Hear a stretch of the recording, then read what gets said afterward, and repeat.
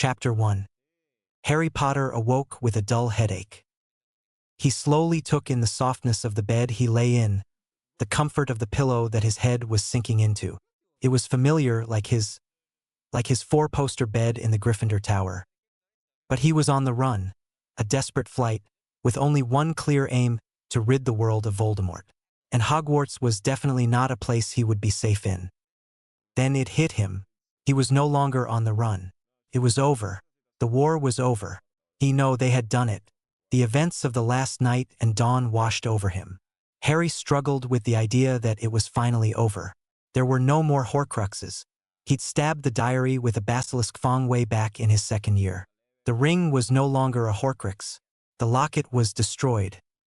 So was the cup, the diadem, the Horcrux in Nagini, and Harry remembered with a rising feeling of elation the Horcrux in him.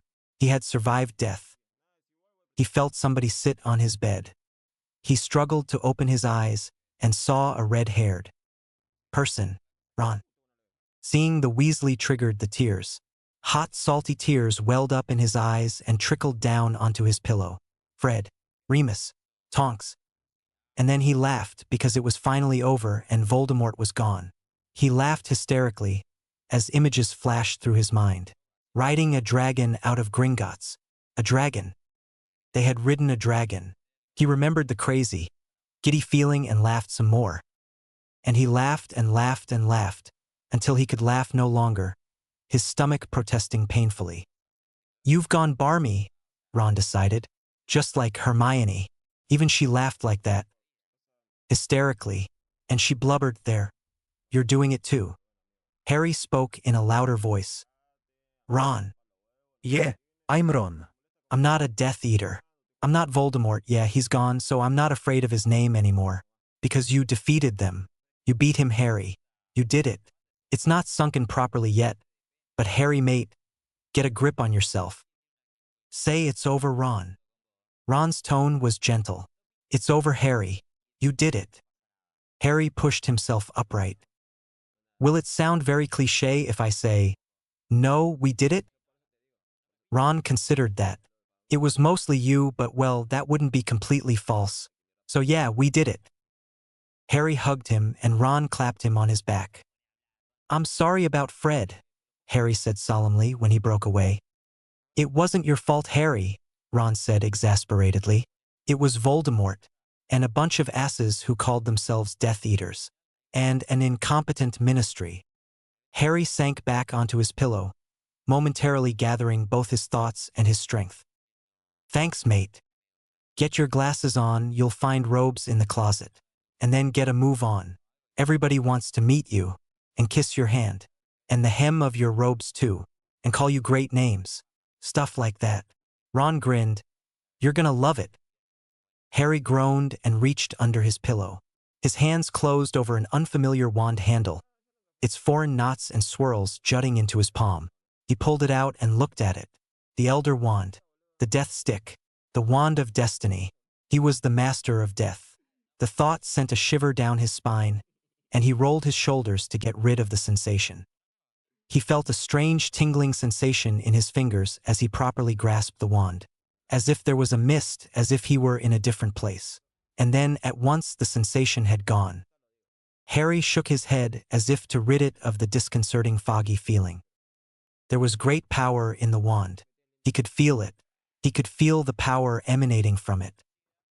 He silently summoned his glasses and was not surprised when a pair of very bent spectacles flew into his hand. He was not surprised either when he said reparo in his mind and the glasses assumed a wearable shape. He doubted he could do that non-verbally with his holly wand, at least not with such ease. He put on his glasses and looked around. Ron was standing in the doorway, looking at him with disbelief apparent in his eyes. Harry shrugged and pointed his wand at the closet. "Accio robes," he thought clearly in his mind. The closet doors swung open and emerald green robes flew onto his bed with a flourish. Again, he felt that strange sensation. There was something, but that something was slipping away. He concentrated and saw a mist all around the dormitory. His vision was not clear. He tried to focus, to see, and all of a sudden, the dormitory was no longer there. A bluish mist surrounded him. He could not move, nor did he feel the need to. His mind went into a dreamlike state and he thought no more. 0. Ronald Weasley felt as if his heart was going to jump out of his ribcage. From his point of view, Harry wordlessly summoned his robes.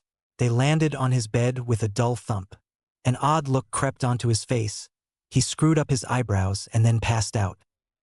Ron just stood there for a few seconds, unsure of what to do, before tearing out of the room. A couple of tired-looking people were seated around the fireplace, Hermione one of them. "Get Madame Pomfrey," he yelled, startling them. "Hermione, come here.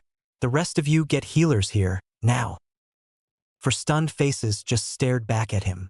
Hermione was the first to move. She stood up and exclaimed, "Well, go." Her shrill voice stirred the other three into action. Hermione ran up the steps to where Ron blankly stood. "What?" "Harry, I don't know what happened." Hermione gasped and wordlessly followed Ron to where Harry lay. She held his wrist, feeling for a pulse, then leant over him, her ear close to his face. "He's alive," she said. "His breathing is normal. Maybe it's exhaustion, physical or magical. Do you know what happened?" "Shock, maybe?" Ron suggested. "He seemed pretty stunned that we'd pulled it off, that he'd survived, that Voldemort was dead." "I don't know," Hermione admitted. "He passed out, just like that." "We talked. He summoned his glasses, fixed them, summoned his robes, all wordlessly using that." Ron gestured towards the Elder Wand, held loosely in Harry's hand. "And then he passed out." Ron paused uncertainly. "What about using Enervate?" "Let's leave it to Madame Pomfrey," Hermione said. Ron nodded. It took a little more than 2 minutes for Madame Pomfrey to reach the dormitory. She was accompanied by another witch whose robes declared she was a healer. McGonagall was with them as well. "What?" Madame Pomfrey's voice trailed off as she caught sight of Harry. "What happened?" she asked, moving swiftly to Harry's side and checking his pulse. She drew her wand and made an intricate motion around Harry. A deep violet, pulsating haze surrounded it for a few seconds, before dispersing. Ron told her about Harry's shock at the battle being over. He told her that Harry had summoned his robes, and then an odd look passed over his face and then passed out. "He's grown," Madame Pomfrey said, staring at her wand. "What?" McGonagall said. "His magical power has grown," the other healer explained. The darkness of the purple haze showed his magical level. "I have never seen anything like that. And it's growing." The light was pulsating. "That means his power is growing slowly, but it is increasing." "Keep him warm," Madame Pomfrey ordered. "Jean, with me. I'll be back soon." She bustled to the door and hurried away, the healer hot on her heels. "Is there something you're not telling me?" McGonagall asked sternly as Ron carefully put a blanket over Harry. "Possibly," Hermione said. "I don't know how much I ought to tell you, Professor. There are some things that are better kept secret." McGonagall's lips arranged themselves into a thin line. For a moment it looked like she was going to admonish them, but then she kept silent and sat down on a nearby bed instead. "You should know," she said slowly, "that I'm very, very proud of you three. What you have done, what you have must have gone through to accomplish what you have. I don't know what exactly it was that you three have done, but I doubt it was fun." "It was no walk in the park, Professor." Ron agreed quietly, not looking at her. "Well, I rather enjoyed the dragon ride," Hermione said uncharacteristically, with a tiny smile curling onto her face. The smile disappeared when she looked at Harry. Ron knew from her body language that she was exerting her brain, trying to understand Harry's sudden increase in magical power. Madame Pomfrey returned with 3 bottles of murky potions in her hands. "I'm not entirely sure what has happened," she said, "but I think that the sudden increase in his magical powers has caused this. He's running a light fever, maybe it's his physical response to it. This is very rare, but it does happen in some young children, Professor. Dumbledore passed out with increase in magical power a few times when he was a kid, but in these rare cases, it has happened only when the person was very young, about 5 to 6 years old. If there is something that could help me, some information that you know. Ron looked away. Hermione answered, I'm sorry, Madame Pomfrey, but as of now, there is nothing to tell you. Try and understand, Miss Granger. Madame Pomfrey started, but Ron interrupted her. Please, don't press it. Ron's voice was calm, but there was a hardness to it that did not go unnoticed by her. She glared at him for a few tense moments before turning back to Harry. She made him swallow 2 of the vile-looking potions. A few seconds later, Harry stirred. Hermione met McGonagall's eyes, and the older lady stood up. Poppy, come with me. Let's leave them alone.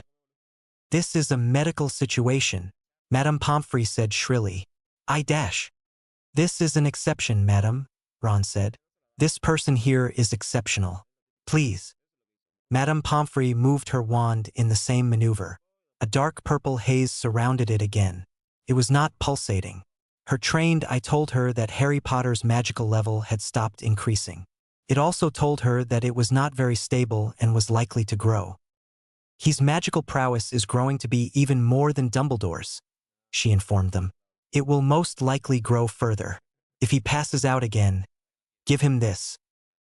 Harry's eyes flew open. I expect you 3 to meet me as soon as possible, she said sternly. She handed Hermione the 3rd bottle and left the room, following McGonagall.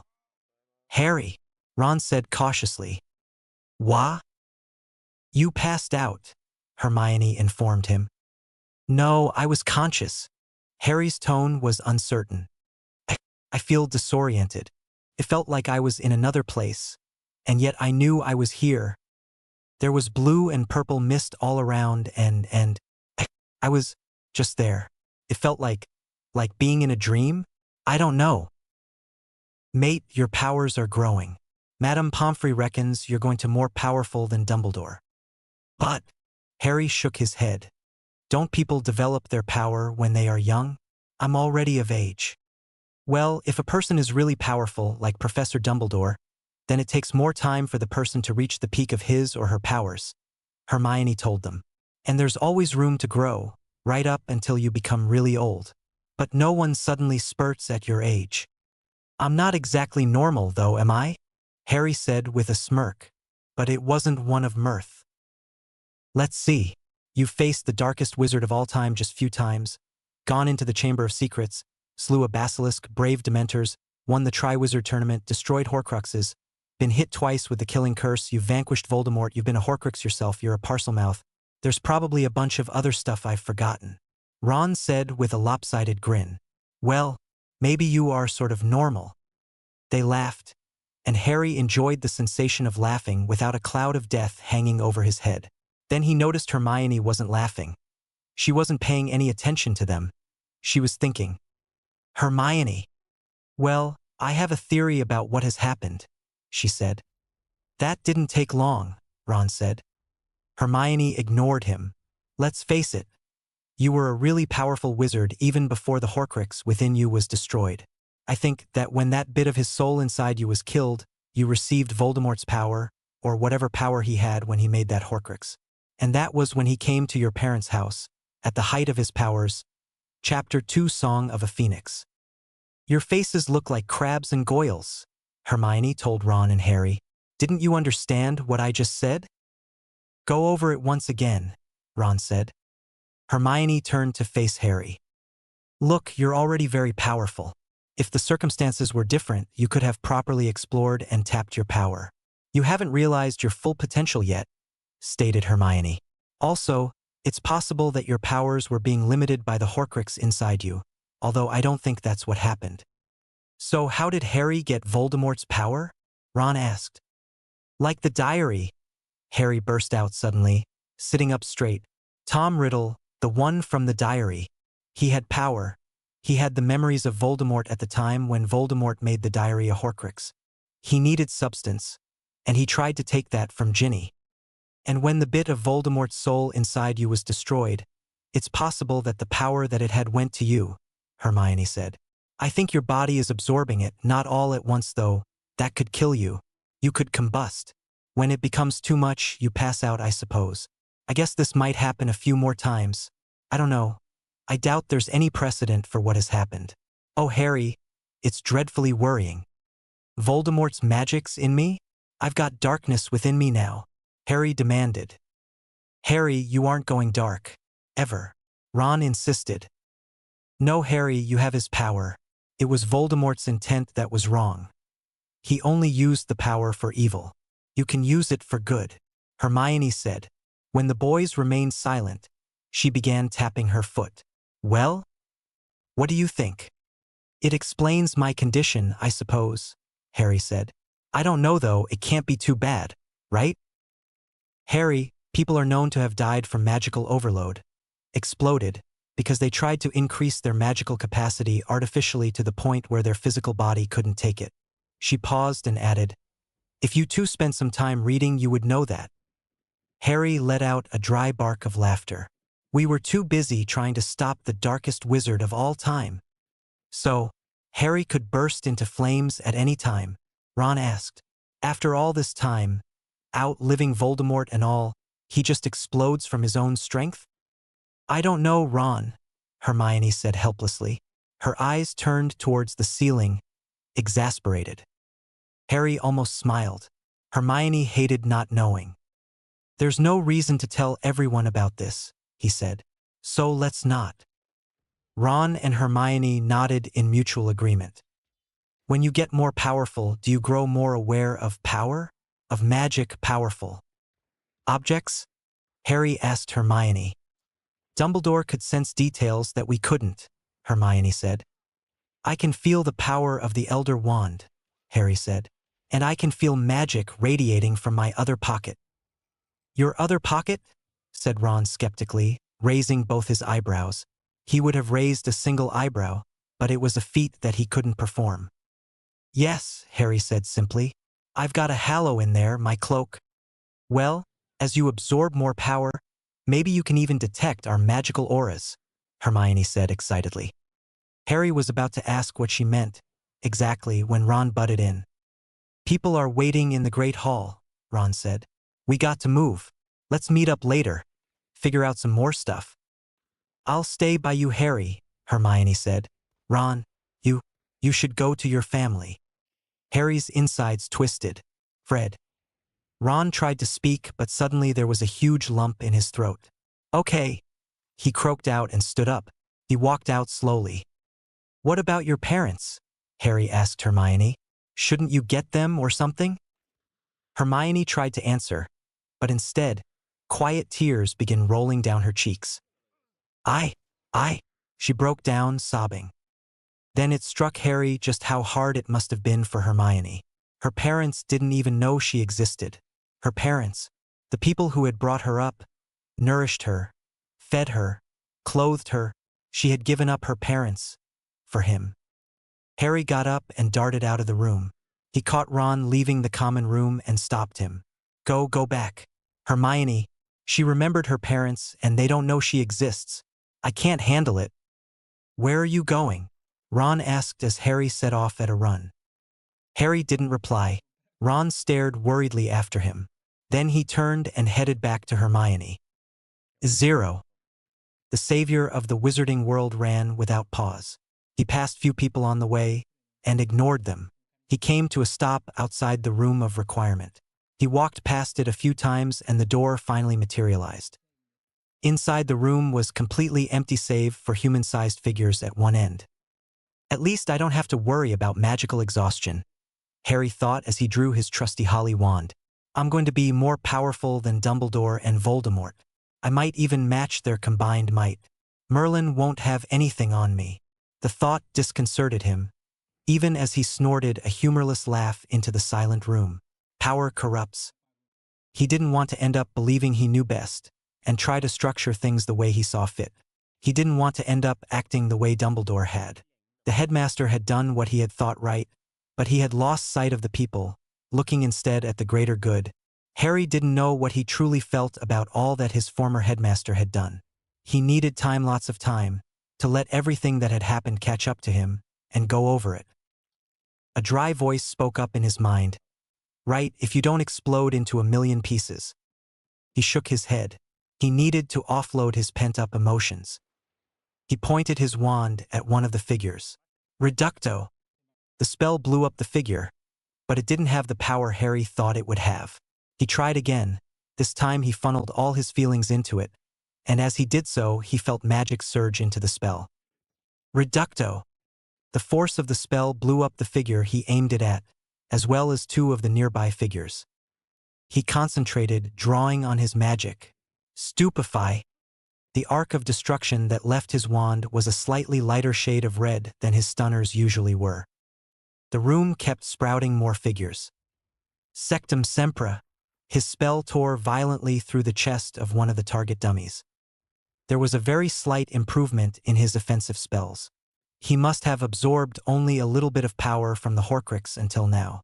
Once he gained full power, he stood there for a few seconds and then slipped the wand into his left pocket. And then, from his right pocket, he drew the Elder Wand. 0. Harry walked slowly down the main staircase.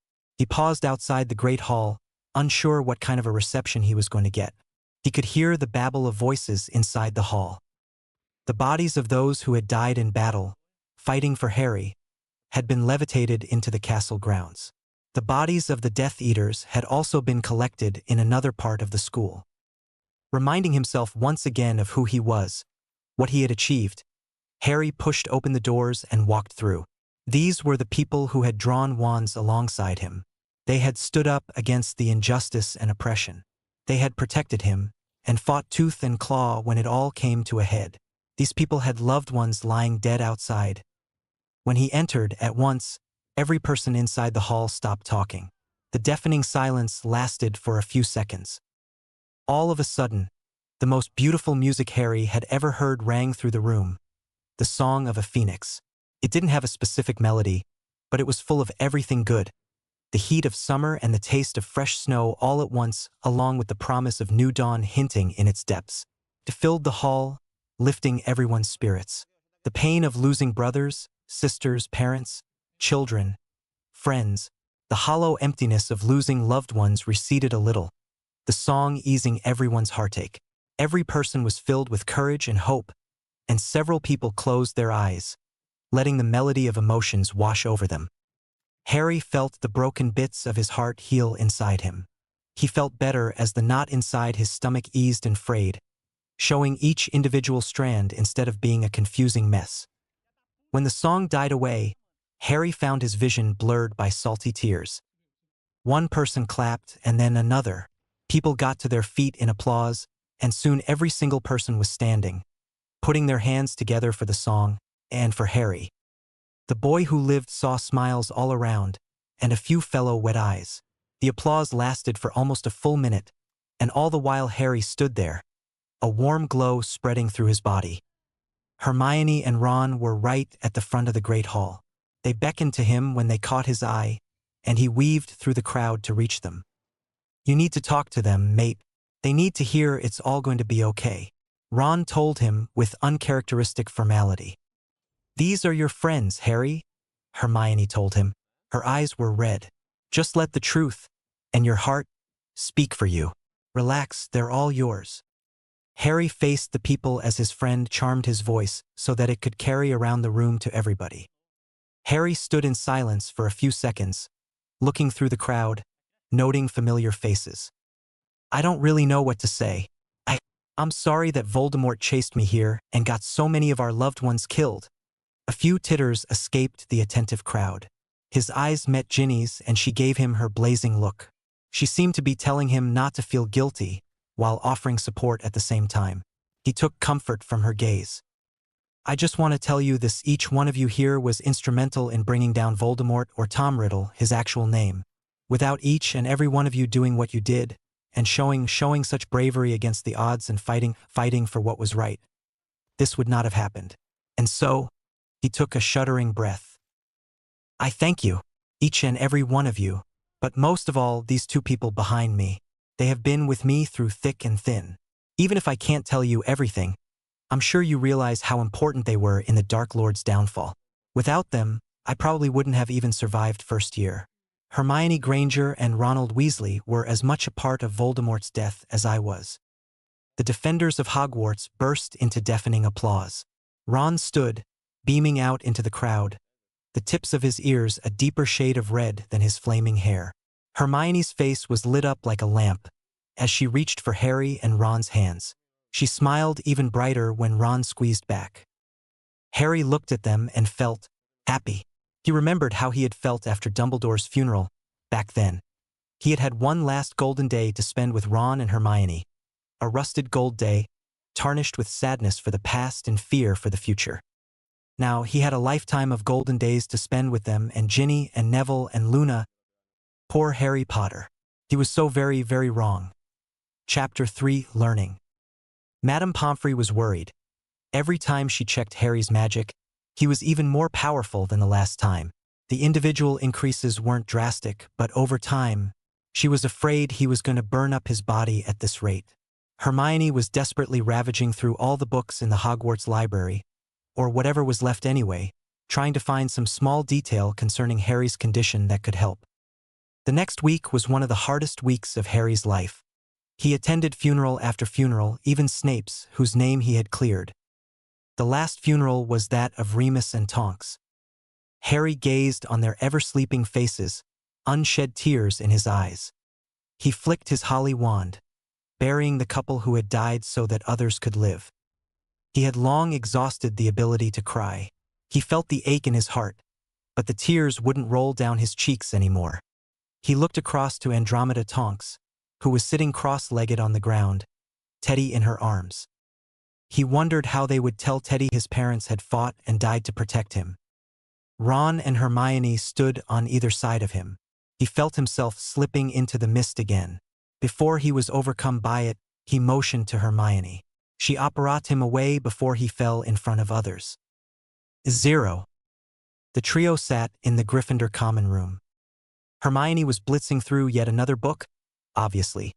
Ron was reading as well, surprisingly, and Harry just sat in front of the fireplace and stared at the glowing embers.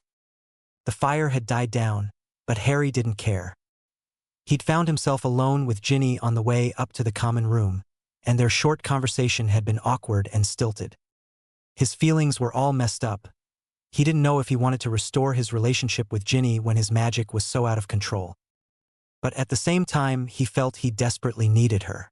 She had helped him truly get over Sirius' death in his 6th year. The times when they had been alone, lazing around on the grounds of Hogwarts. Those memories were some of his best, and he cherished those times. His brooding was cut short by Hermione. "I found a way for a person to better learn to control their magic," she announced. "What?" Harry asked her. "Elemental magic," Hermione said. "Mental magic? Like occlumency?" Ron asked distractedly. "Elemental, not mental," Hermione said with a tinge of exasperation. Then she considered what Ron had just said. "Why didn't I think of that before? Now that I think of it, I'm sure that occlumency would help you with this, Harry."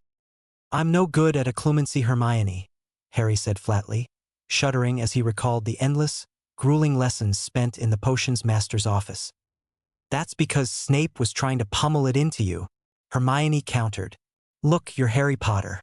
All you have to do is to tell Kingsley that you want someone to teach you occlumency. You would get a team of unspeakables to train you." "I'll think about that," Harry said, although that would mean that another person would know all about the Horcruxes and all that.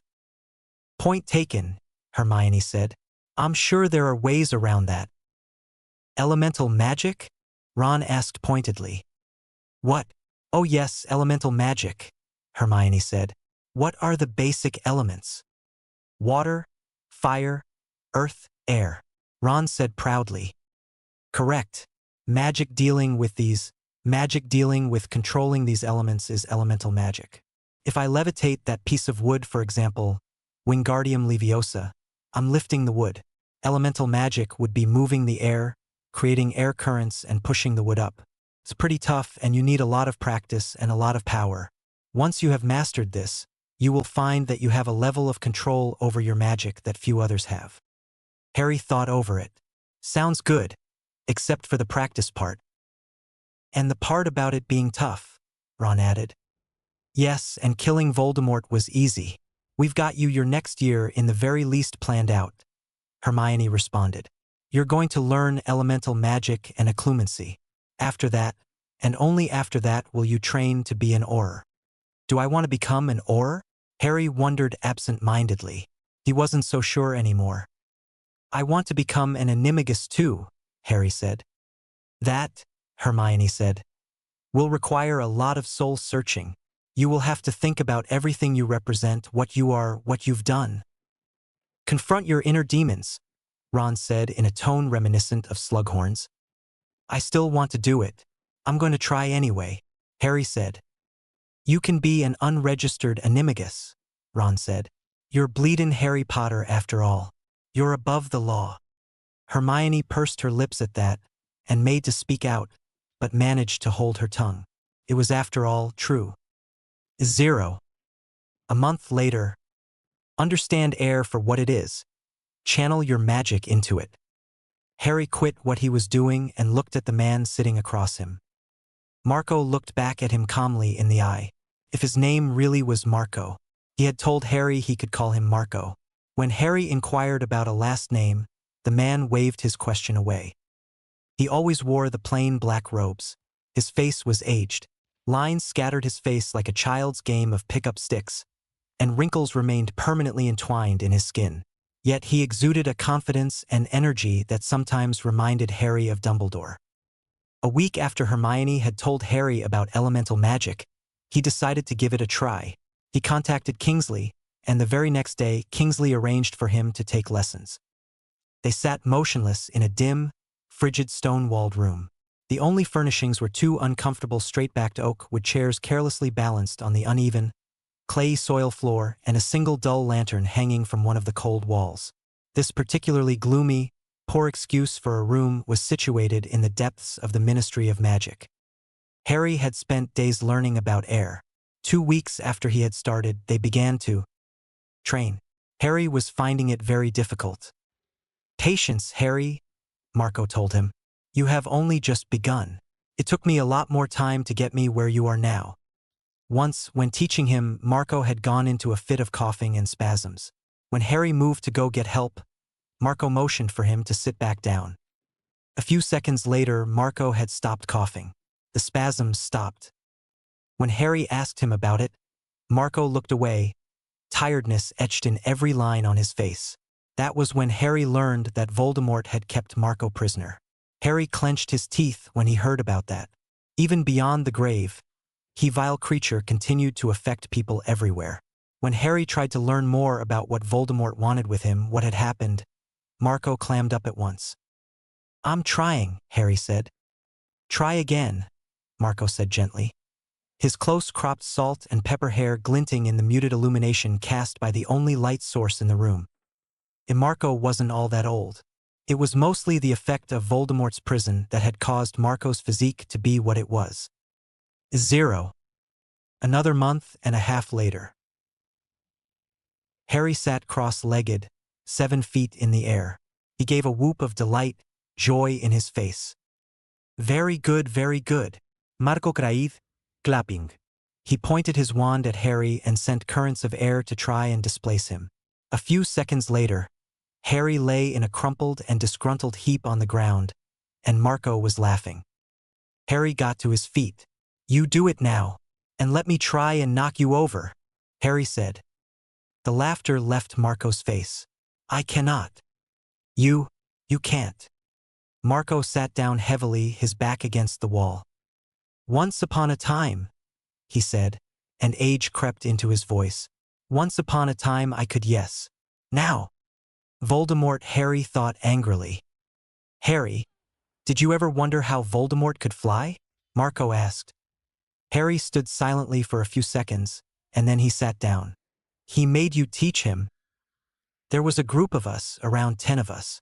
Marco told him. There were 3 of us skilled. In elemental magic, all of us were powerful. 2 of our numbers willingly went over to the Dark Lord, and they gave the rest of us to him. He learnt many secrets from us. We were imprisoned just under a month after the Dark Lord returned. Our group believed you to be telling the truth. Dumbledore wanted our help in the upcoming war, and we were willing to fight for what was right. But the Dark Lord couldn't have that. He left 3 of us from the group of 8, not counting the betrayers, alive because we were too important, a source of knowledge and increased power for him. But he made sure we were broken and incapable of rising against him. Harry decided at that moment that he could completely trust Marco. 0. Yet another month later found Harry sat cross-legged on the ground, facing another wizard who looked very much like Marco, only taller and lankier. He introduced himself as Zemu. He was teaching Harry occlumency, and unsurprisingly, Harry was picking it up quite well. It certainly helped that his tutor was gentle and actually gave him proper instruction, rather than just say, clear your mind and batter their way inside his head, unlike a certain former potions teacher. Incidentally, it turned out that it was better not to clear your mind. A clear mind was easier to attack. They finally opened their eyes. Excellent, Zemu said. You held out for almost a minute. You're improving, well done. Harry found Marco and Zemu's company comforting and pleasant. He surprisingly enjoyed his time down here in the putrid room. Marco got to his feet. That's enough occlumency. Come, let us go eat, and then we will return and practice elemental magic. 20 minutes later, they were once again in the room. This time, Zemu took a back seat and watched. Harry stood upright, his toes 6 feet off the ground. His face was furrowed in intense concentration as he struggled to maintain his position, as well as work on fire. He rotated his wand in tiny circles. A ball of fire would briefly form, and then almost immediately die out. Harry kept on trying. On the ground, Marco kept his wand leveled at him and shot bursts of air at him, trying to unseat him. This went on for more than a minute, until finally Harry caused a fiery ball of flame and sustained it for 10 seconds. He slowly sank back to the ground, grinning from ear to ear. That was good. Marco complemented. Again. 0. Yet another month later, Harry stood at one end of the room. Marco and Zemu stood at the other end. They drew their wands and bowed as was the tradition before a duel. Harry's wand was trained on the space between the 2 older men. Marco and Zemu both aimed their wands at him. A thin red jet of light shot from Marco's wand and arced itself towards Harry. He casually stepped aside and raised his left hand, combusted the air above it, and sent a ball of fire whizzing towards Marco, who smothered it with his own elemental magic. Zemu retreated and assaulted his opponent's mind.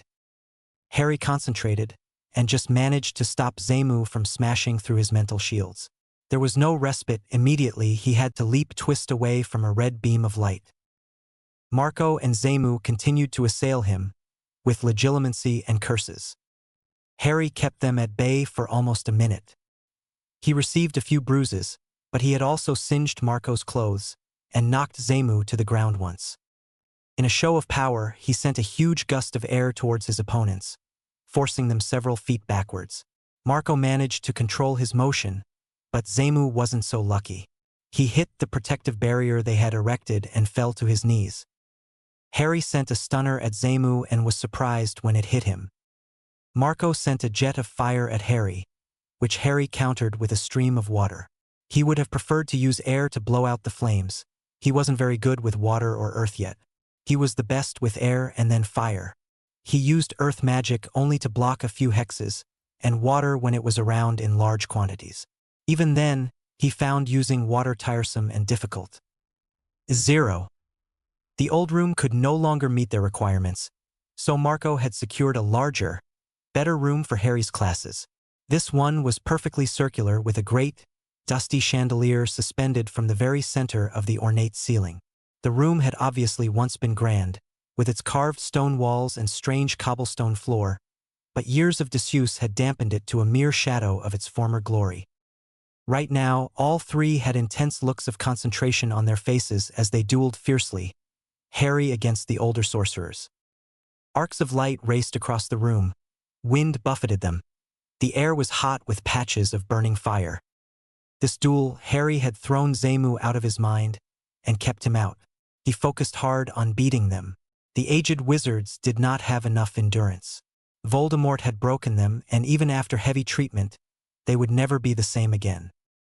When Harry had beaten them, half a minute later, Zamu stared at him and then slumped against the wall.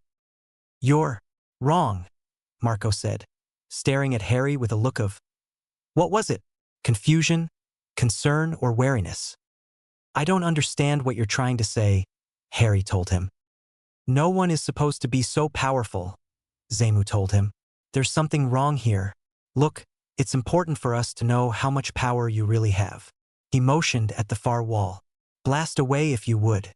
We both believe you have been holding back in front of us." Harry looked at them both uncertainly. "It's important for us to know, Harry," Marco said gently. "But if you do not wish to—" Harry slipped his wand into his left pocket. He put his hand into his right pocket, felt around for the knobbly handle, and pulled out the Elder Wand. "Will the roof collapse on us?" he asked. "I can assure you it won't," Zamu told him. Harry made his decision. He walked to the center of the room and turned his back on them. Harry raised the Elder Wand and closed his eyes, concentrating on magic, calming himself. "Stupefy," he said very calmly, as if merely talking to someone. The arc of destruction that left his wand was orange. Orange, not the usual red that stunners usually were. Reducto. There was more emotion in his voice this time. The blast was loud and tremendous. Harry thought he felt the ground shake. Gargla. An intense red ball shot out from the end of Harry's wand, surrounded by a black nimbus. It smashed into the wall, which blackened. Small chunks of stone fell from where the spell had struck. Harry took a few deep breaths. He had poured a lot into those 3 spells, and he felt drained. "That was—" Zamu trailed off. "I think you should stop. I'm not so sure about the wall taking another hit now. It's not easy to utilize the full effect your full power in one spell," Marco told him. "When you normally cast a spell, you use your power, but you don't bring the full effect of it to bear. You have to consciously raise or lower the power of your spell. Learning elemental magic will help you to do that. And I believe that's why you have been learning elemental magic. With potential like yours, you need the control, Zamu." Harry fell silent, unsure whether he should let them know about the reasons for him being so powerful. He decided to sleep on it. Harry pocketed the Elder Wand. "That will be all for today," Marco said softly. "I just remembered," Harry told them. "I can't make it tomorrow." "This is becoming a little often," Marco commented. "How about the day after?" Zamu inquired. "Works for me," Harry decided. "You know I've been trying to become an animagus." "Of course," Zamu scoffed. "With you reminding us that you're working with Arnold every chance you get, it's hard to forget. He is the #1 transfiguration master in Europe," Harry pointed out. "I think I'd know that," Marco said dryly, "seeing that I helped you set up with him. And you might have mentioned it a few times," Zamu added. "Or more than a few." Harry grinned. "You know how rare it is for someone to have 4 animagus forms?" "It's pretty rare, but it's not unheard of," Marco said. "Arnold says he can turn into 6 different animals.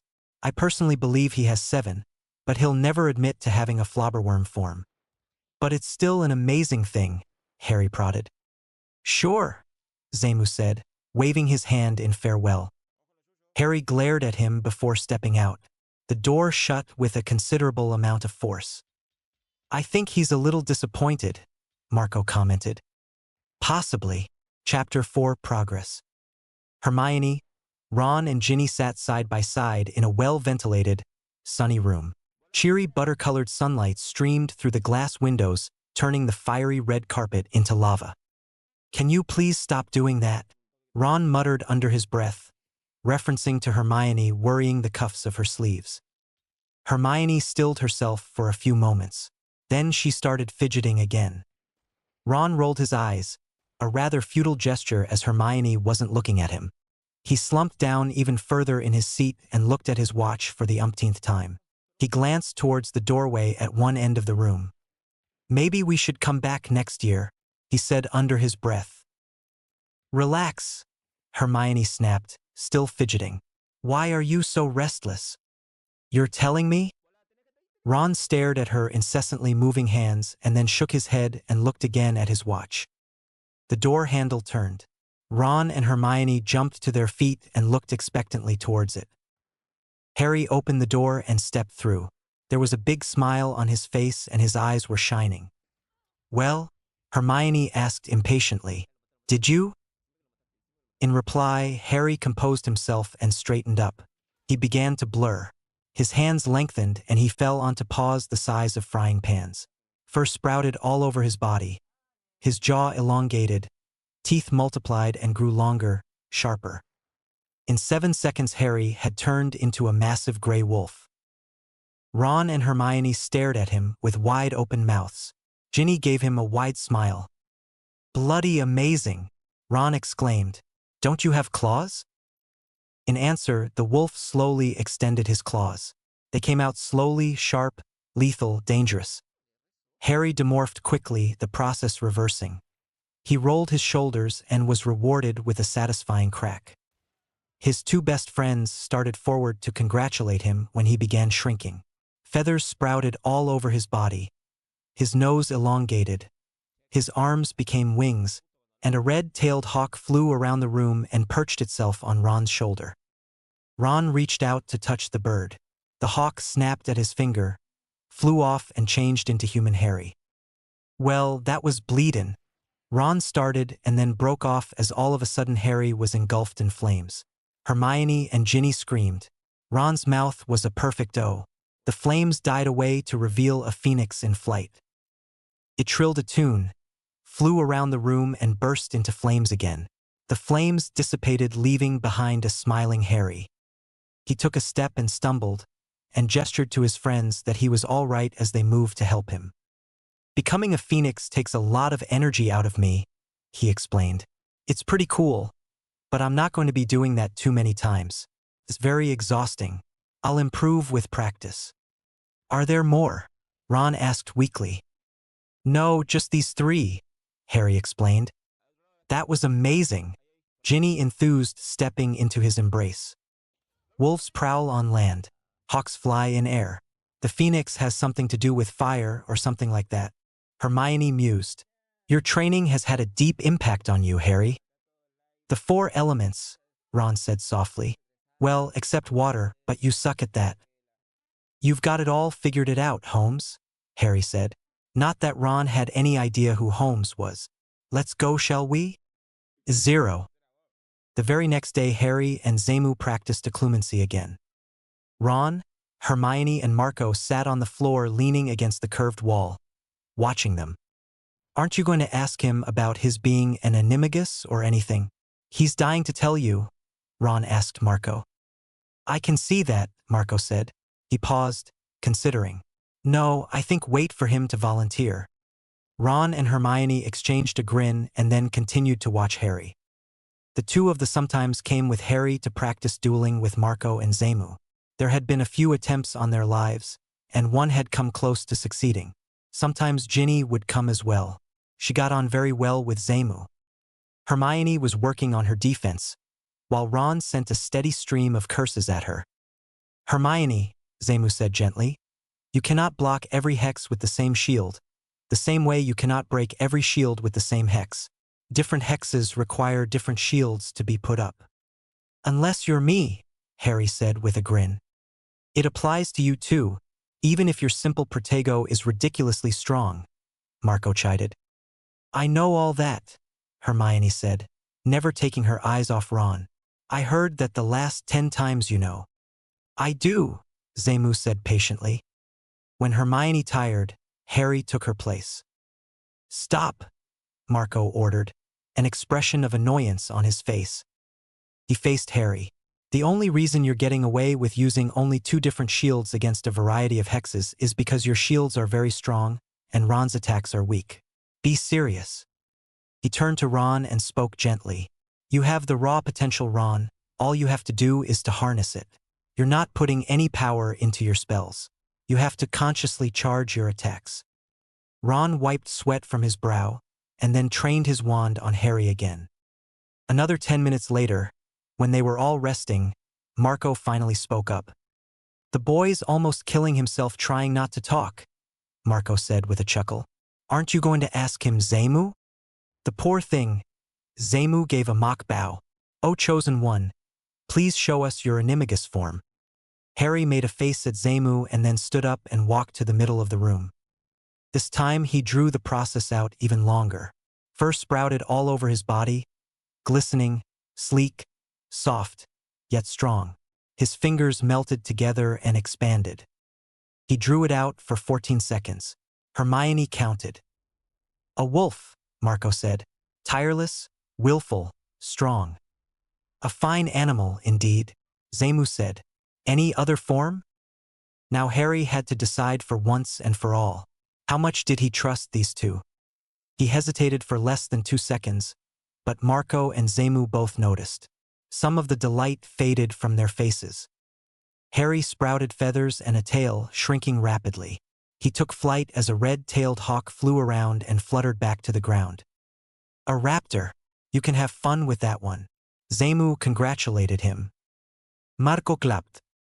"Bravo!" Zemu cried. Thank you," Harry said, bowing down low to acknowledge his fawning audience. 0. The next day Harry, Ron, and Hermione visited Madame Pomfrey. "I think you're reaching the peak of your powers now," she said. "I don't think you're going to be passing out because of excess magic, unless your body can't handle the total amount developed in you. Although I think that's unlikely, you seem to be dealing with this anomaly very well. Your magic seems calm and settled. Controlled would be a good way to describe it." Harry grinned at her. "He's learning elemental magic," Hermione told Madame Pomfrey. "Whatever it is, it's definitely helping. I don't think there's a lot of danger of you burning up your body anymore," Madame Pomfrey said. "In fact, I believe your body has rejected a fair amount of magic as well, which is good, the way it was saturating your body. So whatever your total potential was, you're not going to reach it, but you're still going to be a powerful wizard. Most people already know that. After all, you did defeat him." "Still, Madame Pomfrey?" Harry asked her. "Even after he's gone, you can't say his name?" "Manners, Harry," Hermione said sharply. "Sorry," Harry said after a moment. "That was uncalled for." Madame Pomfrey didn't say anything. "But there is still some chance of that happening? Of his body burning up?" Ron asked anxiously. "Yes. You see, people like Dumbledore, their bodies are born with the ability to cope with their total power. Harry here did have power, but not Albus level, not people like him and the Dark One," the Medowitch said.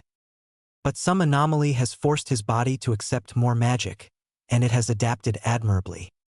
Now go on out, all of you.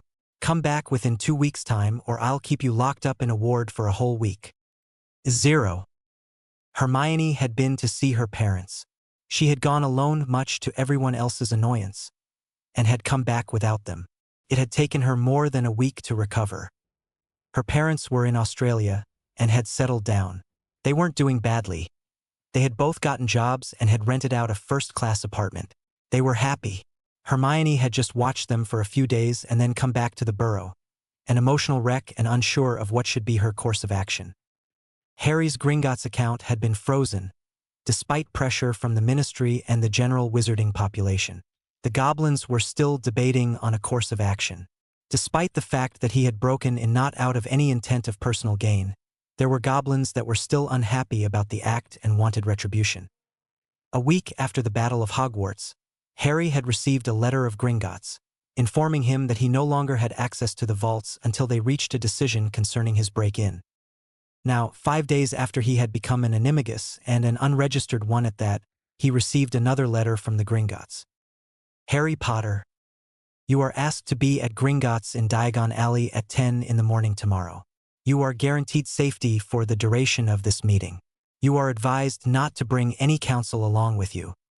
If you are unable to come, let us know immediately and we will send you another time.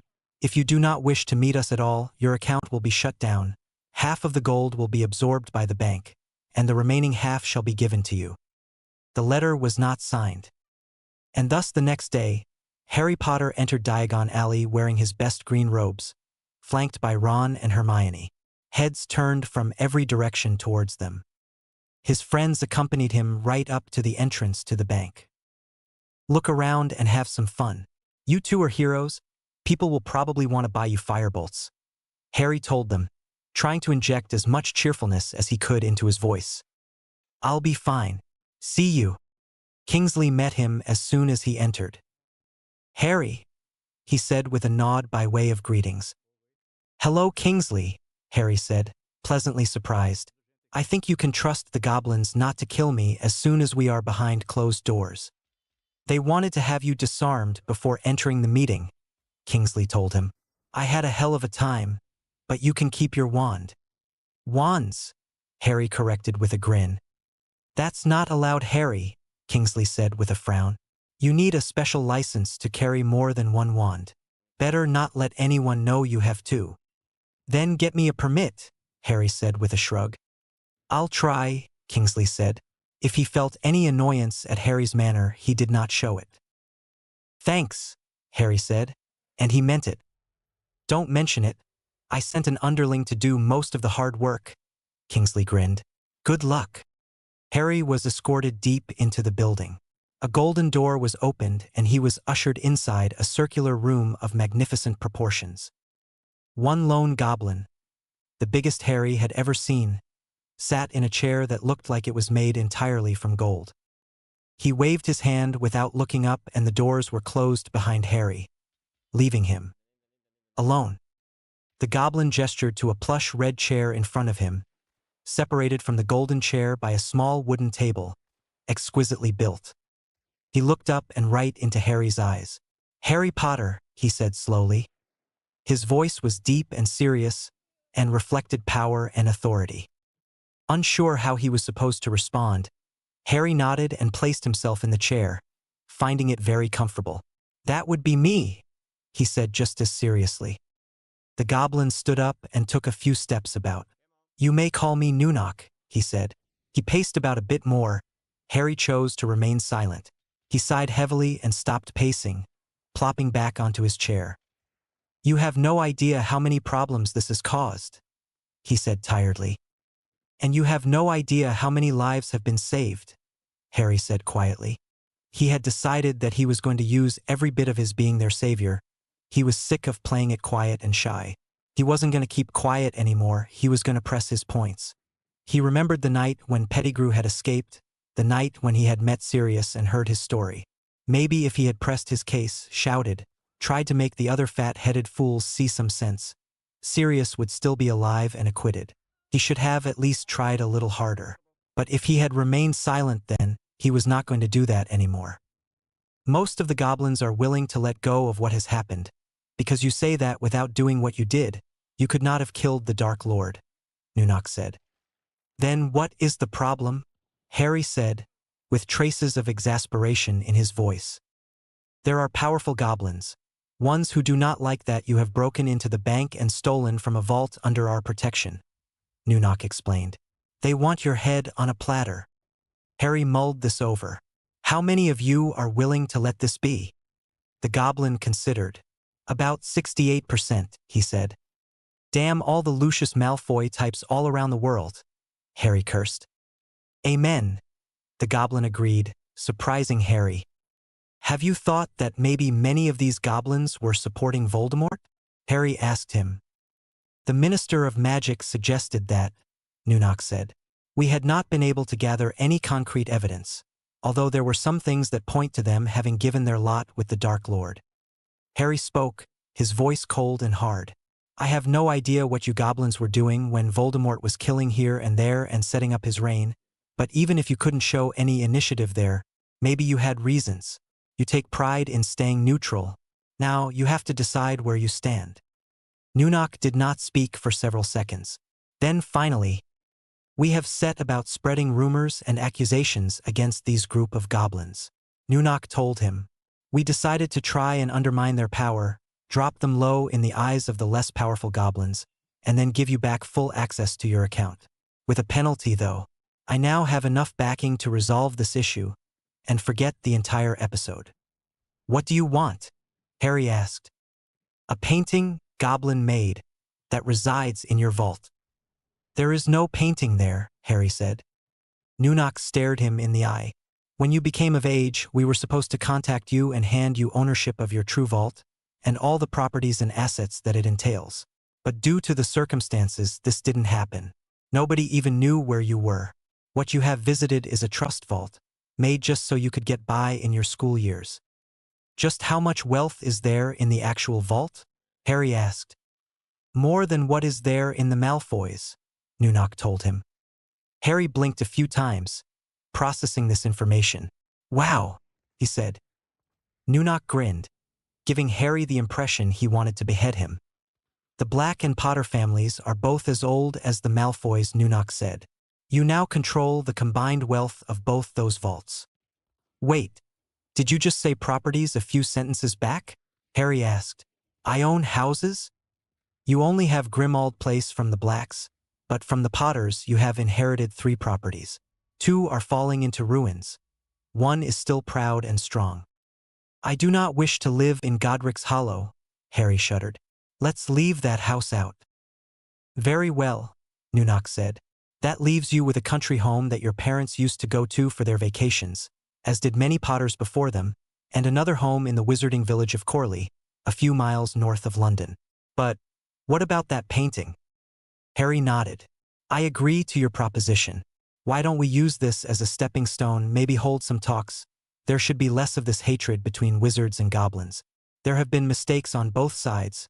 Wizards have looked down on goblins, but it's not like you've been blameless. Nunok considered this. The boy's words made sense, and for some reason, Nunok felt he could trust him. I agree. He offered a gnarled hand. Shake on it. Harry shook his hand. Now, how much do you know about your inheritance?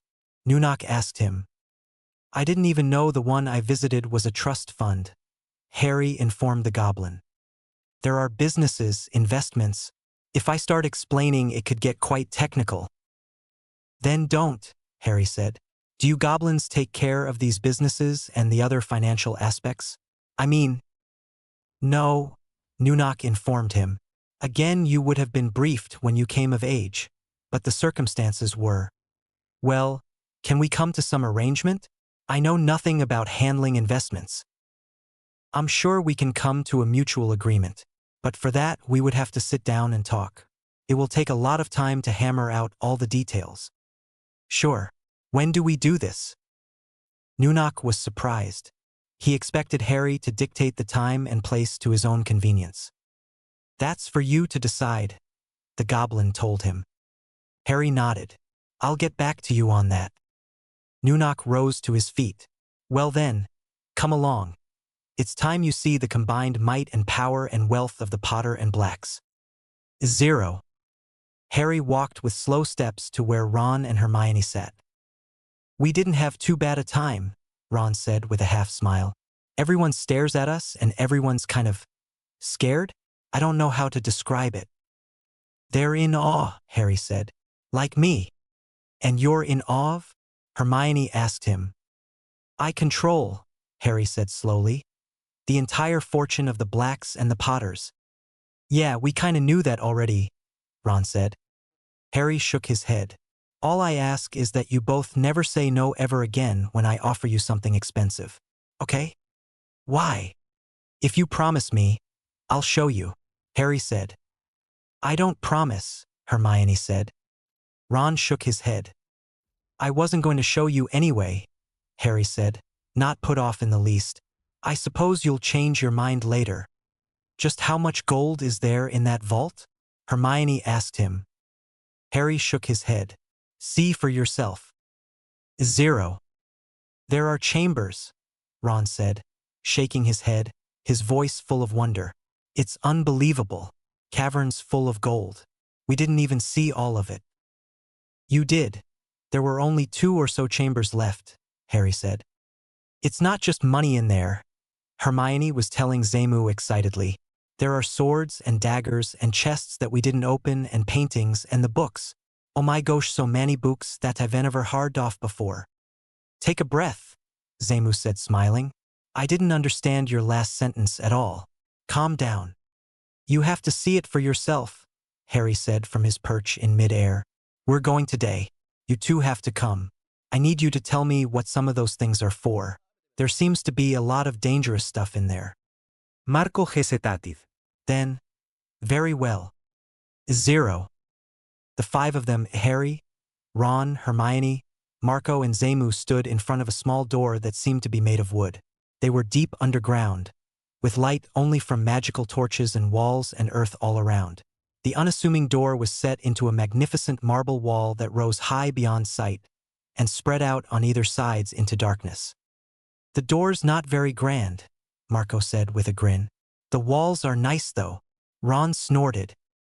Harry hissed something in Parselmouth, placing his left hand on the door. It swung open. The 5 of them stepped through, Harry shutting the door behind them. And then Marco had no words to speak. Zamu did. He swore, fluently. 0. That's another wand holster, Marco informed Harry, handing him something red and black and made out of fabric. They were kneeling in front of a metal chest, filled with wand holsters. Ron followed them, occasionally touching something, picking something up and saying, "Wow. Should I take this one? Or was that first one better?" Harry asked him. Marco laughed, and his laugh was swallowed up by the chamber, entirely filled with gold and other valuable items, with only a walkway of sorts through the middle and side aisles to move around in. "I do not know everything," he said, "but I think the first one was better. Take the one which you feel is the most potent. You did say you could feel the magic in an object."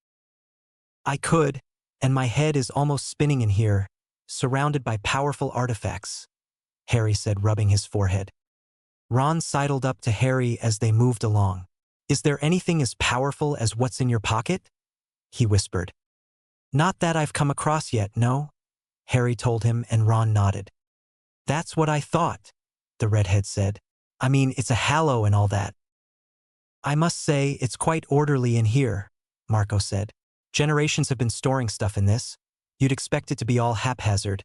A greave here, a pair or robes there, a sword here, a wand holster, pouches of coins here and there, gold littered around."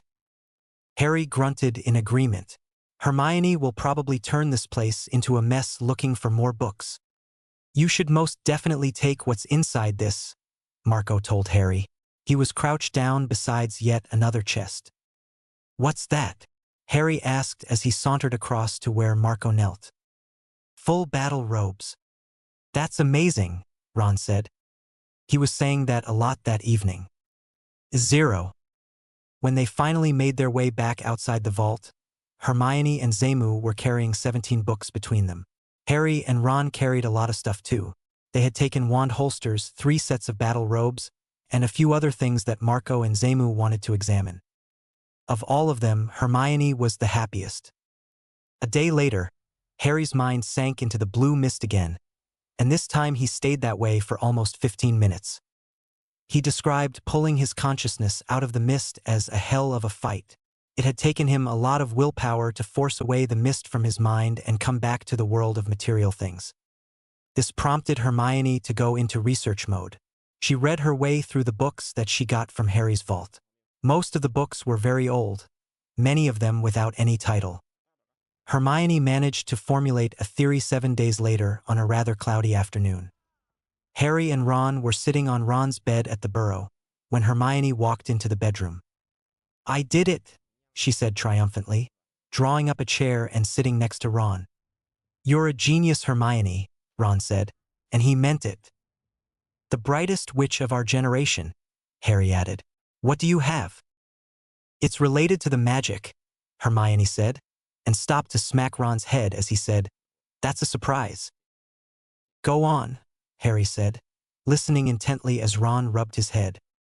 "Well, my theory is based on the theory of magic.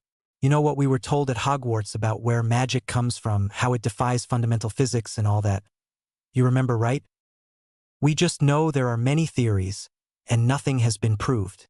There was one person who did some experiment of a sort. I don't remember his name." Harry was pleased that he remembered that much. "This person features prominently in the book which gave me this idea. His name is Cassus," Hermione explained. "2 of the theories are discussed in the 7th year of runes at Hogwarts. Anyway, here goes, Chapter 5 Magical Theory Part 1. 0. There's never been any confirmation of this theory," Hermione said. The man who tried to prove it, Cassius's name was. He went into an eternal trance. Efforts to revive him failed. He stopped breathing about 5 months later. Okay, so what's the theory? Ron asked. He raised his hands and said, "What?" as Harry and Hermione rewarded him with glares. They didn't reply. Instead, Harry turned back to Hermione and she continued speaking. Ron shook his head sadly and sat hunched over, putting a finger over his lips. The theory is known as the hidden reality theory. According to it, there are all sorts of things all around us that exist on Earth that we humans cannot see. Magic exists in this hidden reality. We can channel magic from this hidden reality. A simple example is my bead bag. She displayed it to them. She put her hand in it and drew out a book, then another, then another. This shouldn't be possible, but it's happening. The books are present around the bag, but we can't see it. It's in the magical, hidden reality, she explained. But then if I move my hand around the bag, I should hit invisible books, shouldn't I? Harry asked her. You cannot interact with it. That's the whole point, Hermione said, brushing hair out of her eyes. We cannot see or interact directly with this hidden reality. Cassius tried to increase his magical power beyond its norm.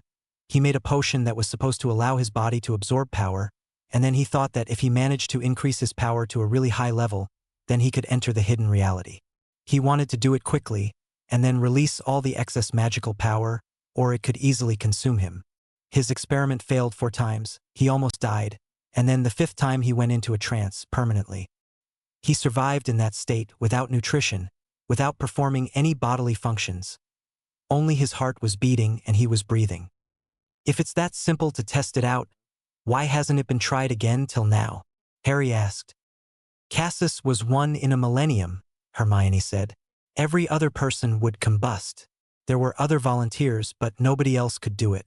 Only he could absorb that much power and live. He was one of the most powerful wizards of his time.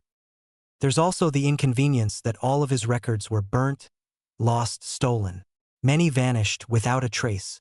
Today, we don't have any of his notes, how he brewed his potions and his know-how. Also, the notion that this might be possible, it's not very popular.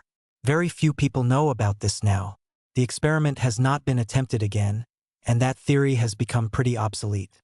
It appears to be impossible to determine whether it's true or not, unless of course there comes along another theory that is proved conclusively true. And I am the most powerful wizard of my time, Harry said slowly. Although Madame Pomfrey did say that I was losing power, rejecting some power. Yes, I asked her about that after you had gone out, Hermione said. She said that you were losing copious amounts of power, but you are already as powerful as Professor Dumbledore, if not more. My guess, and hers, is that you're going to be more powerful than Dumbledore, but definitely not going to have the kind of power we first thought you would have. You are certainly not going to have power equal to the combined might of your own potential and Voldemort's. Or maybe that happens for a few seconds before that magical energy consumes you. Shame, you could have given Merlin a run for his money, Ron said. He would have died if he'd taken in everything, Hermione said dryly. I prefer a breathing, fully functional Harry to an ultra-powerful Harry whose magic burns up his own body. So, I might be paying visits to this hidden reality, Harry concluded. That's what you think. That's what I think, Hermione said. Mate, you got to do what you should have done a long time ago, Ron said. You might have learnt about this a long time ago. You have to ask Marco and Zamu. I think you can trust them, Harry, but it's your call, Hermione said. It's your decision, and we're behind you either way, always. 0. Harry paced nervously about the circular room. He was dressed in intimidating black robes, taken from the vault in Gringotts. He wore wand holsters under his robe, one on his right arm, one on the left. The Elder Wand lay inside the left, the Holly Wand in the right. The wand holsters were charmed. No summoning spell, no other hand besides Harry's could remove the wand inside. He had made his decision. He would tell Marco and Zamu. Not everything, of course not. Some things, some secrets that belonged to others, those were better left for dead. Like Dumbledore's. When the 2 older wizards arrived, he motioned for them to sit down against the wall. This they did without a word. I have decided, Harry said. You have trusted me with your secrets, your past. I have not. Against you we hold it not, Zamu said, lapsing into Yoda-like English. It was a habit, that's how he had learnt the language in his youth. I know, Harry said. You may have noticed my magic is somewhat powerful. Abnormally so. I would never have guessed, Zamu muttered in a voice too low for Harry to hear. For you to understand what is happening to me, you must be told of secrets, of stuff that I, and do not take this personally, hoped never to speak of again to any other person. Besides Ron and Hermione, of course. We do not, Marco said softly. Put your mind to rest, I will, Zamu said. He drew his wand and pointed it at his throat. I will swear a magical vow. As will I, Marco said, drawing his wand too. You, Harry said. Don't have to, Marco asked him. Harry said nothing. His silence was answer enough. They both swore, and Harry thanked them. Mind you not, Zamu said. Harry had the sneaking suspicion he was speaking like Yoda on purpose now. Right then, well, wherever do I start? Harry asked, more to himself than the two older men.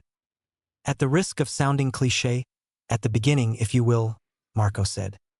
The beginning, Harry said, again more to himself. Voldemort, very well. Not many know the true story of Voldemort. How much do you know? Not enough, Zamu said shortly. Speak, Harry. Harry spoke. 0. A little more than an hour and a half later, he had gotten to the Battle of Hogwarts. More specifically, after Snape had given him the memories, when he was about to discover he was a Horcrux. He was giving them a rather condensed version. All the important points. There were times where his voice trailed off. He felt drained, exhausted, emotionally depleted. Every time he would take deep breaths, sit down maybe, and he would turn and look at the faces of the people he cherished, Ron and Hermione, sitting silently with their backs to the wall, opposite to Zamu and Marco. As he spoke, Zamu and Marco began looking at him in a new light. Everyone knew he had suffered. Everyone knew it had been difficult. Everyone knew he was extraordinary. But when you actually heard what had transpired, coming from his own mouth, their respect and admiration for him grew by the minute. Sadness, too, for the tragedies in his life. They observed the bond between the Golden Trio, thrown into greater light when he stopped and took solace from them, when they learnt how they had done incredible things together, how they had stopped Voldemort together. In the memories, Harry said and broke off. He was sitting now cross-legged. For half a minute he said nothing. Then, Dumbledore told Snape.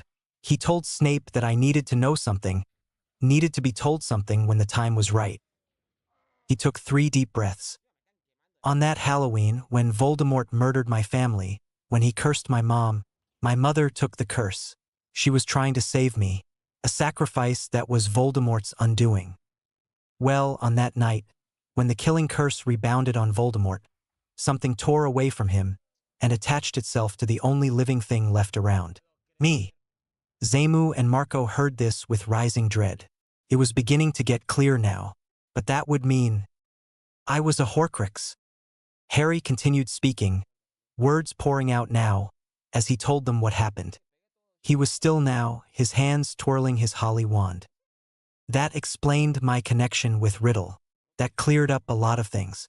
There was only one solution, only one answer, only one course of action. You gave yourself up, Marco whispered. He had of course heard how Harry had given himself up, but had apparently been faking his death. Or he was really dead and he had come back. Or he was immortal. There were many rumors, but everyone agreed that Harry had turned himself in, and had then risen from apparent death. No one alive knew the true story. Only 3 did, and all of them were in the same room as he. I did. Voldemort was quite pleased. He didn't talk much. A few words. Then the killing curse. Hold on, Zamu said. He hit you with the killing curse. Again? And survive you did, again. Here's proof, Harry said, spreading his arms. I don't know what happened. I was at a train station and Dumbledore was there. And I could choose. Whether I wanted to go back to the world, go back to life, or I could choose to go on, die. I will not lie to you. The thought of giving up, of moving on, wasn't all that bad. It seemed pretty nice compared to the mess everything was in the land of the living. He ran his right hand through his hair, unconsciously covering the scar. I returned, he continued, and apparently because of my sacrifice, Voldemort couldn't hurt my friends. Neville had a flaming hat on him, and not even one hair on his head was singed. Marco Nadid. Neville was quite a hero now. Everyone knew this particular incident. I confronted Voldemort, and that was the end of the Battle of Hogwarts. We defeated him. There was no need to tell them about the Hallows, about how the Elder Wand was actually his. Harry James Potter, Marco said, his voice layered with emotion. Speechless we are, Zemu said, nodding his head. Come here, you darned hero, Marco growled, moving to bear hug Harry. Oh, said Harry, the corners of his mouth twisting, although there was no mirth in his eyes. But I've not finished yet. Marco said something unprintable, Yoda style. Chapter 7 Magical Theory Part 2, and Random Musings. We always knew there was something wrong, Marco said, but I wouldn't have thought of this, ever. Neither would I, Zemu said. The mind boggles, it does. Marco threw him a withering stare. Like my speech, you do not, Zemu said with a straight face. Sense this, I do. We really should, you know, Marco said. I'm not very sure, Zemu said solemnly. Will Harry allow us to speak with Sam? He has already told us all, Marco said. He trusts us, and I trust Sam. Maybe Sam doesn't want to know anything. Maybe he doesn't want to think about all this, Zemu said. You're not exactly helping. I will put a cat in your bed, Marco said. Do it you shall. I'm not allergic. It was a one-time thing. 5 times. 5-1. The difference is what? For actually, Marco said. Harry defeated Voldemort. That's the only reason we aren't still the Dark Lord's guests. I'm sure Sam wouldn't turn him down, Marco said. We aren't even sure if Sam is totally sane, Zemu said. This might bring him back to life, Marco said. I think we should ask Harry and then talk to Sam. As soon as possible, Zemu said. Why do you keep raising objections? Me? You are the one, Marco trailed off. You're not funny. Funny I am, Zemu said. Know it, you do. 0. The 2 wizards stood before a small wooden door. The house itself belonged to one Sam. Sam what? Nobody knew, Sam included. They were in the wizarding village of Shimmering Cliffs. A place where there are no shimmering cliffs. Wizards can be weird with their names. Why is no one answering the darn door? Marco Mater. Have you tried knocking? Zemu asked. You did that. So I did, Zemu said. He paused. Knock knock. Marco Said. Who's there? Zemu. Zemu who? What do you mean Zemu who? How many Zemus do you know? Marco decided to say nothing. The door did finally open. The thin, pitifully thin and gaunt figure in the doorway beckoned them in. Zemu and Marco sat in armchairs facing Sam, who sat on a rather plushy sofa. Have you been eating at all? Marco asked him. Nice to see you too, Sam said. His voice was like his body, old, frail and weak, broken. Sam, your body needs nourishment, Zemu said. Okay, it does, Sam said vaguely. He was staring into space. You never even thought of living like this, Marco said, his voice beginning to shake. You were always upbeat. When was the last time you opened those curtains? You want to die in here, like this?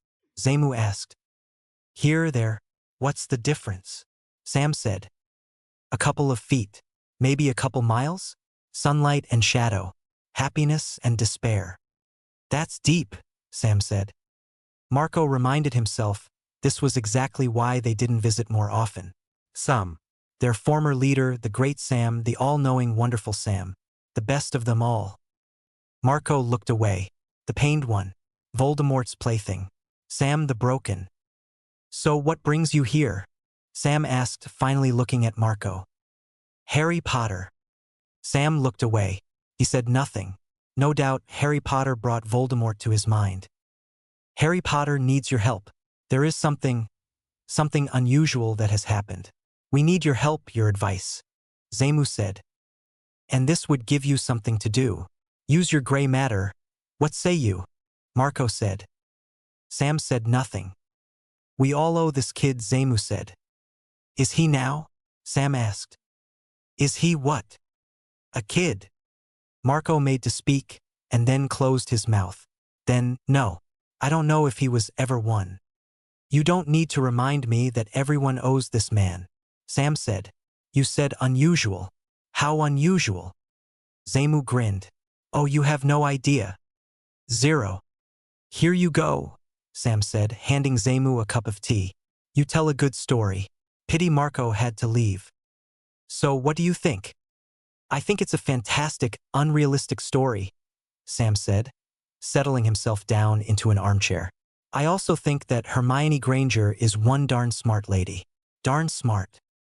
This is some good tea, Zamu said. Then why don't you take another sip? Sam asked.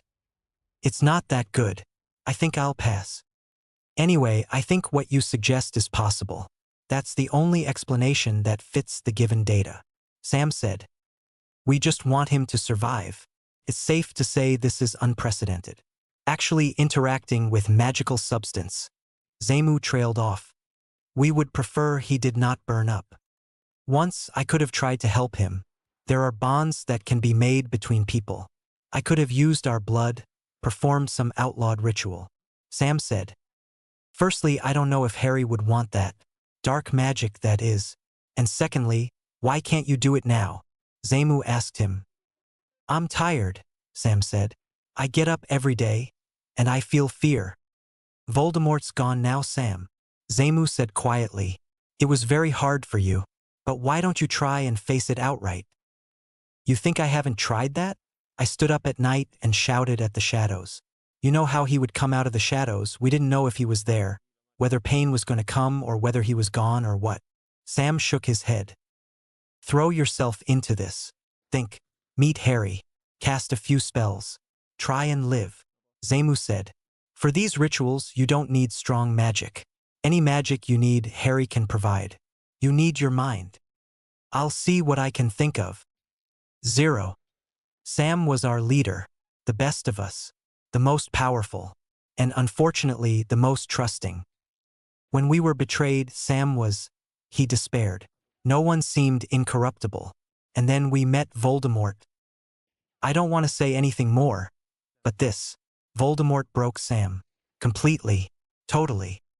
And you're asking me to let this man perform dark arts on me? Harry asked. With you, Marco said. He was wallowing away. I do believe this could help him and you. We did wonder if he had lost his mind, but that was just a fleeting thought. That hasn't happened. How powerful is he? Magically? Harry asked. As powerful as the average street cat. Marco said dryly.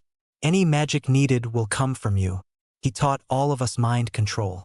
No, not controlling others' minds, but our own. He can help you with that. Maybe in a few weeks you can access the magical plane and stay aware. Let me spend some time with him first. Learn whatever he wants to teach me, and then maybe later we can do a ritual or whatever. Harry decided. Lovely, Marco said. 0. And so the sparrows are home again, Sam finished. Harry smiled slowly. You tell a wonderful tale. I know, Sam said, and his grin was genuine. They were sitting opposite each other over a fire, alone in the night, secluded in Sam's backyard. Sam had quite taken to the Harry, and they talked about many things, not just magical. He had quite opened up to Harry and they got along really well. But they had never discussed the Dark Lord properly. Not once. Mostly they discussed philosophy, deep stuff. Are you happy, Harry? Sam asked him. What? Well, Harry was taken aback.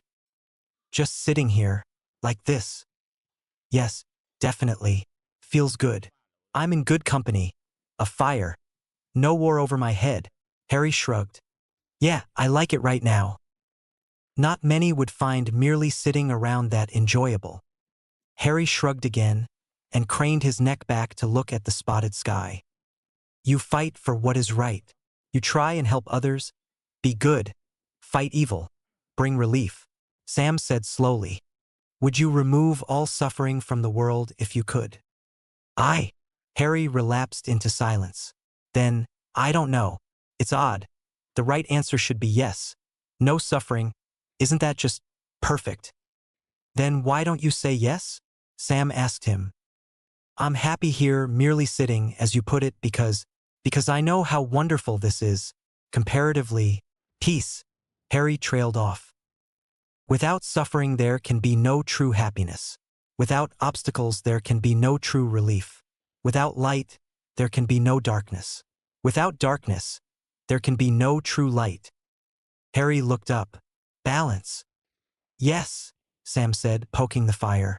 Balance. It is commendable that you could perceive this, if not put it directly into words. Enough, thought Harry. We skirt the issue too long. He said, without war, you could not know real peace. Sam met his eyes for a long second.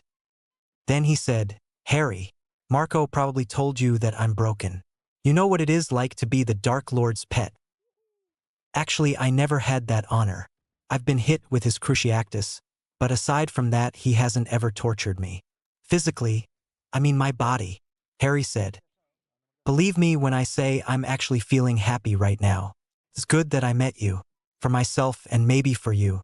Let us discuss no more of that vile monster again. Consider me healed. Mostly. Harry smiled and nodded. Now, Sam said, sitting up straight, let's see if you can get your white plane.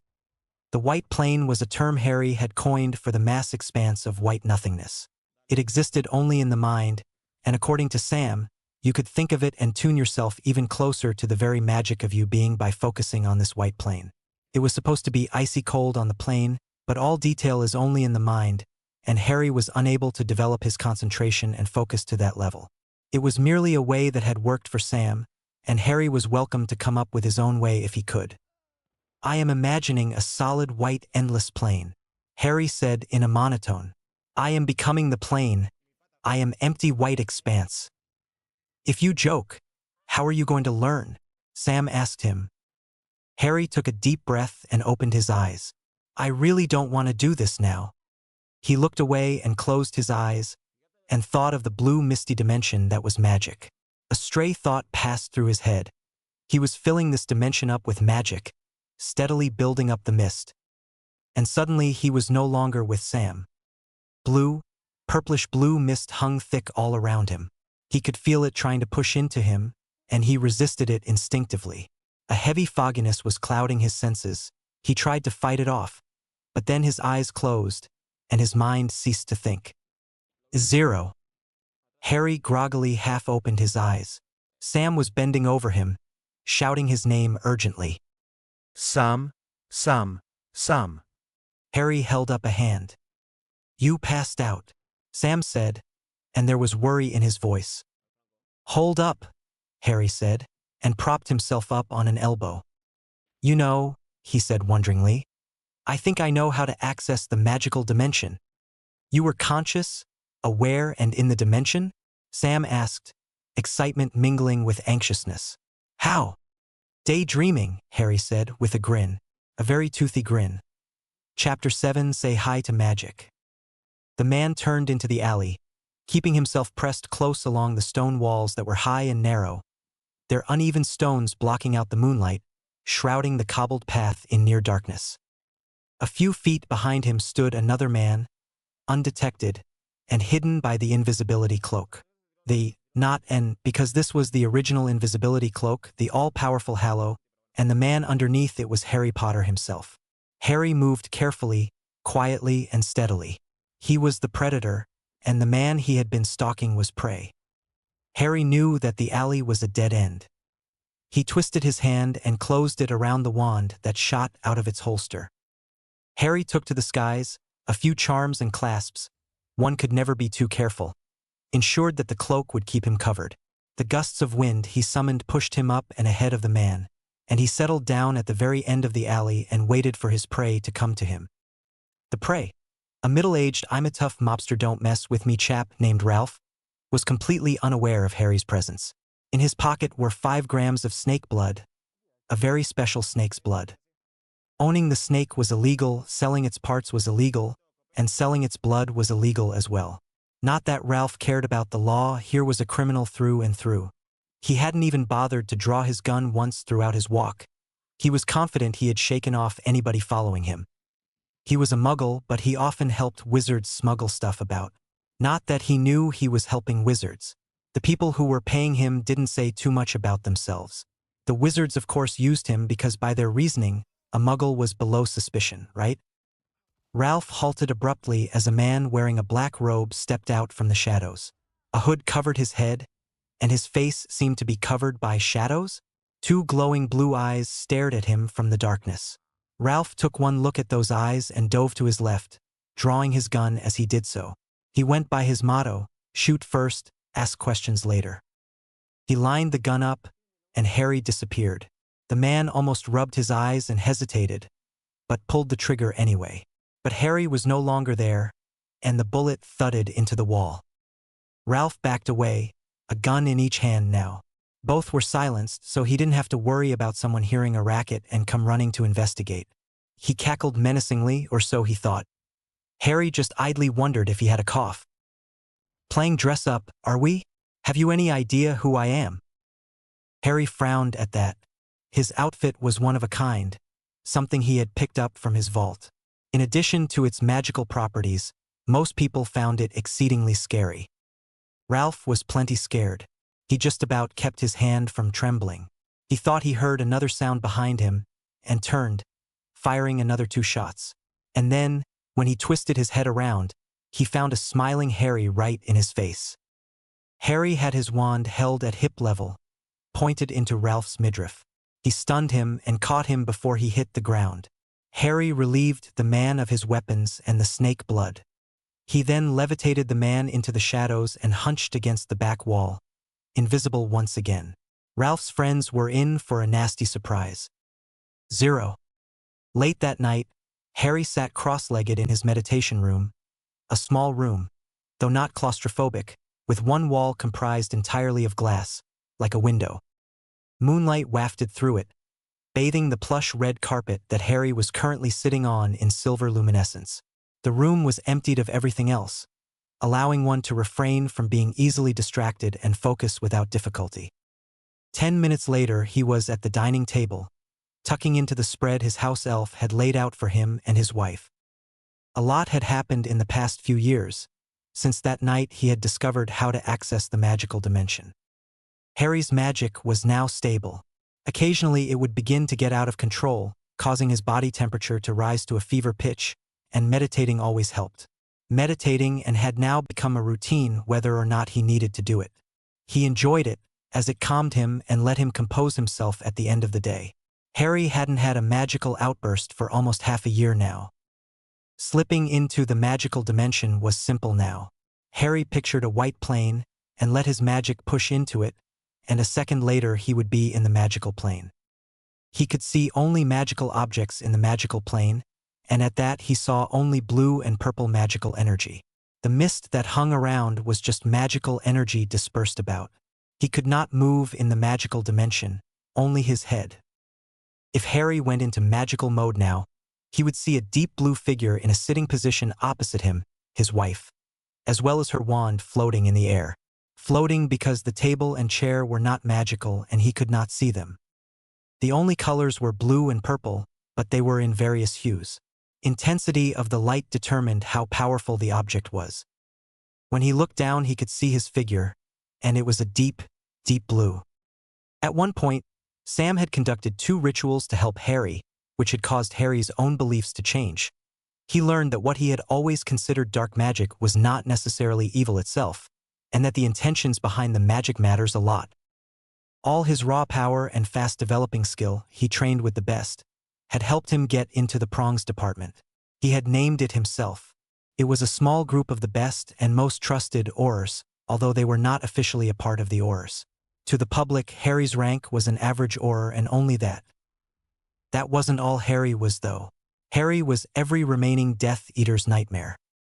After the war, all those who knew they would be hunted for their crimes got together at Voldemort's fortress. With Voldemort himself gone, the wards were weakened, but were still plenty strong. Finding the place itself had been a problem too. A fair number of foreign wizards and witches were holed up there as well, bolstering the remaining Death Eaters. They had come to serve Voldemort 2 days after the Battle of Hogwarts, only to find that he had been defeated.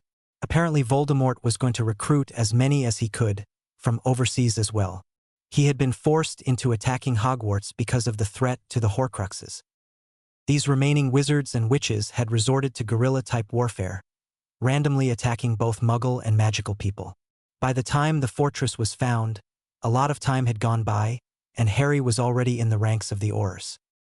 As the Aurors waited outside, Harry had transformed into a phoenix and flashed within the wards. He had gone deep inside the fortress undetected and disabled the wards. Even afterwards, he personally took down most of the handful of scattered lunatics that escaped the raid. This earned him a place in the new group being formed, although the Aurors didn't know how he had done it. The people in charge were having trouble coming up with a suitable name for it, and Harry had requested that it be named Prongs. His request was accepted at once. Of course it had been accepted, he was Harry Potter. Words failed when it came to describing the public's affection for him. He had finally started dating Ginny about a year after the Battle of Hogwarts, and only when he was sure he could control his magic. Ginevra Weasley had become Ginevra Potter only 8 months back. Of course, Ginny now knew everything: Hallows, Horcruxes, and magical mode. They lived in House West, the place where James Potter had spent his early years. Harry presumed the name of the rather large property was because it had the shape of an arrow of sorts, pointing west. With the house had come Difffit, a female house elf. For once Harry Potter was at peace, and had no trouble on his mind. Of course that couldn't last. He really should have seen it coming. He was Harry Potter after all. 0. Harry slipped off the bed and into his white, fluffy bunny slippers. The slippers were a present from Ron, and while Ginny had told him that heroes don't wear bunny slippers, Harry had really liked them. They were just so fluffy, comfortable, and warm, not to mention cozy and soft. He glanced at the other side of the bed where Ginny was sleeping peacefully. The sun had just risen, but Harry didn't feel sleepy. He splashed water onto his face, changed and headed for one of the underground storage rooms. In one of those rooms, Harry put his palm flat against a wall, and a section sprung back and aside. Harry went through, emerging into an extremely small dark room. Ginny had insisted that that was way too cliché, the hidden compartment underground and the small dark mysterious room, but Harry found that he quite liked the arrangement. He lit the small magical chandelier overhead, bathing the room in soft yellow light. The room was bare except for a small cupboard. Harry opened it. Inside, on the left, there was a peg, in the middle a small shelf with a velvet box on top. On the right was another shelf with small cushion on it. He had come to his senses after the Battle of Hogwarts, and had retrieved the Resurrection Stone, also keeping the Elder Wand with him. The stone had proved elusive, but it hadn't been all that hard to find. The peg was for the invisibility cloak, which was currently in the shape of an O-ring on his left wrist. He used it often. The velvet box held the Elder Wand and the stone nestled in the cushion. He retrieved the other 2 Hallows before going to the meditation room. He sat there with the 3 Hallows in front of him. In magical mode he could see that all 3 were very powerful objects, but he always sensed something was incomplete. There was something off, but he could never understand what.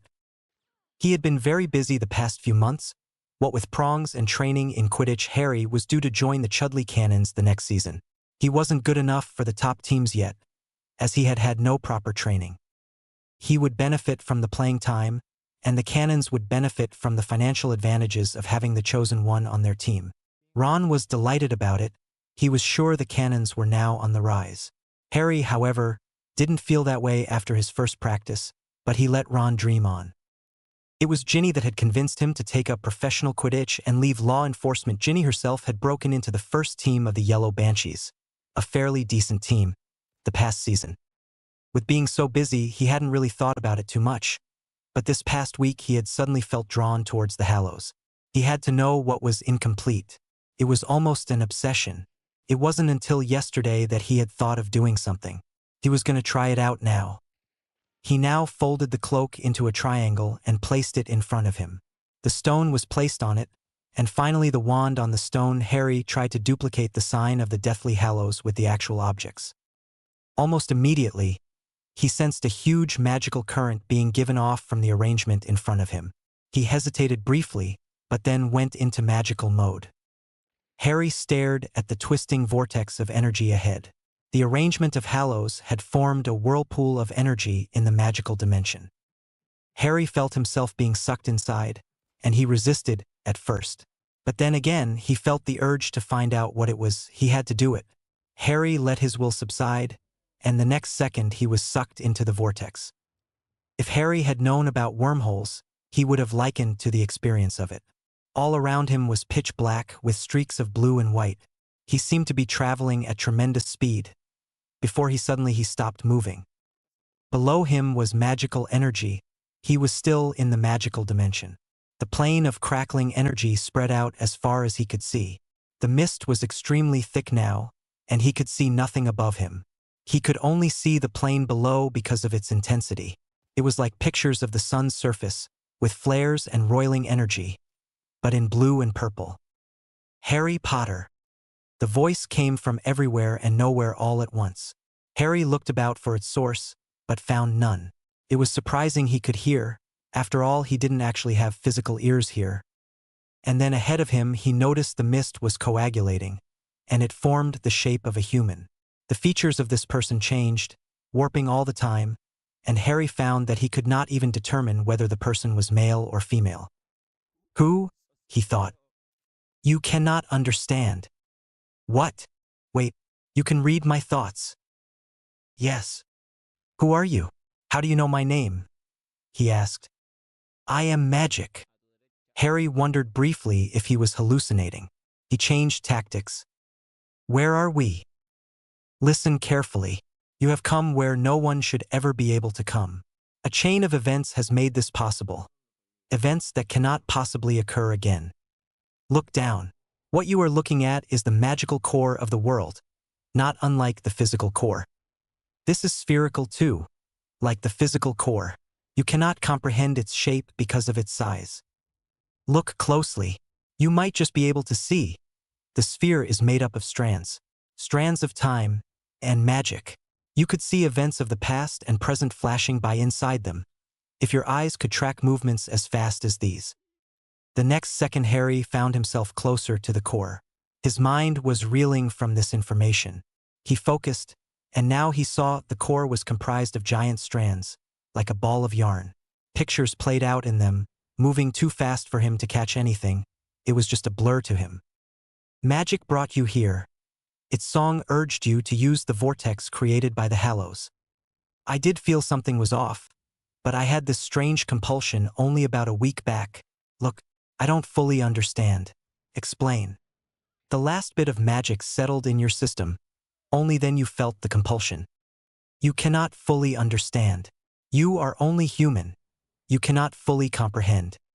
Like the baby in the mother's womb. Yes, exactly. Sam had given him this example, a quote from a great man from the Middle East.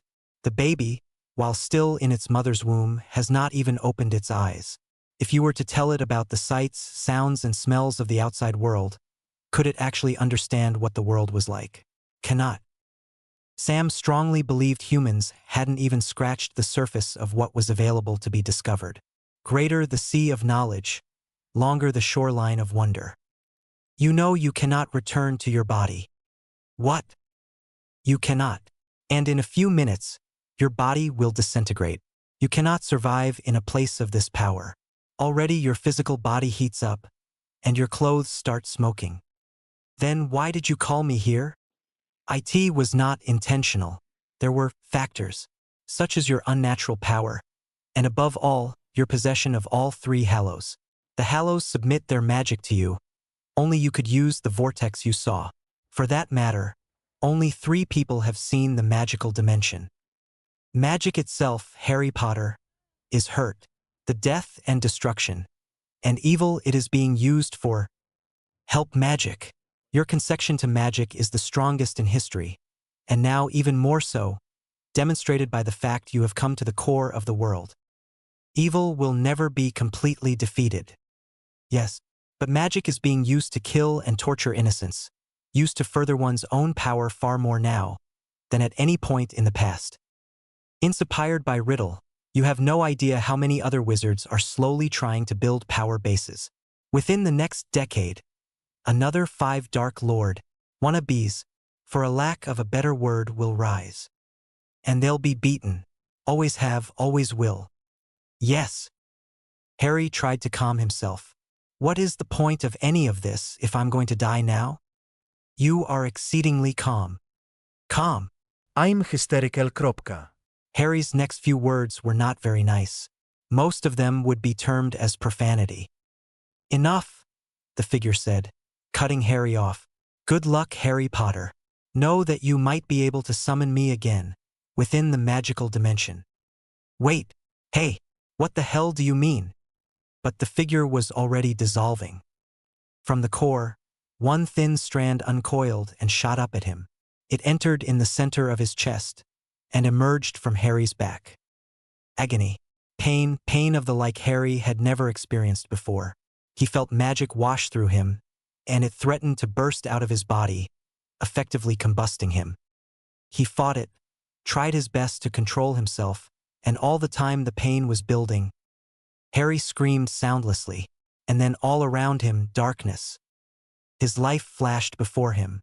He saw events of the past year, his marriage, then even before that, and then even before that. The images were growing in speed, and Harry fought against them, instinctively willing them to slow down.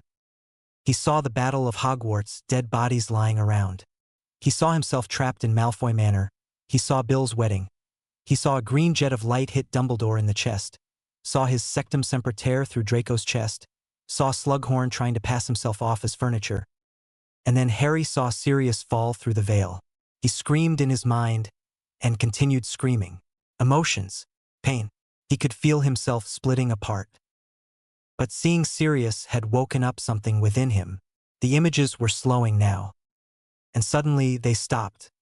He saw himself lying in a bed in the infirmary, after the last task of the Triwizard Tournament.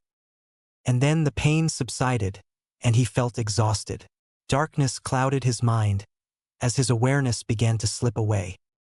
Desperately, he thought of 4 people. His best friends, Ron and Hermione, who were there with him through everything, always by his side, came to the forefront of his mind. Their faces swam above him, Ron's laughing heartily at something, Hermione's amused but slightly exasperated face watching on.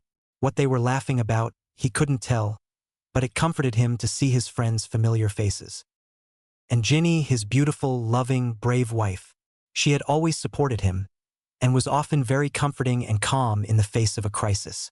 When needed, though, she was always prepared to face a challenge, no matter how impossible it seemed. Her face floated above his as well. The beautiful, fiery expression in her eyes matched her red hair as she gazed at him with love and determination. What provoked such an expression, Harry was not sure of, but he knew that what he saw in her face now was what made him fall for her. Their faces surrounded him, and then Harry thought no more. Chapter 8 Back in Time. Harry slowly opened his eyes to find his surroundings incredibly blurry. He groaned as he became aware of how his body ached. His head felt like Hagrid had sat on it. Unfortunately, he knew this from experience. An incident that had involved several glasses of fire whiskey and one of a bright yellow blanket, and he felt exhausted to the point of sickness. Why was his vision so bad? It was almost as if he needed glasses, but he had gotten his eyes fixed when he joined Prongs. They were too much of a liability. He felt around for glasses, his hand finally bumping into them. He put them on and took a look around. He was in a rather hard bed. The sheets were snow white, and he could see rows of identical beds leading in each direction. Curtains covered the windows surrounding the room. Lighted candles sat on empty bedsides, lanterns on those that were occupied. Looking around, Harry recognized where he was, but couldn't quite explain how he had gotten there. He was in the infirmary at Hogwarts. It was dark, but Harry had been in this place enough times to know where he was. So he hadn't died. That was good. Unless this was the afterlife. But no, Harry had already experienced the afterlife, so he must really be back at Hogwarts. Bloody magic, he mumbled, trying to move his head. That simple action made his head spin horribly, and it was all he could do to avoid vomiting. It felt like Dudley had repeatedly punched him in the gut. He closed his eyes in order to try to fight off the waves of dizziness. "Hello," he called out weakly. He heard footsteps trace a quick pattern to his bedside. "Ah, Mr. Potter. Good, you're up. You're the first one, you know," Madame Pomfrey told him as she made her way to him. "But," she continued, "you really do need to sleep. Close your eyes and open your mouth. I'll give you a few potions to help you sleep." Harry tried to roll onto his side to look at the woman, but almost instantaneously his head started spinning again, and Harry barely managed to move his head over the edge of the bed before vomiting. "Mr. Potter," Madame Pomfrey shrieked, magicking the mess away, and casting a simple cleaning spell at Harry's mouth while she was at it. She laid the boy flat on his back with his head propped up on two fluffy pillows. He was dimly aware that the beds around his were also occupied. "Not another word," she warned. Harry rolled his eyes, too tired to argue. He felt the matron force a few drops of a tasteless potion down his throat, followed by a few drops of another potion, which Harry almost spat back out. Absolutely vile it really was. Madame Pomfrey watched Harry with concern as she pocketed the 2 vials of potions. The potions should keep him in dreamless sleep for at least 2 hours. Hopefully the strengthening potion she had given him would make him feel better when he woke up, and she could get some food into him. The boy was severely exhausted, his magic almost completely drained. He couldn't have cast a single spell if he wanted to. Not to mention that he was much too skinny for his age, although he always had been, she supposed. She sighed. The boy wound up in her care far too often. Poor lad. She sighed again, turning to her other patients. Ginny and Ron Weasley, as well as Hermione Granger, were in almost as bad shape as Harry, but he was by far the worst off. It was strange how they were all rushed into the infirmary at almost the same time, and with the same problems. She wondered what could have caused such exhaustion. 0.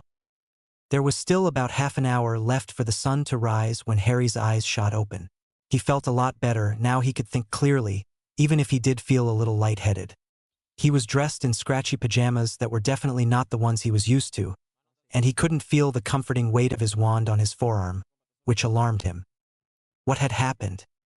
He slowly propped himself up on one elbow.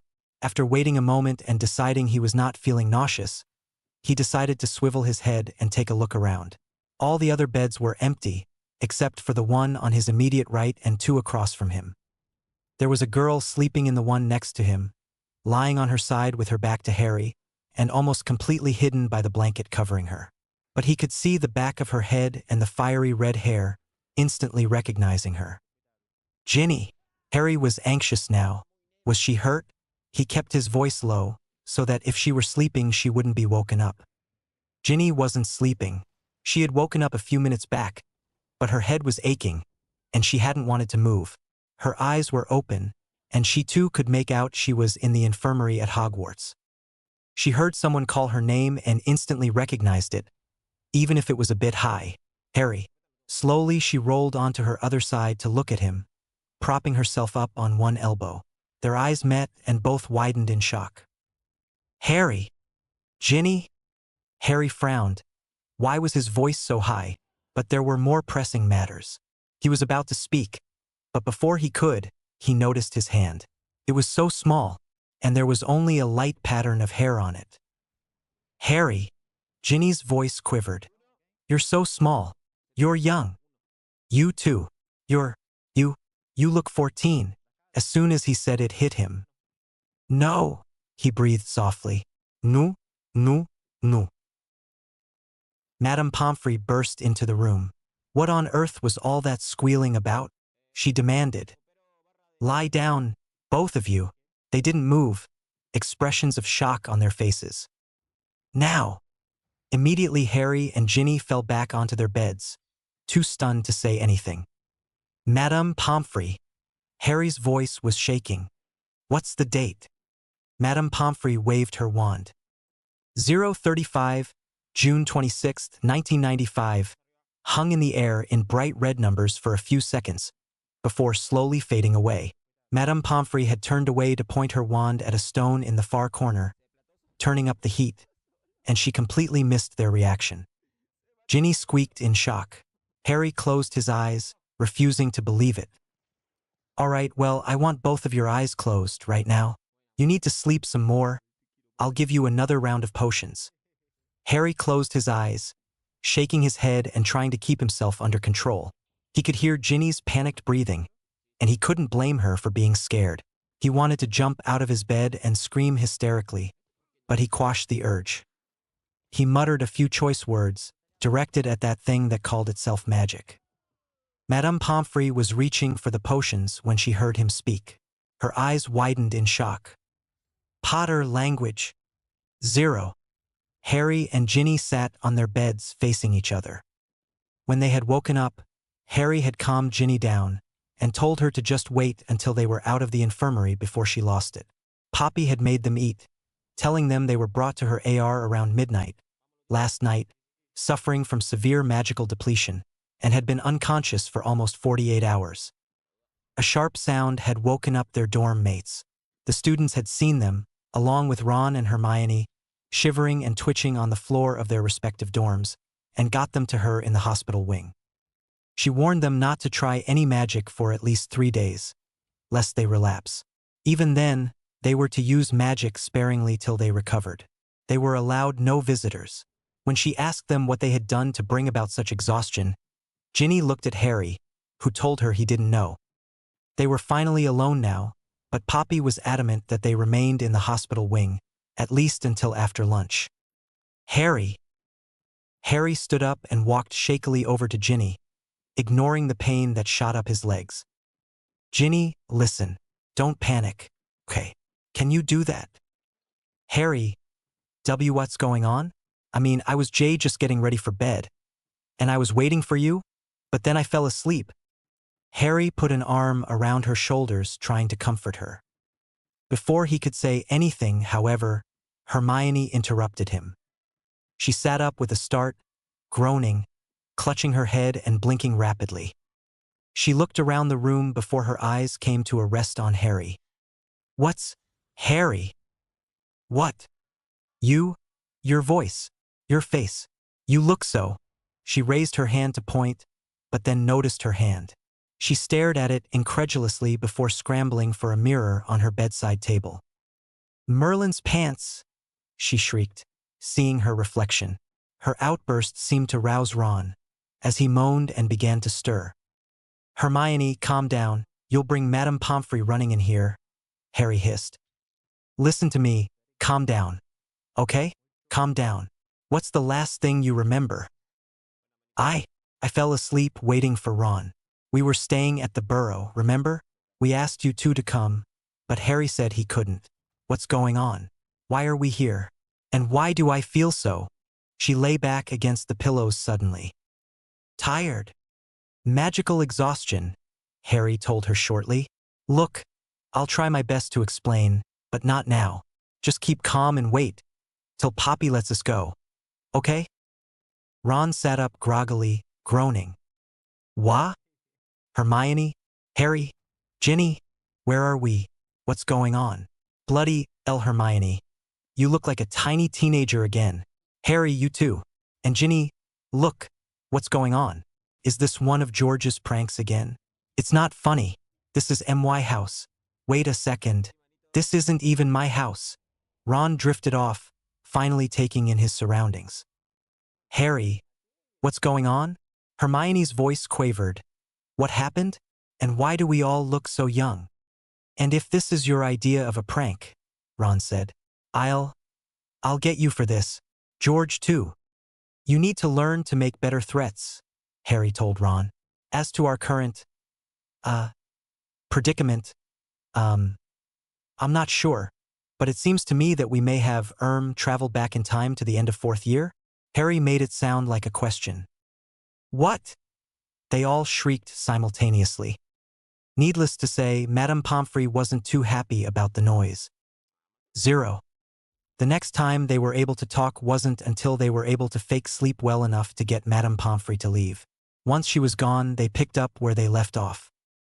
The last thing you remember is going to sleep, right? At House West. Harry asked the younger Weasley, or Potter, depending on which timeline you looked at. Ginny nodded in confirmation. Well, I got up early that morning. Remember how I told you I felt weird about the Hallows? Yes, Ginny answered skeptically, not liking where this was going. Yeah. Well, so I collected the Hallows and went and sat in the meditation room, Harry said, twisting the bed sheets in his hands and not meeting his friend's eyes. He was not looking forward to this. He ought to have told her before doing it. Sam had told him to avoid the magical dimension as much as possible and never stay for more than half a minute there. He was afraid that one time Harry would go to the magical dimension and never come out. He would lose his awareness, permanently trapped. And, Ginny prompted, growing impatient. I want you to just listen now, okay? Just listen and please don't interrupt. Any questions you have, I will answer, just let me finish first. Okay? Ginny narrowed her eyes at him, while Ron shrugged and Hermione pursed her lips. Sure, mate. Fine. Okay, they agreed hesitantly. So I arranged the Hallows like the symbol, the triangle with a circle inside, then the line, and then I went into magical mode. He hurried on, anxious to get this part over with. It formed a vortex, a whirlpool sort of thing, and, well, I went through it. Oh, Harry, you didn't, Hermione cried. Ginny shook her head, while Ron looked confused. What's so bad about that? He asked. Ginny rolled her eyes and Hermione put her head in her hands in exasperation. They were about to continue when Hermione suddenly hissed, Poppy! They all faked sleep as they heard Madame Pomfrey's footsteps drawing near. From the sound of it, she was cleaning the beds next to them and wouldn't be gone for a while. The four of them laid in silence while she worked, mulling over the idea of being 14, and in Ginny's case 13 again. Really, children, I've treated generations of young witches and wizards. Do you really think I can't perfectly well tell when you act as if you're asleep? I'll have you know that I've had loads of practice, Harry told her. How did you know? Experience, Madame Pomfrey said shortly. Oh, hold on a second. Ronald is really asleep. Well, that was rather fast. 0. Madame Pomfrey finally let them leave later that evening, though not after warning them not to use any magic for at least another day, and get as much sleep as they could. It had been a very emotional and very hysterical few hours for all of them. The implications, the events that they had the knowledge to alter, it was all so much for them to absorb. The four of them made their way to the room of requirement, luckily not bumping into anyone along the way. Classes were over, school ended in 3 days, so most of the students were either out on the grounds or in their common rooms. They sat on 2 luxurious sofas, with a fire crackling merrily in a corner of the room. One wall had an enormous window overlooking a city skyline. Hermione thought it might be Manhattan. The sun was just setting, red and orange rays breaking over the skyscrapers, silhouetting them. Light shone through windows, and the streets were clogged with cars. It was an illusion, but Harry liked it. It was comforting. As they enjoyed cups of warm hot chocolate, Harry told them what had happened in greater detail. Together, they came to a few simple conclusions. The strand of time that hit Harry was meant to send him back in time. The memory that Harry had stopped the flow of images at, that was around the time they had been sent to. Hermione guessed that since he had reached out to those he held closest to him, and had accidentally gotten them sent back in time as well. Harry admitted he was relieved he had brought them along, as he would have gone insane on his own. They sat there gloomily, Ron having just reminded them that Voldemort was still at large, having just been resurrected, and that dark times were ahead of them. There doesn't have to be a war this time, Harry said, breaking the silence. We can finish him before things get out of hand. We don't have the freedom to act so easily, Hermione pointed out. We have school, and the order will start up this summer, and we have parents. Her voice broke off. Parents. Parents that knew their daughter existed. Ron squeezed her hand. Her parents would still remember her. She wouldn't have to wipe their memories yet. Ginny, we'll get to see Fred again, Ron croaked. And Professor Lupin, Tonks, Sirius, Dumbledore. Harry's voice was quiet with the revelation. On the bright side, we get to attend potions with Snape again, Hermione said unexpectedly. All of them chuckled, but Harry's brow furrowed. Snape, the man was exceptionally brave, he had loved his mother, he was helping them all along, and yet, he had told Voldemort about the prophecy. He had made Harry's life miserable at every opportunity presented to him, taking points off for the stupidest of things. He'd rampaged through Harry's mind. He had always tried to make life hard for Harry at Hogwarts. Harry could not bring himself to like the man. He respected him for what he'd done, but there was no excuse for the way he behaved in Hogwarts. We're going to save them, Ginny said confidently, but her voice shook slightly, conveying her emotions, predominantly her fear. Fear that they would once again lose those they loved, that they would fail. So much could go wrong. We will, Harry said softly. Ginny squeezed his hand. You reckon we should? Maybe we should tell Dumbledore? Ron asked. Over the years, Harry had managed to make his peace with Dumbledore. The old bloke had manipulated Harry, yes, but he had loved him. Harry understood what Dumbledore had tried to prepare him for, and why he had felt it was necessary, although surely Albus could have thought of a plan that didn't hang so much on chance. The walk to his death. That had been the hardest thing Harry had ever done. He never wanted to do that again. He felt his insides grow cold. I'm still a Horcrux, he said tonelessly, causing his friends to freeze. Maybe you aren't, Hermione tried. I am, Harry said forcefully. I'm not sure how I know, but I am. He rose and walked a few steps away, looking out of the window. I've already done all this, Harry said tiredly. Ginny signaled to Hermione, who quietly took Ron's hand and left. Ginny stood up and walked over to Harry. She put her arms around him and put her cheek on his shoulder. We just can't get a break, can we? Harry said bitterly. We were married, we were happy. It was peaceful, Voldemort gone. We got over the losses. It was all over. Harry, if you were given a choice, if you could have chosen, would you come back in time? Willingly? Harry was silent for a while. I don't know, he said finally, his voice pained. I don't know. I should want to, that's the right answer, and I know we could prevent so many deaths, but we had done everything. Think of Teddy. What if he isn't born this time? What about Ron and Hermione? What if they don't make it this time? He spun around and caught Ginny's hands in his own. Is it selfish, not to want to do it all again? His expression was torn. Ginny rolled his eyes when he said we. He had done it all. He was just too blasted noble. Harry, she said determinedly, looking at him in the eyes. No matter what we do, we are helping them. You'll be making the world a better place. Think of Teddy. Think of how he'll turn out when he has his own parents to raise him. We wanted kids, Harry, and going back in time won't change that. This time around, think of all the people they'll know personally. They can meet their Uncle Fred and laugh with Remus and Sirius. They can play with Tonks and have their own nasty encounters with Snape. Scratch that, he'd better not be nasty to them. Harry, you fought. You ran. You fought some more. You were hurting. You healed.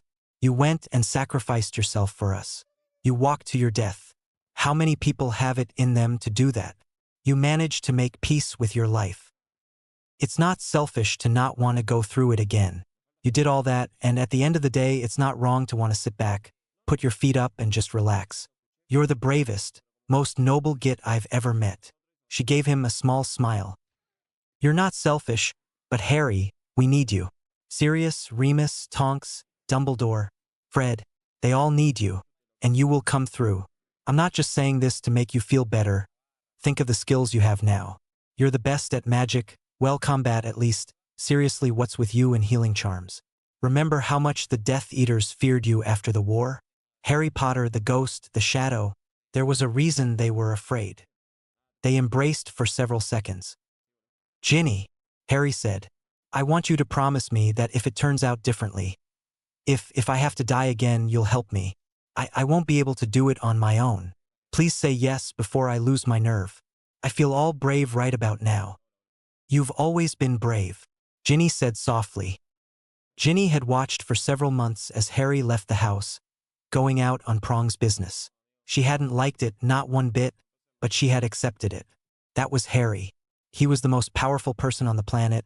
He wasn't about to sit around and let others get hurt when he could do something about it, and whatever he said, she knew he liked the rush of his job.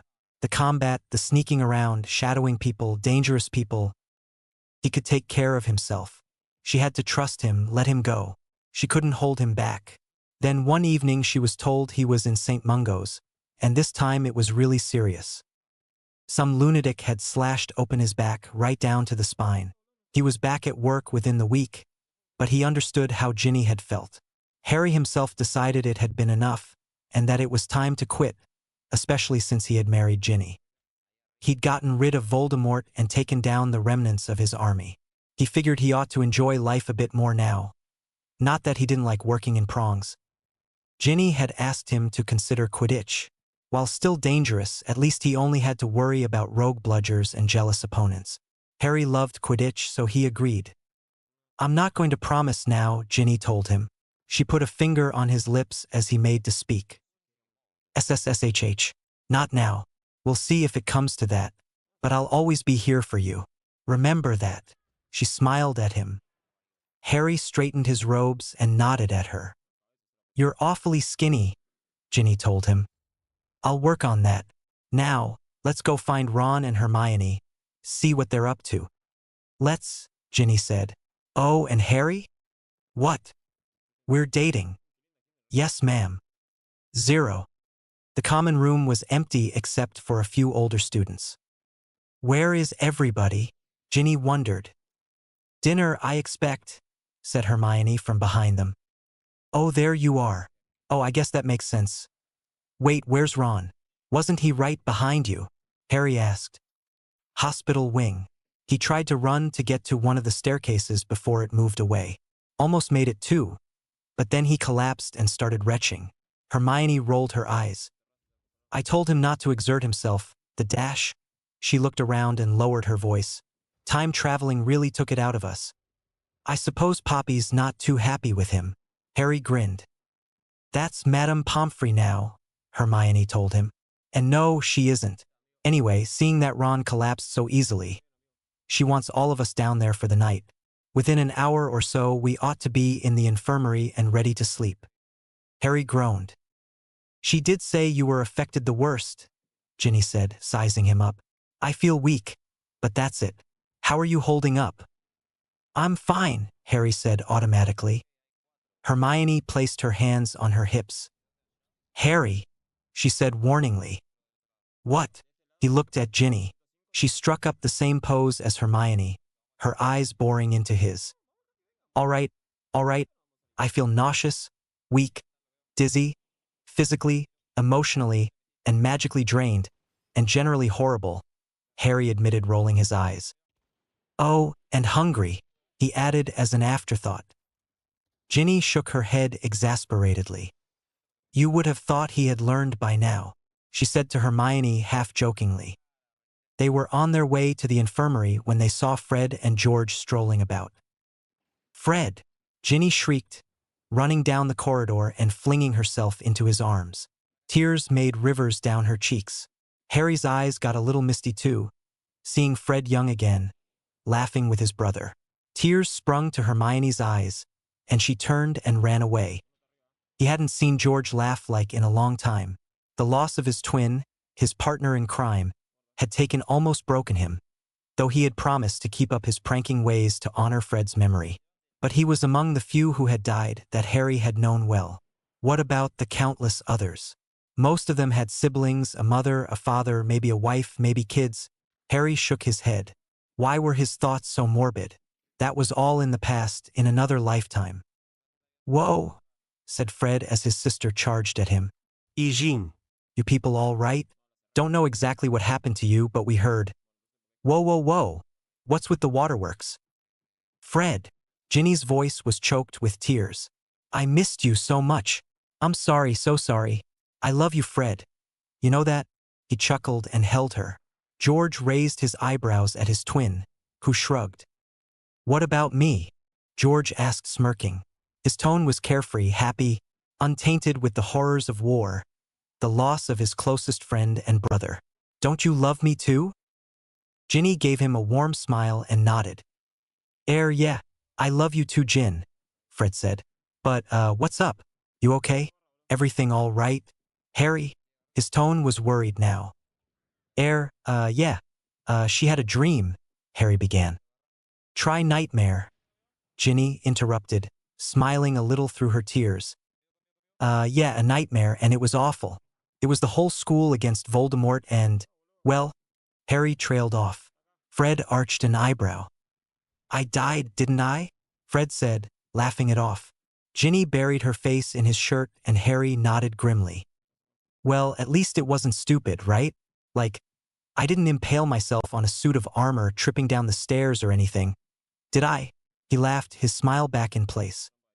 Ginny smacked his arm, while George smiled at the image. Harry managed a weak smile. It was more of a grimace clapping Fred's shoulder. Don't even joke about that. That's not funny, Ginny scolded. Fred ruffled her hair. Don't you worry, Gin, he told her comfortingly. I'm fine. You get some rest, all right? Mum's throwing a fit, what with all of you in the hospital wing and you know who running about. She's right on the edge. You better go send her an owl. Tell her you're all right. Now, if you don't mind, George and I are off to find Lee. Ginny disengaged herself from Fred and nodded. Harry took Ginny's hand and watched them go. She smiled a little, and he slipped his arm around her shoulders, rubbing her arms softly. 0. Madame Pomfrey wasn't too happy about Harry's condition when they arrived back at the hospital wing, despite his assurances he was okay. You didn't sit quietly in the common room like I told you to, did you? Madame Pomfrey scolded him. She didn't even wait for an answer and went to get the dreamless sleep potion. Within 10 minutes they had eaten dinner. Poppy knew Harry would prefer to not eat in the Great Hall, what with people staring and whispering about him throughout the meal. They changed into night clothes and crawled under the blankets. She gave them a dose of the strengthening potion and turned out the lights. Madame Pomfrey? Harry called out. Yes, dear. Thank you. Oh, you're welcome, dear. Now hush, and get some sleep. Harry smiled and nodded, sinking back into the pillows and closing his eyes. Such a sweet boy, thought Poppy, taking one last look at Harry before walking away. Chapter 9. 0. The 4 time travelers kept together whenever they could. They stayed in the room of requirement for the most time, and in the Gryffindor common room. Harry's magic was not yet fully replenished, but now Harry was sure that his magical levels had carried over from the time traveling. That was good. He could kick some Death Eater ass now. The 4 of them were sitting in the room of requirement, lounging in hammocks. Hermione was reading the Daily Prophet and commenting on the general stupidity of the ministry. Ron was trying to sleep, and Harry and Ginny were reading wizarding comics. Harry, Ron called out. What's your plan for the summer? Let things play out like last time? What about the Dementors? I'm not sure, Harry said. I'd like to get access to my family vaults. There's loads of useful stuff there, but I'm still underage. I'll talk to the goblins and see if I can do anything. I'll get rid of the trace as well. I'll probably move to House West after a week or so. I'm not looking forward to staying with the Dursleys. I don't know if they'll be able to stop hexing them. Don't do anything too stupid, Ginny warned him. Although those brutes probably deserve anything you do to them. Me? When have I ever done anything stupid? Harry asked, his voice dripping innocence. Ginny rolled her eyes. Albus will probably have someone keeping an eye on me, like last time, Harry said. I wonder how we'll get to Gringotts. If only I could go Phoenix. He sat up straight. Anybody who has sat in a hammock knows how difficult sudden movements are in these particular contraptions. Harry steadied himself. Hermione, he said, excited. Do you think I could change into my animagus forms? Maybe. Ron spoke up, his eyes still closed. Maybe you could get up and find out. Harry sprung to his feet. He focused, reaching for the massive wolf in him. And 2 seconds later he had morphed. With a delighted howl he jumped at Ron, his teeth snapping through the fibers of the hammock. Ron crashed to the ground unceremoniously. Ginny laughed, and she was happy for Harry. She knew how much he loved his wolf form. Harry pranced around, reveling in the power of his body, the liquid strength, the grace. He demorphed, grinning hugely. "Mutt," Ron muttered, clambering into another hammock that the room made for him. Seeing Harry change into his animagus form made Hermione remember something. She squealed and tumbled from her hammock, dashing out of the room. The others didn't bat an eyelid. 0. 5 minutes later she was back. She looked very pleased with herself. "Well?" Ron asked her. Hermione had kept one hand behind her back, hiding it from the others. Now she showed them what lay in her hand. A glass jar with a few leaves inside, and one black beetle. Harry and Ron burst out laughing. "What is that?" Ginny asked. Then she remembered a story Harry had told her. "Is that Skeeter?" Hermione nodded. "I completely forgot I had captured her," she said. "It was at the bottom of my trunk." "You're a genius, Hermione," Ron told her fondly. "How long will she last in there?" Harry asked. "Wait, she can't hear anything we say, can she?" Hermione shook her head. "She can't hear us. Don't worry about her starving or something. She can stay alive in there for another 2 weeks. Easily." "We should try to use her," Ron said. "Maybe she can write an article and get it published. Tell the public Voldemort is really back." "I'll take her," Harry decided, stretching out and taking the glass jar. "Let her stay in the jar for a week. Then I'll let her out and see if I can't strike a deal with her. I can be convincing." Ginny snorted. 0. The last day arrived. Early that morning, Harry left the Gryffindor Tower under his invisibility cloak. His mission was simple: help Luna Lovegood. He would get anything that had been stolen from her, and he would give it back to her. He wouldn't do anything about her bullies today. Once the 5th year started, however, he checked the map. Luna was in the astronomy tower. He made his way there. There she was, looking out over the edge. Harry wanted to force her away from the edge. He remembered how Dumbledore had fallen. "Focus, Harry," he told himself. He took off the invisibility cloak and walked to Luna, standing by her, looking out onto the grounds. Streaks of red mingled with gold, the light glinting on the lake's surface, signaling the start of another day. "Hi, Luna," he said. "Hi," she said. Her voice was dreamy. "Lunais." He didn't have to chit-chat with Luna. With her, he could just cut to the chase. She wouldn't feel awkward. "Luna, I'd like you to be my friend." "Are you joking?" Luna's voice wasn't hard or angry. It was a matter-of-fact tone. Harry mentally cursed the stupid Ravenclaw bullies. "Luna, I promise never to call you loony. I promise I'll never turn my back on you. Believe me." "I do," she said simply. "You're very different. Is something wrong with you?" Harry had expected something like this. Luna Lovegood wasn't off her rocker. She was so in tune with magic that she could sense it to a certain extent, and he believed she could even see magical energy from time to time. This caused her to act like she did. Her mother's death had hit her hard, and having a slightly odd father with almost the same powers hadn't helped too much. "I'm better than ever," Harry assured her. "Luna, I know people take your stuff and hide them. I want to help you get it back." "They think I'm mad," Luna said serenely, "and I don't want you in trouble." "I won't get in trouble, I promise," Harry told her. "And I don't think you're crazy. Look, I honestly think that you're a loyal friend. Those people are bullies and fools. They can't understand you, and they can't accept you. It might be nice to have a friend." "Friends?" she asked him, her inflection wondering and hopeful. "Best friends," he told her. She beamed at him. "Now, tell me what's missing, and I'll summon it for you." 0. Ginny, Ron and Hermione had just woken up and come down to the common room when Harry came back. He was grinning. "What's got you all happy?" Ginny asked him. "Luna," he said, I promised her we would be her friends, and I helped her find everything that had been stolen from her. Hermione smiled warmly at him. That's nice of you. Yeah, Ron said. Hey, you ought to talk to Neville too. He's still a bundle of nerves, you know. All he needs some confidence and he's the Nagini Slayer. The other three stared at him. What? He said indignantly. That was so sensitive, Hermione told him. Thoughtful, Harry said. Deep, Ginny added. Ron scowled at them, then grinned. Idiots. 0. The leaving feast was the same as last time. The atmosphere was subdued. There were no celebrations, no smiles and laughter. Dumbledore made the same speech. The end, said Dumbledore, looking around at them all, of another year. He paused, and his eyes fell upon the Hufflepuff table. Theirs had been the most subdued table before he had gotten to his feet, and theirs were still the saddest and palest faces in the hall.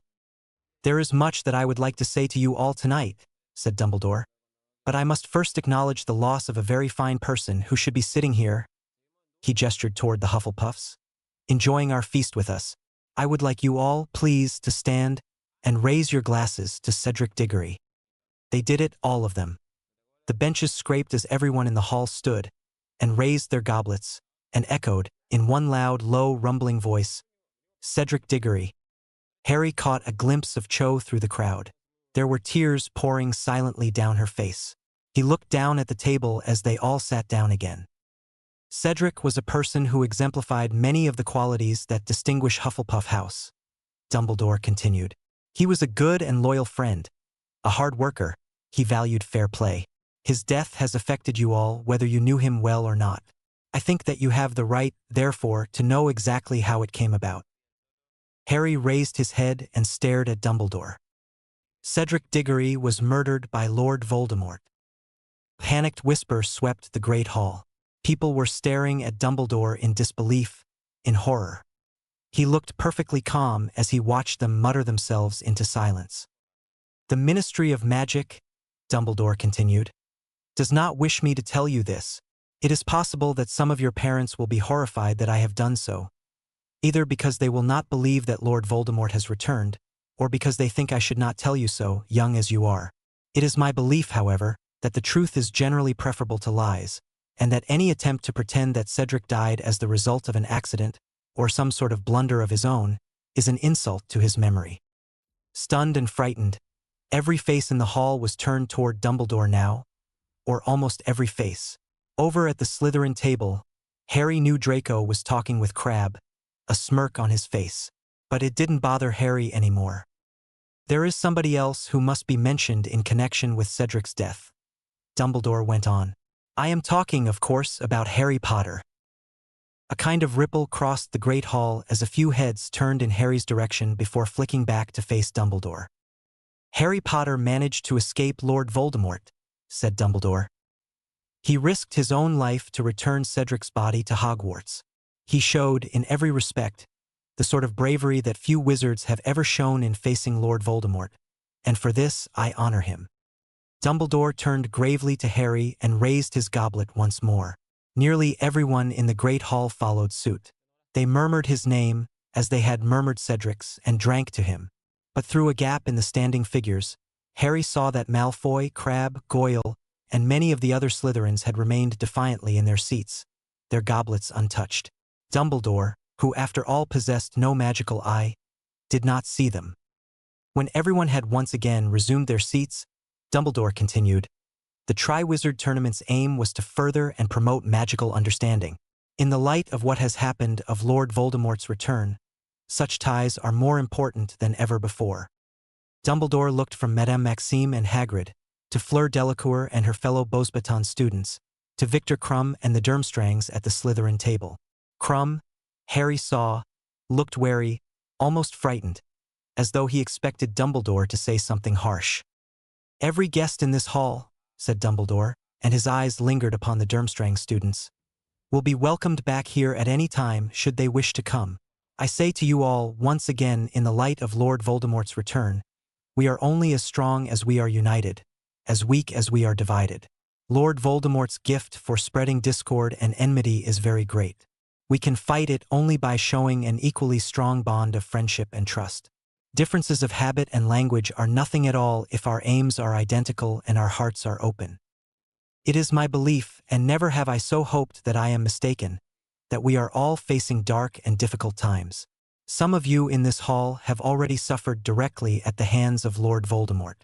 Many of your families have been torn asunder. A week ago, a student was taken from our midst. Remember Cedric. Remember, if the time should come when you have to make a choice between what is right and what is easy, remember what happened to a boy who was good and kind and brave because he strayed across the path of Lord Voldemort. Remember Cedric Diggory. Dumbledore sat back down. Harry took a deep breath and stood up. Everyone looked at him, whispers broke out again. His voice was calm and even, and it carried an aura of authority. Nobody asked him to sit down. I want all of you, he said, to go home and tell your parents what really happened. The Triwizard Cup was a portkey. It carried me and Cedric to a graveyard, where Cedric was killed. Voldemort was resurrected using my blood. We fought and I managed to escape. The Ministry and the Daily Prophet will continue to deny the return of Voldemort. People gasped as he said the name. But I'd like to point this out to you. It doesn't matter whether you believe he's back or not. If your family, if someone you love, is targeted, it doesn't matter whether you believe he's back or not. They'll die anyway. More whispering broke out, but Harry ignored it. Be prepared. I cannot stress this enough. You'll hear all sorts of things in the papers. The minister will attack the headmaster's integrity. But that won't change the fact that Voldemort is back. But if you can convince your parents, and the wizarding public opens its eyes and thinks a bit, maybe things can change. He paused and spoke again. Any ally of Voldemort is our enemy. We will stand together and let this be warning to anybody at all who stands alongside Voldemort. We will avenge Cedric. We are at war. Malfoy's sarcastic comment died in his throat as Harry met his eyes. Harry's eyes were hard. For a moment Draco felt fear, but then he pushed it away. This was all just big talk. Harry nodded to Dumbledore and sat down. Dumbledore inclined his head in return. Dumbledore was surprised at Harry's impromptu speech. He seemed to radiate a sense of authority and confidence that Albus hadn't seen in him before. 0. They sat together on the train ride home, just the four of them. Hermione was reading, Harry and Ron were playing chess, and Ginny was peering into the glass jar, studying Skeeter. Malfoy's going to make an appearance, you know, Hermione said. Don't do any permanent damage. Ron looked happy at the thought of getting to beat Malfoy. Nobody fire any curses, Harry said. Let me talk to him first. Ron's face fell. Harry, come on. I want to hex him. You want to hex him? After I talk to him, if he still wants to pick a fight, you're welcome to hex him, Harry said.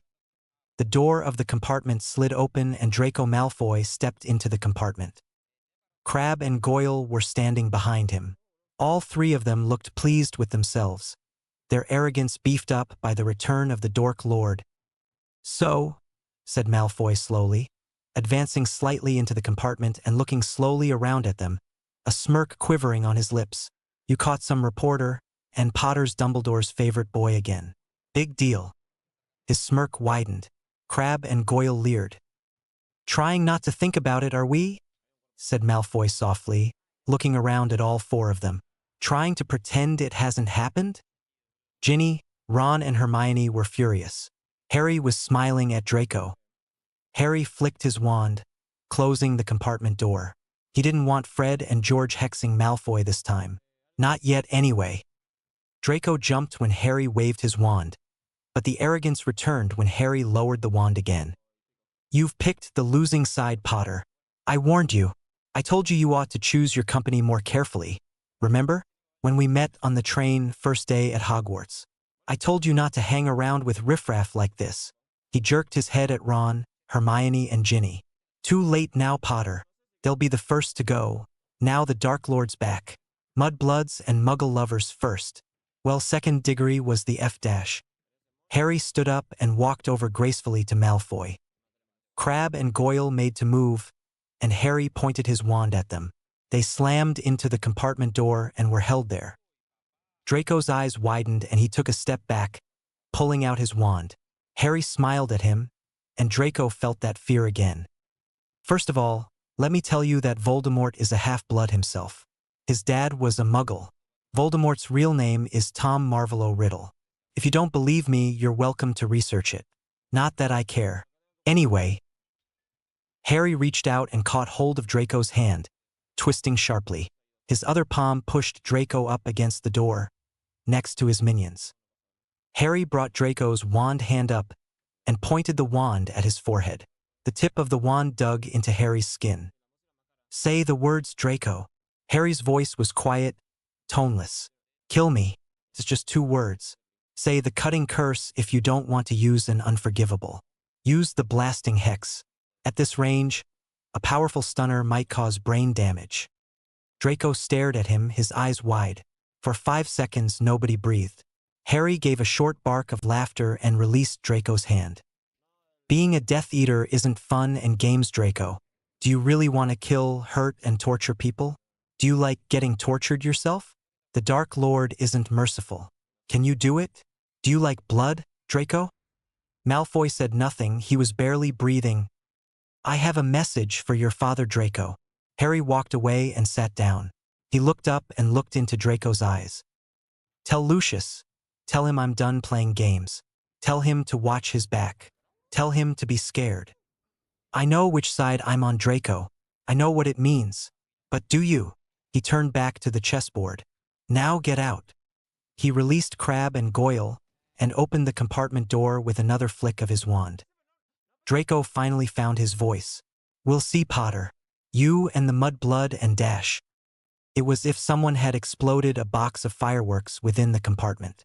Blinded by the blaze of the spells that had blasted from every direction, deafened by a series of bangs, Harry blinked and looked down at the floor. Malfoy, Crabbe, and Goyle were all lying unconscious in the doorway. Ginny, Ron, and Hermione were on their feet, all 3 of them having used a different hex. Nor were they the only ones to have done so. Thought we'd see what those 3 were up to, said Fred matter-of-factly, stepping onto Goyle and into the compartment. He had his wand out, and so did George, who was careful to tread on Malfoy as he followed Fred inside. Interesting effect, said George, looking down at Crabbe. Who used the furnunculus curse? Me, said Ginny. Odd, said George lightly. I used jelly legs. Looks as though those 2 shouldn't be mixed. He seems to have sprouted little tentacles all over his face. Well, let's not leave them here. They don't add much to the decor. Ron, Harry, and George kicked, rolled, and pushed the unconscious Malfoy, Crabbe, and Goyle, each of whom looked distinctly the worse for the jumble of jinxes with which they had been hit, out into the corridor, then came back into the compartment and rolled the door shut. Exploding snap, anyone? Fred asked. I'm glad I'm not a Death Eater, Ginny whispered to him. You were scary. Harry winked at her. And yet you boss me around. She smiled at him. I'm your wife, she said. Careful not to let the twins overhear. I'm allowed to do that. 0. Harry kept Fred and George back, and just like last time, he gave them the money from the tournament. He also told them he would invest heavily in their company, but they had to study and score decently for the remainder of their school years, and Harry would have access to their latest inventions for free. He and Ginny stood close to each other at platform 9¾ Don't do anything rash. Don't hex the Dursleys, Ginny told him. Well, hex them if you can do it undetected. I'll write to you. Yeah, I'll stay safe, Harry told her, even though he had no intention of it, and Ginny knew it. See you soon. Above them, a sprig of mistletoe materialized. People around them stared, but they didn't care. Ginny peeked over Harry's shoulder. Fred and George, who else? It's worth it, she said, looking at the twins. Harry nodded and squeezed her hands. It was worth coming back in time. Oh, Mum's looking. She doesn't seem too happy.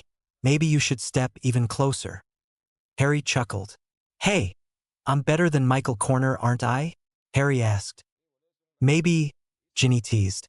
I haven't dated him yet, you know. Right, Dad's waving me over. See you when I see you. See you when I see you. Chapter 10 Connections. Harry spent the first 5 days at the Dursleys quietly, repressing his anger at the way they treated him. He did what Aunt Petunia told him to without a word. He didn't feel in top form yet. He was waiting for his magic to fully recover before doing anything. But it was hard. He remembered the years of abuse, this mistreatment, the neglect that he suffered here. For what? Why did the Dursleys hate him that much? On the 5th day, Harry decided that he had almost completely recovered. It was time to get things moving. There were 3 essential things that he had to do as quickly as he could. He had to get to his family vault, and he had to get rid of the infernal trace. As of now, this was his top priority. Number 3 was to warn Marco and Zemu about the traitors in their group, although he had no idea how he was going to go about it. For the first time since time traveling, Harry went into magical mode. The extent of his vision wasn't too far, but he could see a good 30 meters. There, the 30 meters was enough. A wizard, or witch, was sitting on the other side of the hedge that adorned the meticulous gardens that Petunia insisted on cultivating, or rather made Harry cultivate. His guard. He briefly wondered who Albus had sent. The poor man or woman couldn't be too happy, bored stiff more likely. It was a mundane life out here. There was no activity to observe. Harry forced his mind back to the matters at hand. He would speak to Nunok. He knew exactly how to handle the goblin. In the previous timeline, he had got to the point where Nunok had called him good friend. It helped matters that Harry had been making Nunok rich. The goblin helped Harry set up several ventures and handled a lot of the business for a fee, of course. The goblin was very good at what he did. Harry wore a plain robe and an oversized beanie. It would cover his entire forehead, and even if it was summer, nobody would look at him twice. Nobody would look at him at all. He did have his cloak. He morphed into a phoenix and flamed away. 0. The phoenix appeared in a narrow alley near Diagon Alley. He demorphed and threw on the silvery cloak. Harry swiftly made his way to the bank. Once inside, he withdrew behind a pillar and removed the flowing halo from his shoulders. He walked up to a counter and stood silently, waiting for the goblin manning, or is it goblining? Harry wondered in his head as he waited for it to acknowledge him. He had to wait all of 5 seconds. State your purpose. Harry James Potter, here to see Nunok Bentback. The goblin narrowed its eyes.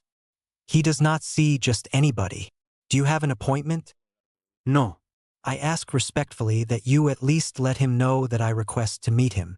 Harry's tone was polite, but not too polite. Firm. I will be sure to make it well worth his while. The goblin grunted and left the tall counter, returning within a minute. Harry hadn't moved. He didn't speak either. You behave well, the goblin said when Harry remained silent, standing patiently. Harry nodded, a genuine smile gracing his face. Another goblin spoke up from behind Harry. This way. Harry nodded at goblin behind the counter and turned to follow the second stout creature, who was waddling away on bowed legs. He was led to small room, just off the colossal reception chamber. Nunok was waiting. He rose to his feet and handed Harry a pin and a bowl. Harry took it without a word and pricked his thumb and pressed the digit against the bottom of the bowl.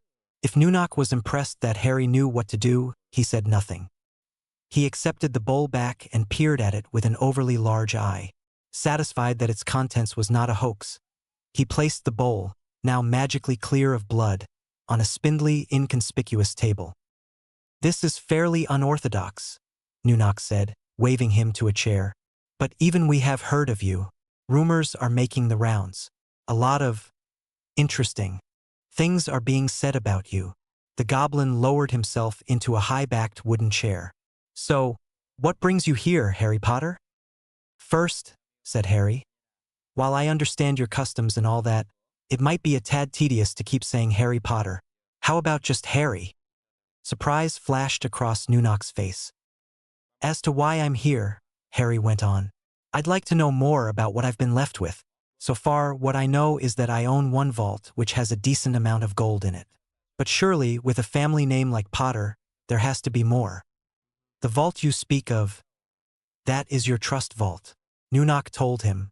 Harry left his face blank with no small amount of effort. Not failing to notice Harry's internal struggle, Nunok went on.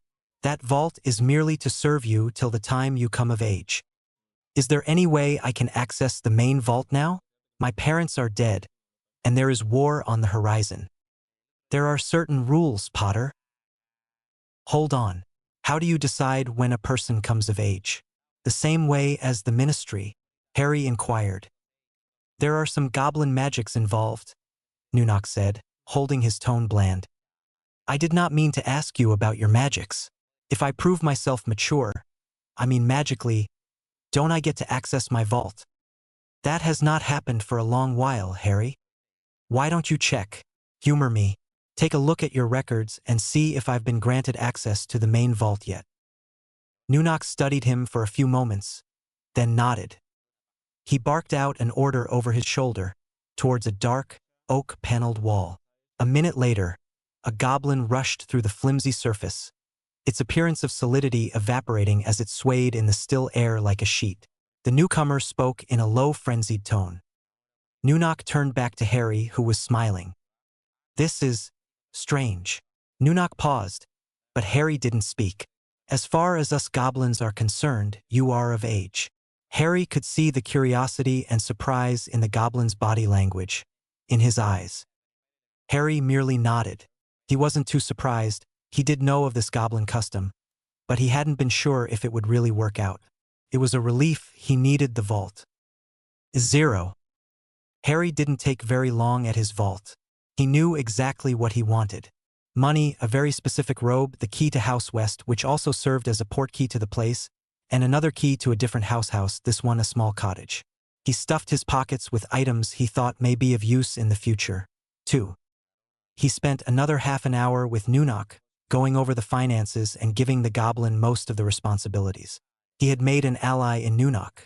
The goblin was happy too for his part. He was getting richer, and he now had jurisdiction over Harry's investments and businesses.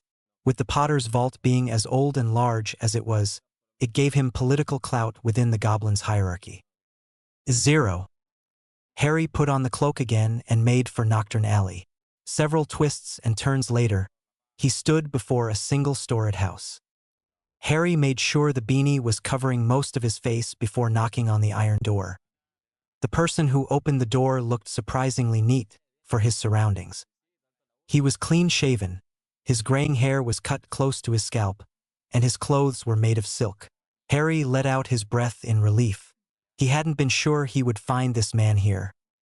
The man stared at Harry for 2 seconds, then made to shut the door. Danny, Harry said reproachfully, his voice muffled as he stepped in the quickly receding space between the door and the doorframe to prevent it from slamming. Patience. The man stared at him suspiciously. Who the hell are you? You can call me Jake, Harry told him. He held up a tiny bag that was bursting with coins and jingled it suggestively. Danny was almost friendly after that. Harry left the house within 5 minutes. Danny was a crook. He had access to all sorts of things, but most importantly, Harry knew he had a few of the small red stones that threw off the trace. It had taken a lot of gold to make the man even admit he had them, but in the end Harry got what he wanted. Harry got 2 stones. Danny insisted he had no more. He made sure he was not being watched, changed into a phoenix and flamed back to Privet Drive and sat down on the rough curb. Harry rubbed some of his blood on the stone and watched as the stone drew power from him to activate itself. The stone was classified as a dark object, but Harry didn't really care about that. To him, it was a tool. So what if it used his blood and his magic? He doubted 3/4 of the lawmakers in the ministry even knew such stones existed. He then placed the stone on a thin silver chain that hung around his neck. Trace? What trace? 0. It was still light when he made his way to the park and sat on the one swing that had escaped Dudley's attention. Now that he was looking for it, he could make out he was being followed. He went into magical mode to ascertain the position of his shadower, and then called out, "Why don't you join me? I could do with the company."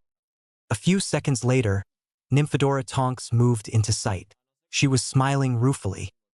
"Watch her, Harry," the magenta-haired witch said, walking up to him and ruffling his hair. You should be more careful, she told him. How do you know I'm friendly? If you weren't, I wouldn't still be here. I'm certain Professor Dumbledore has asked you to watch over me. And don't worry, you're not the first person I've noticed. In fact, you're better than the person that was here yesterday. Say, don't you people get bored round here? Tonks grinned and repaired a swing with a quick swish of her wand. She tripped on a piece of rubber protruding from the ground and stumbled against the rickety creation, trying to steady herself using the chains of the swing, which promptly broke once more. She landed in a tangled heap along with a pile of corroded metal chain links in the dust, her eyes bulging with shock. That broke the ice, and after the swing had been properly repaired for the second time, the two of them spent a good half-hour simply talking. Harry did not approach the subject of Voldemort, but rather talked of Hogwarts and Sirius while Tonks amused him with her metamorphmagus ability. Before he left, Harry told her that he probably wouldn't leave the house for a while, and they shouldn't worry about him if he didn't come out. 0. That night, he had made sure the kitchen was empty before flicking his wand at the dirty dishes. When he finished early, Petunia checked all the dishes again, but they were spotless. Harry fell asleep with a smile on his lips. He could act now. 0. Harry exploded at breakfast. He cooked quickly, using magic whenever Petunia wasn't around. He left to wash his hands, and when he returned to his seat, Petunia handed him 2 slices of bread and some hard cheese. She must have been feeling particularly vindictive. It was the first time these holidays that she had given Harry something else to eat entirely. He was normally given a smaller helping of whatever he had made. Memories flashed through his head when he saw the plate.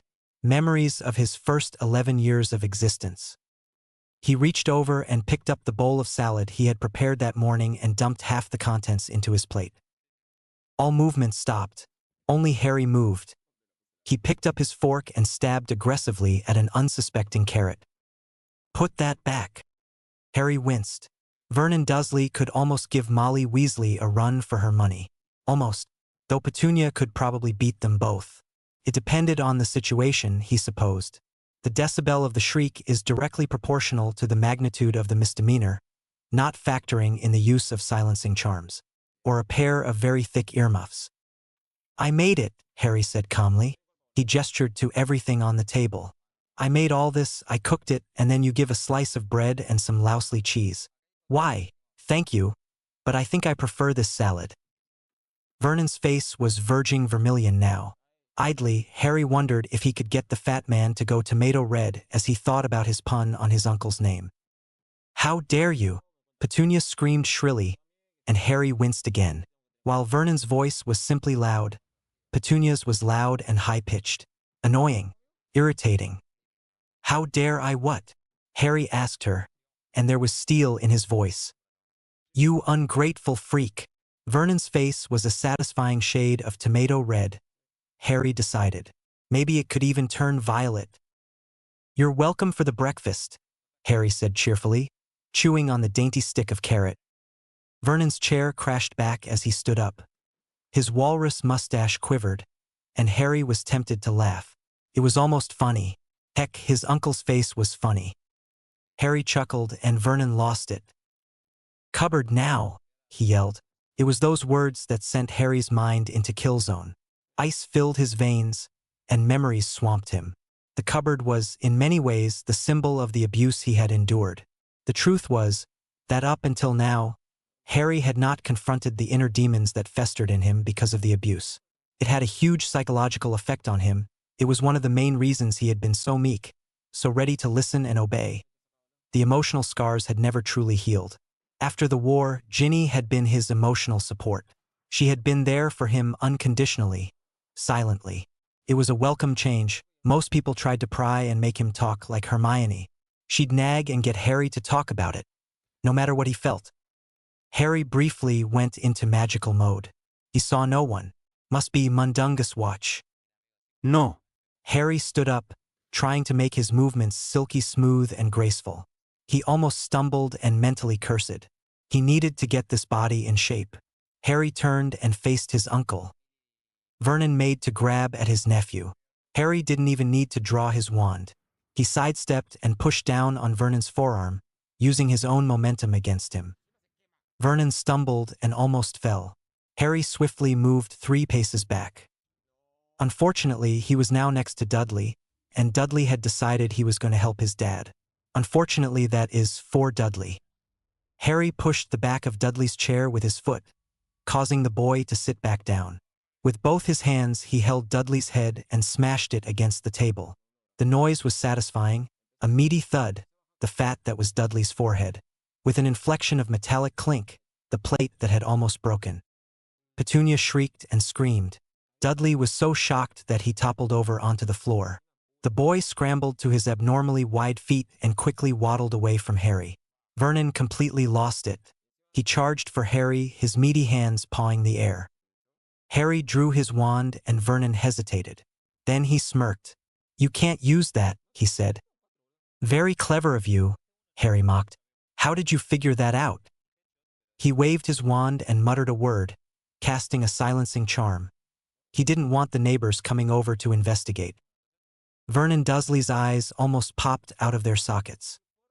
With a fearsome or not battle cry, the quivering mound of flesh charged. Vernon's jowls almost bounced, and Harry was reminded of a bulldog. He wondered what he had ever found intimidating in this bag of fat.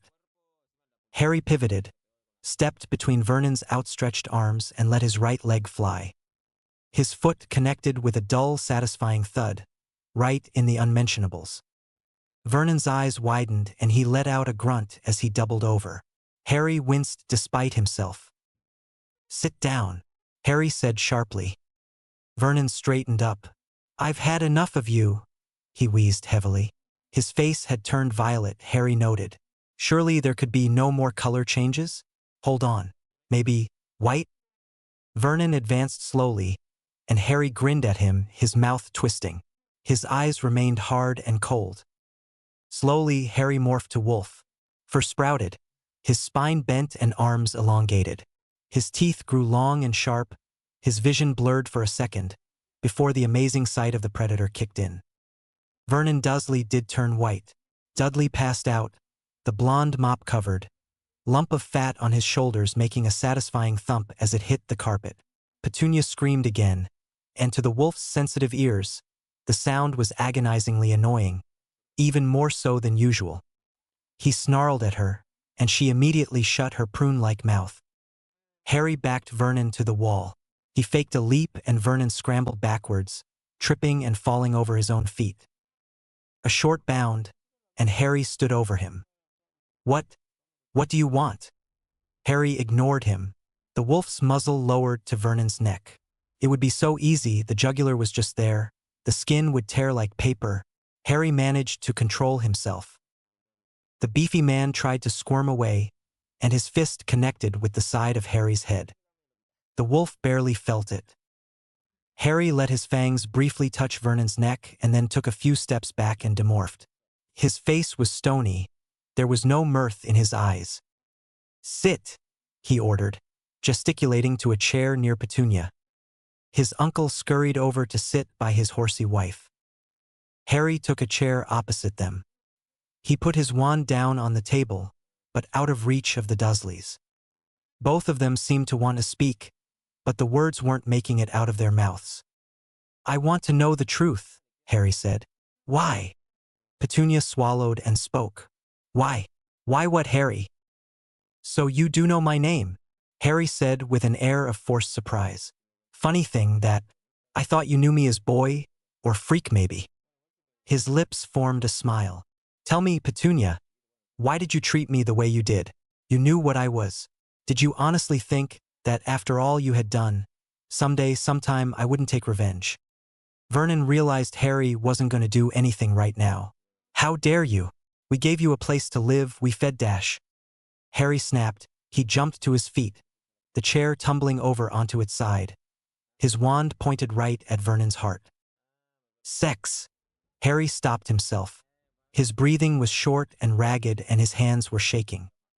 Wordlessly, he levitated Vernon out of the kitchen. He motioned to Petunia to follow them. He walked to the cupboard under the stairs and yanked it open and set Vernon down. "You call this a place to live?" he hissed. With a flick of his wand, Vernon flew into the cupboard. He barely fit in there. You call this a place to live? Vernon said nothing. Harry turned to Petunia. Did you really hate my mum that much? She loved you. She never forgot you. She always wished you could make up with her. And even if she wronged you, which she didn't, what had I ever done to you? When I was just 2 years old, you made me live in a cupboard. What did that 2-year-old ever do to you? You know what I am. Did you really think that I wouldn't want to take revenge? Ever? Petunia's lips quivered. Ah, Harry. Harry suddenly felt drained. In the other timeline, after a stressful day, he could go home to his wife and relax. There are few things better than going home to someone you care about, with no immediate worries on your mind. He didn't have this luxury now. He pocketed his wand and spoke quietly, softly. Never mind. You don't have an answer. He leaned against the wall. His voice was toneless. His eyes were on the floor. I should kill you, I really should. But I won't. I'll give you 2 days. In 2 days, I'll leave this place forever. The wards and protections placed on this house will fall. If you're still here, Voldemort will come here, and he'll torture you and kill you. Petunia knows who he is. Don't you, my dear aunt? He's dead. He's back. He took my blood and resurrected himself. I fought him myself. You just want the house, Vernon accused. Harry didn't care anymore. He had warned them that was all he was going to do. Do whatever you want. If he does hold you hostage, don't expect me to help you. As for wanting your house, the Potters are one of the richest families in Britain. What makes you think I want this place, with all its wonderful memories? Vernon stared at him, his mouth and face, and body for that matter, made perfect circles. But the letter, Petunia reminded him. She understood the danger Harry was alluding to. She knew if Harry left, they would have to leave as well, and for once, she found that she wanted the boy to stay. Harry made for the stair. Since when do you care about me? You can't just expect us to move out. Where will we go? What about my job? Hey, don't just walk away. Boy, it's your fault. You and your freakish parents. His voice was cut off at the sudden drop in air pressure. While her husband ranted, Petunia edged away from the cupboard. Her husband was set in his habits, bully the boy, and she didn't want to face the wizard's wrath. There was something different about him now. These past few minutes had shown her another side of Harry Potter. Harry took deep, shuddering breaths, desperately trying not to curse Vernon. But there was no argument, there was no good reason not to tear him apart and cause him pain. He wandlessly shut the cupboard, silenced it, and sealed it. Either they would break the door down with physical force, or Vernon would stew in there for a few hours till the spells wore off. At least 6, Harry presumed. He went to his room and sealed the door, throwing himself on his bed. His body was shaking, and for an hour he just lay there, letting the anger and hate go, trying to purge his body, mind, and soul of the Dursleys. He was far too worked up. His head was pounding, his emotions running haywire. What he really needed was somebody to be there for him, but Harry was far too used to suppressing his hurt. He briefly thought of Ginny, then dismissed the idea. Harry packed quickly and efficiently, leaving nothing behind that was of value to him. All of Dudley's hand-me-downs, except what Harry wore, were strewn on the bed. He didn't need those. He made sure everything he wanted was there, and then took the key to Potter Place and activated the portkey. 0. The house elves of Potter Place were ecstatic to see him, and within an hour, Harry had settled down at House West. This was home. He would visit Privet Drive again the next day, just for a few minutes. And then, when the 2 days were up, he would never stay there again, and as soon as that happened, the wards would fall. At about 12:30, Harry dressed, pulled on his beanie, and called the main house elf. Diffit was like his butler, as while the other elves tended to chores around the house, only Diffit served him personally. Diffit. Yes, master. I'll be going out. Expect me back at about 4. I'll be eating out, so don't worry about lunch. 0. Harry flamed to London.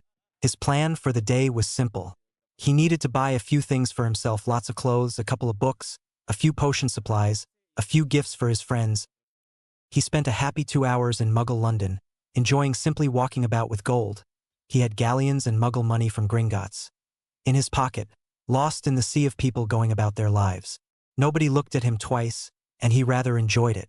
When he sat down in a crowded Muggle food court for lunch, he stared at the plate in front of him for a whole minute, worshipping the cheesy, warm delight that was pizza. Reverently almost, he tucked in. Next, he spent another hour at wizarding shops, but he had to be more careful there. It was nearing 3:30 when Harry arrived back at House West. He gave Diffit his bags for her to put away and went for a shower. Harry showered, napped for an hour, did a few exercises. Right now, all he could do was a few. That would change with practice. He then changed, slipping into his more powerful self as he donned his darker robes. It felt good to put on his shadow cloak. It made him feel safer and more sure of himself. Immediately, his mindset slipped into the one that Death Eaters feared. Another half hour was spent in making adjustments, adding a few charms, and setting up his invisibility cloak. It was now a thin wristband on his left hand. He only had to pull at it and it would spring out and cover him. The sticking charms would activate. When the hood of the robes were down, the robes were plain black. When he raised the hood, the shadows crawled over his face and the enchantments activated. His eyes glowed blue. Diffit was watching him critically. Harry didn't need to charm his voice. The robe helped distort his voice and made it unrecognizable. Under the shadows obscuring his face, his voice was raspy and had a hissing inflection. Like everything else, the voice was scary too. He would have made Bruce Wayne proud. He didn't need to even pause for breath to achieve the effect. "What?" he asked Diffit. "Don't you like it?" "No, Master Harry," Diffit said. "It is not becoming of you to dress like that." "Thank you," Harry said, admiring his reflection in a mirror. "You know, Diffit, you're like my Alfred Pennyworth." "I'm afraid I don't understand, Master Harry." "It's from a Muggle comic, The Caped Crusader, Batman. Hermione gave me these bunch of Muggle comics. In many ways I can relate to the Batman. In fact, those comics have given me several ideas." He noticed how Diffit was looking at him. "Never mind." 0. Harry had covered the walls of Skeeter's cage, so she couldn't see out. He took the box, morphed into a phoenix and flamed away. The phoenix reappeared at the Shrieking Shack. Harry cast a few cleaning charms, as an attempt to remove some of the resolute dust, to no avail, then arranged 2 chairs facing each other and pulled his hood on. He removed the wrapping from Skeeter's box and opened it, letting her fly out. He pointed his wand at the beetle, and a second later, Skeeter stood there, looking rather disheveled. "You cannot apparate," Harry told her. "I've warded this place, you can't go anywhere. Now sit, I won't hurt you." Rita Skeeter was extremely frightened. The figure in front of her was undeniably scary. The blue eyes glowed eerily at her. The voice sent tiny shivers down her back. She swallowed and sat down. Her fingers edged towards her wand. "I told you, I won't hurt you. You don't need your wand." You're with the Granger girl. She gave you to Harry Potter. I took you from him," Harry told her. He took a breath and continued. "I wish to do business with you. I'm interested in getting the truth to the masses. You want juicy stories. We can help each other. Are you giving me a choice?" Harry chuckled. No. "What do you want?" "I'm willing to offer you information about what's really happening. I want you to write articles about what's happening, the truth. The Daily Prophet will probably ban you after your first few pieces, but the Quibbler will publish whatever you have to say." "The Quibbler? You kidding me?" Harry picked up a small bag near his chair. He tossed it to Rita. "That's 30 gold galleons. I'll give you 75 for every article you publish. You could retire by the end of the year." "What exactly do you want me to write about?" Rita's smile was crooked, like her eyes as they slanted, thinking of the possible fortune she could make. "I'm going to tell you what happened to Harry Potter the night of the 3rd task of the Triwizard Tournament. I'm also going to give you some information about Sirius Black. As time passes, I'll try and give you more information about the shadier deals within the Ministry. The bribery, the corruption. Fudge is a fool and a weakling. I need him gone. I'll try and get photos and papers, any evidence I can find." Skeeter's inner reporter was hooked. 0. 20 minutes later, Harry finished talking, and Skeeter finished asking questions. That's a lot of information, but there's one thing you haven't considered. My safety. I have a cottage. I can give you a port key to the place. It's a nice house, you'll like it there. And it's very safe. Look, please don't be too aggressive. I mean, go ahead and attack Fudge, attack the Ministry, do whatever you can for Sirius Black. But tread carefully when it comes to Voldemort. I don't want you dead. Listen to me, Skeeter. Sooner or later Voldemort will come out in the open. It's a matter of time. Just because you're a reporter does not mean you'll be allowed to live however you wish. You're a half-blood. Things won't be too good for you, even worse for Muggleborns. Do Britain a favor and do this. Voldemort is not good news for me, the common man, or you. Appealing to Skeeter's goodness was a long shot, but Harry tried anyway. Rita considered briefly. You have a deal. Can you give me any information about Potter's private life? If there's anything in your articles that portrays Potter or Dumbledore or any of his friends in bad light, you're finished. This is your only warning. Harry leant back. Potter is dating the youngest Weasley. They're extremely happy together. I'll have you know, I'm upset about what you wrote about his Muggle-born friend. Rita cocked her head. Are you Harry Potter? Harry laughed. Good night, Rita. I'll see you soon. How do I contact you? You don't. I'll find you when I need to. He stood up. Change into your beetle and get into your money bag. I'll drop you off at Hogsmeade. Can I get a name? She asked. What do I call you? I'd like to have a name of some sort for my source, rather than just say, my source all the time. Harry was grinning underneath the shadows covering his face. Call me Merlin. Chapter 11 deals. Harry's night's work didn't stop after dropping Skeeter behind the Hog's Head. He flamed away once again, appearing in the sleepy district of Ottery St. Catchpole. A short distance away, rising out under the pale sliver of moon hanging drunkenly in the midnight sky, grew the eccentric outline of the rookery, the house of the Lovegoods. Harry morphed to hawk and rode a thermal into the cool night sky, his wings barely needing to beat as he spun into the dark blue abyss. 0. Xenophilius Lovegood had just tucked his daughter into bed. He was now poring over an article for the upcoming edition of the Quibbler, a detailed analysis on how to catch fiery fruities. He was in two minds whether they preferred to infest oranges or apples. Harry flew through the front yard and settled down at the front door. He demorphed and knocked. Xenophilius Lovegood wasn't expecting anybody to come over. He descended the iron spiral staircase and strolled through the kitchen, pausing to straighten one of Luna's newer paintings. He drew up short when he saw the figure outside. Immediately, Xenophilius drew his wand and pointed it at his visitor. I'm sorry about the costume. I just want to talk. Harry tried to keep his voice peaceful, but the robes didn't allow for that. Excuse my voice. Move back, Xenophilius decided. He stepped past the porch and shut the door behind him. First, I need to know your opinion on the rumors surrounding Harry Potter and Voldemort. Xenophilius licked his lips uneasily, unsure which path to take. He didn't want this dangerous-looking person upset with him. Harry let his own wand fall to the ground to show he meant no harm. The older man seemed to calm down. My daughter believes Potter, and she thinks you know who is back. I believe her.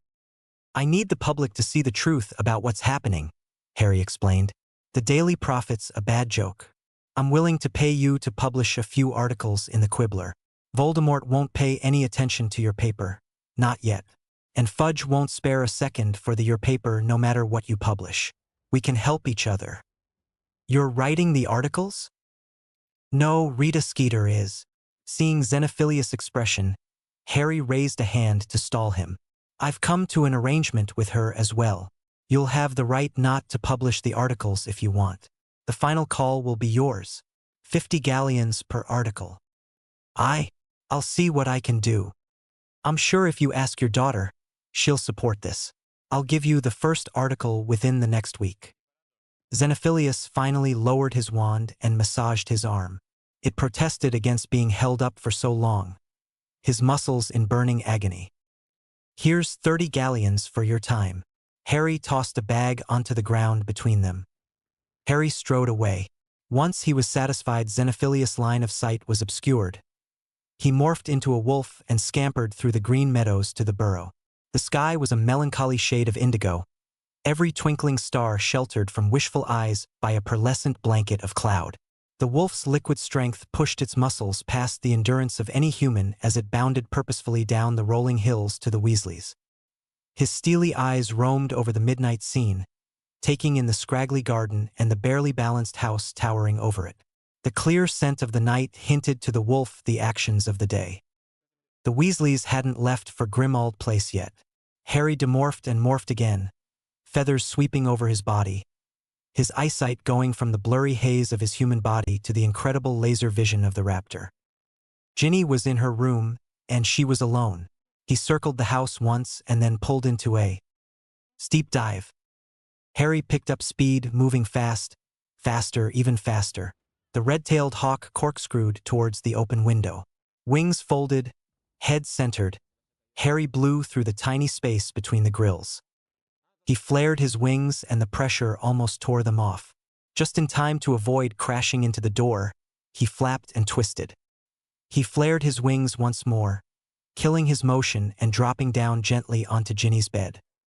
He demorphed, his heart thumping with adrenaline coursing through his body at the incredible flight. Ginny was torn between telling him off and welcoming him. Harry winked at her and she moved into his arms. "Hey," she whispered. "It's so good to see you. Meet me behind your dad's shed. I'll fly down there." Ginny nodded and exited the room. Harry morphed hawk again and glided down to their rendezvous. He demorphed and waited for Ginny. They embraced each other, and Harry held onto her tightly, unwilling to let go. Tears threatened to fall from his eyes. Ginny felt his agitation and squeezed harder, her hand gently rubbing circles into his back. He finally drew away, and the two of them sat down side by side silently on the overgrown grass, leaning against the side of the shed. Ginny took his hand and squeezed gently. "I almost killed them," Harry whispered softly, his eyes trained on the ground between his feet. He didn't need to tell her who he was talking about. Ginny's thumb traced smaller versions of the circles on the back of his hand. She scooted closer and her arm slipped around him. "You didn't see me, Gin. I was about to kill him. I was going to use Sectum Sempra, and I was aiming for his neck. It was so close." "And you think this makes you evil or something?" Ginny asked him. Harry made to speak and she cut him off, her voice harsh. "No, Harry, you listen to me. Those vile hell animals show more compassion. The Dursleys deserve anything you could to do them. And the thing is, you didn't kill him, did you? You stopped yourself. You let them go. Most people in your place would have tortured and killed them. After all they've done to you, you're still a sweet, loving guy. You've managed to keep your morals. You're still the same person I fell in love with, and that won't ever change." Harry's put an arm around her and laid his head on her shoulder. "It kind of reminds me of the Alewai massacre," Harry whispered. "I was so out of control." 0. After Voldemort's base had fallen, there were a group of 15 witches and wizards who decided that they would cause as much mayhem as they could. Their acts were unspeakably cruel, beyond imagination. Muggle villages were plundered and left in flaming ruins. An informant had managed to tell Harry about an impending attack on the tiny outpost of Alewai. There was no time to call in backup. Harry sent a Patronus message and went in alone. He used his hawk morph to get close in, landing in a backyard. Screams of terror and cruel laughter had punctuated the air. Harry had pulled up his shadow robe's hood and activated the cloak of invisibility. When he crept around the house, his stomach revolted. A wizard in Death Eater garb was using the Imperious Curse, causing husband to turn on wife. The lady was terrified. She had no idea why her husband was attacking her. As he looked around, he saw more such acts, and then some even worse. The small clearing was full of people, completely at the mercy of the Death Eaters. It was the first time Harry had carried out a systematic killing. He usually aimed to maim and bring down, but never to outright kill. This incident changed all that. His invisibility cloak coiled up into a wristband. The holly wand clasped in his left hand, the elder wand gripped in his right. No coherent thoughts moved through his mind. His face was expressionless under the shadows, and the blue eyes glowed fiercely. Harry rolled around the side of the building and let loose. The nearest Death Eater's eyes widened in shock as a cutting curse blew through his neck. The Death Eater, who had been laughing at the Imperious couple, had a second to register the man in front of him.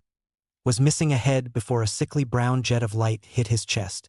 The bone breaker cleaved his skull, instantly killing him. Another fell to a blasting hex before the remaining Death Eaters noticed what was happening. It was over within a minute. The Death Eaters couldn't get a single spell to hit their assailant.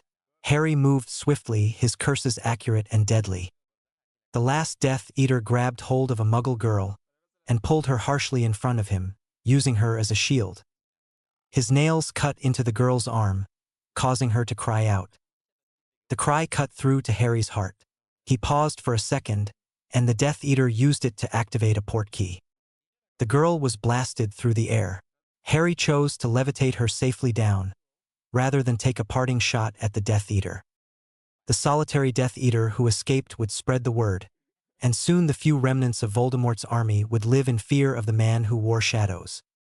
Harry's colleagues found him curled up on the ground in the center of the clearing, his hood down and face exposed. The boy who lived didn't say a word. One of his friends picked him up gently and took him home. He explained to Ginny what had happened. It was a few hours before the glassy look left Harry's eyes. She helped him to come to terms with what happened. Only Harry, his wife, and a few of his colleagues even knew about the incident. Not even Ron or Hermione knew. The people of Alewai forgot all about their savior. A team of obliviators saw to that. Zero. Don't be an idiot, she said. There's no comparison. Harry sighed. That had been a turning point. Thanks, he said softly. She smiled warmly at him. The smile turned into a frown as she finally noticed what he was wearing. What have you been up to? She asked him. Harry raised an eyebrow. You're wearing your shadow robes, she told him pointedly. Oh. Harry told her what had happened that day. Ginny massaged his shoulders as he spoke, and the tension drained out of Harry. He finished his tale and produced a small red stone. He gave it to her. Is this? Yeah, you put a drop of blood on it and wear it around your neck. I have a small chain as well. Here you go. What about Ron and Hermione? She asked. I told you my contact only gave me 2 of these. You're the most important person in my life, so I'm giving it to you. She pocketed the stone and the chain. Thanks. So, what did Molly say about you dating me?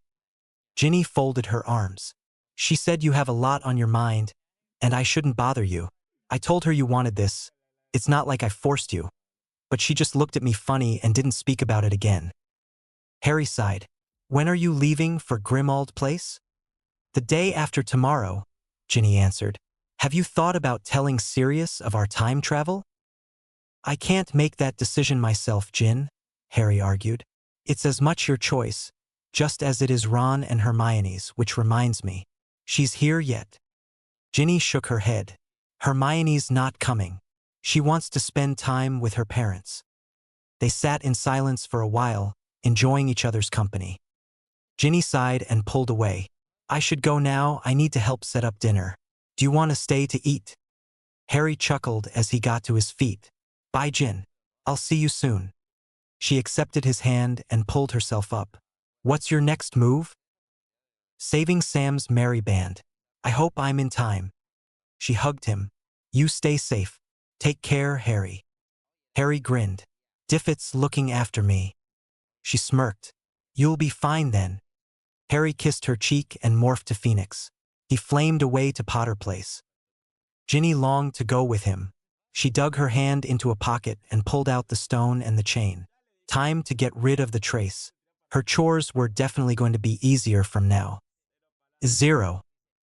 Harry almost collapsed as he demorphed. Immediately, Diffit fawned all over him, clicking nervously. Master Harry! Master Harry! Harry raised a hand to stall her. He took a few deep breaths and pulled himself wearily to his feet. I'm tired, he explained. He had morphed too many times in just a few hours and his body was protesting. He fought down the urge to retch and made his way to the dining table. He quickly downed a glass of milk and a croissant, eager to get to bed. "Master Harry needs anything else?" Diffit asked. Harry smiled warmly at her. "Thanks, Diffit, but I don't need anything right now besides rest. I really need to sleep." "Then Master Harry must go to sleep," Diffit insisted. "Yeah, he will." 0. Harry stared moodily at his plate of scrambled eggs and sausages. He stabbed one of the chunks of meat and dragged it around. His night could have gone better. A nightmare had woken him up, and without Ginny there to alleviate it, he had to resort to a dreamless sleep potion. There were only 3 more vials left. Harry resolved to go and get some more as and when he could. "Master Harry is not eating," Diffit remarked sternly. Harry punctured another piece of sausage. "No, he's not. Master Harry needs to eat." Harry nodded in agreement. His body was undernourished and scrawny. At least there was wiry strength in his arms, born from the labor he had done at the Dursleys. He took a swig from a glass of orange juice and turned his attention to his plate. 0. Harry did some exercises and ran around the grounds of Potter Place. He spent 1 hour working out and he vowed to spend an hour every day to get himself in shape. The best defense is to dodge, and Harry had to have his body in optimum shape for that. He spent another couple of hours going over the plans of Potter Place with Diffit. He wanted to make a few changes. He definitely wanted his meditation room and he needed a gymnasium. He took the rest of the morning off, simply lounging around, taking a long, luxurious bath. Then he got to work. He wrote 2 letters, one to Luna and one to Neville. He wanted to keep in touch with them. He regretted never taking the time to send them letters the last time around.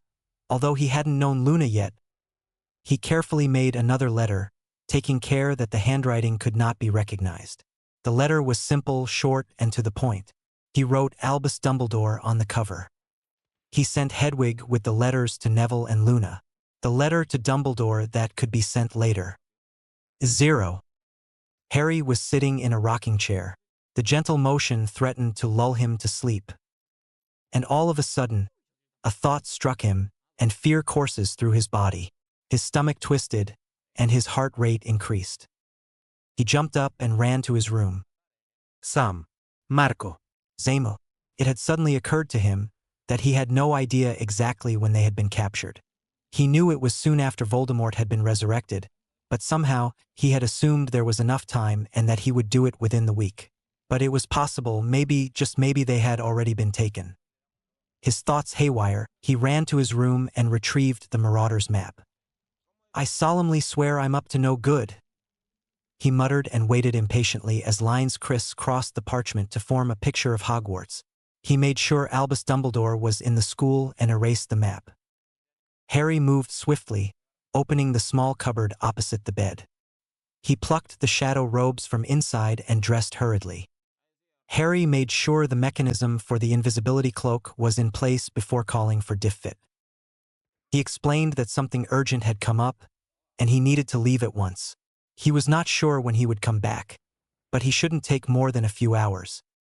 If he hadn't returned within 3 hours, she was to go to the burrow and inform anyone of Ron, Hermione, or Ginny. That done, he morphed Phoenix and flamed away. 0. The Phoenix appeared in the trophy room, off the Great Hall at Hogwarts. Harry pulled his hood up and activated his invisibility cloak. He consulted the Marauder's map. The headmaster was in his office. With quick steps, Harry traced the path to Dumbledore's office. He had chosen to go to the headmaster because he didn't know if he could find Sam himself. They would have taken precautions against being found. Dumbledore would know where they were. The gargoyle almost defeated him, but he finally struck gold at Batty Bananas. Shaking his head at the password, Harry ascended the spiral staircase. 0. Albus Dumbledore was deep in thought. The events of the past year did not bode well for the world, but he knew it had to happen sooner or later. In the end, it all came down to 2 people, Harry and Voldemort, Voldemort and Harry. His musings were cut short. Someone had knocked. Enter, he called out. Albus would later decide that the man who entered was rather short.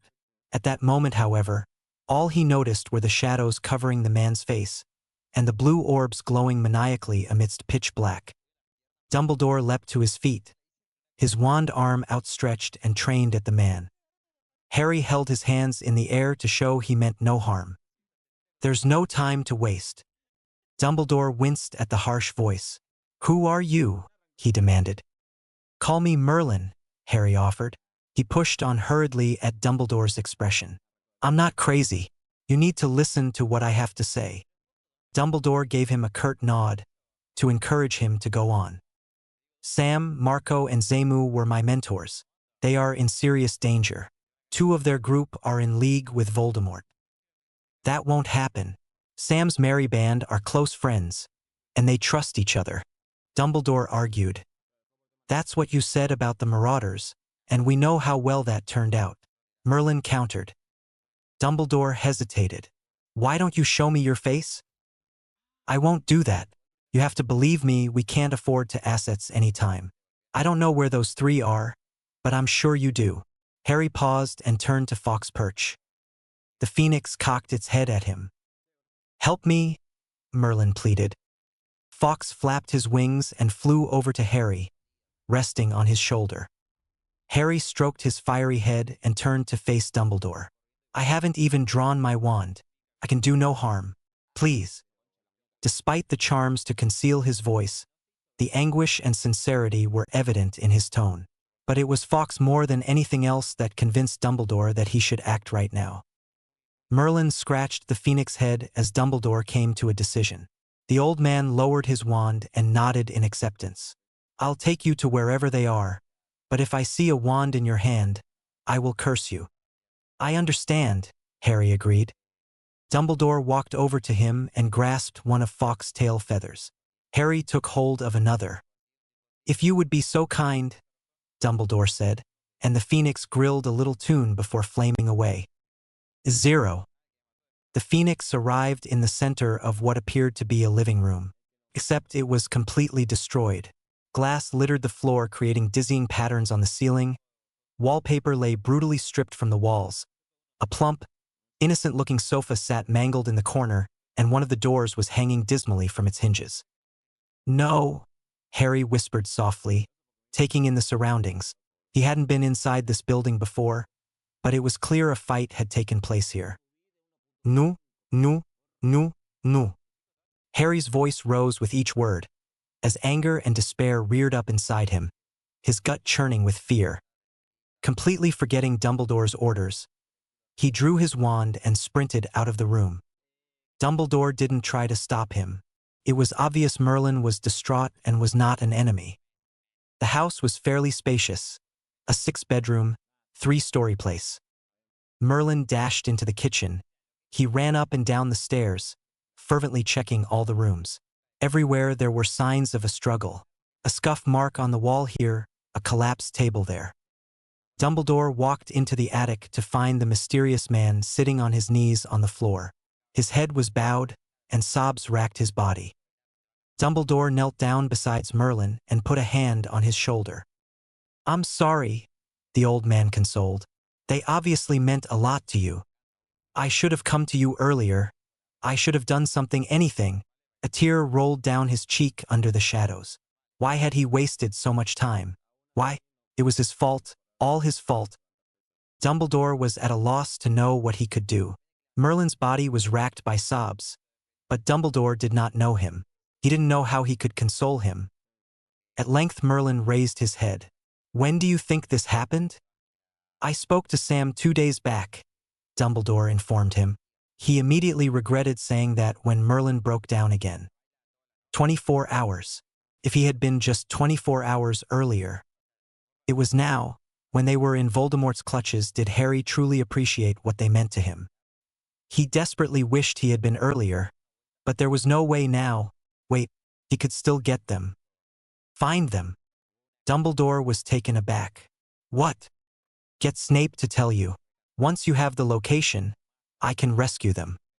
Dumbledore drew back, his wand once again pointed at Merlin. You have a lot of information. I know a lot more than you could imagine. Merlin lifted his head to see the Elder Wand trained on him. He shook his tiredly. I'm not working for Voldemort, and I'm not going to go around blurting secrets.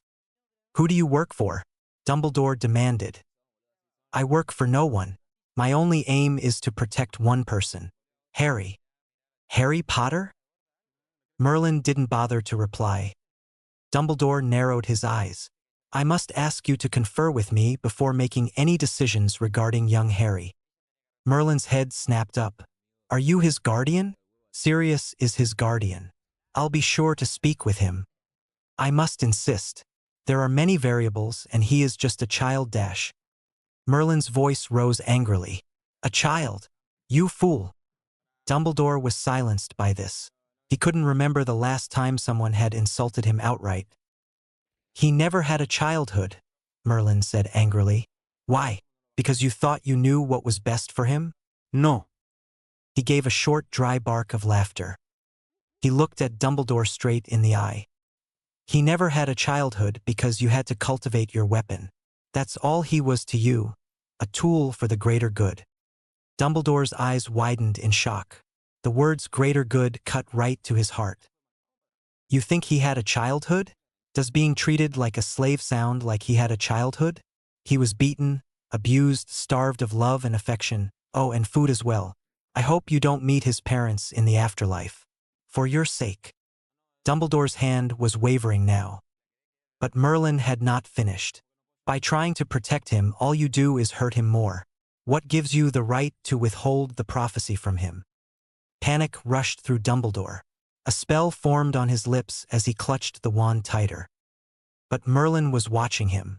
He rolled to a side and a red jet of light passed by harmlessly. Enough! He roared. Dumbledore's wand was still trained on him, but there was guilt in his eyes. Exactly what do you think of yourself? Merlin hissed.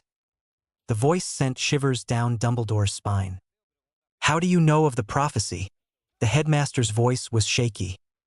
Don't ever try to hex me again. And don't go around thinking you can do whatever you want. You've made enough mistakes for a lifetime. Hasn't your past taught you anything? It was a low blow, but Harry didn't care. Dumbledore understood what Merlin was referring to. His face showed his shock and sadness. His wand arm dropped and Dumbledore sat down abruptly. How? How do I know?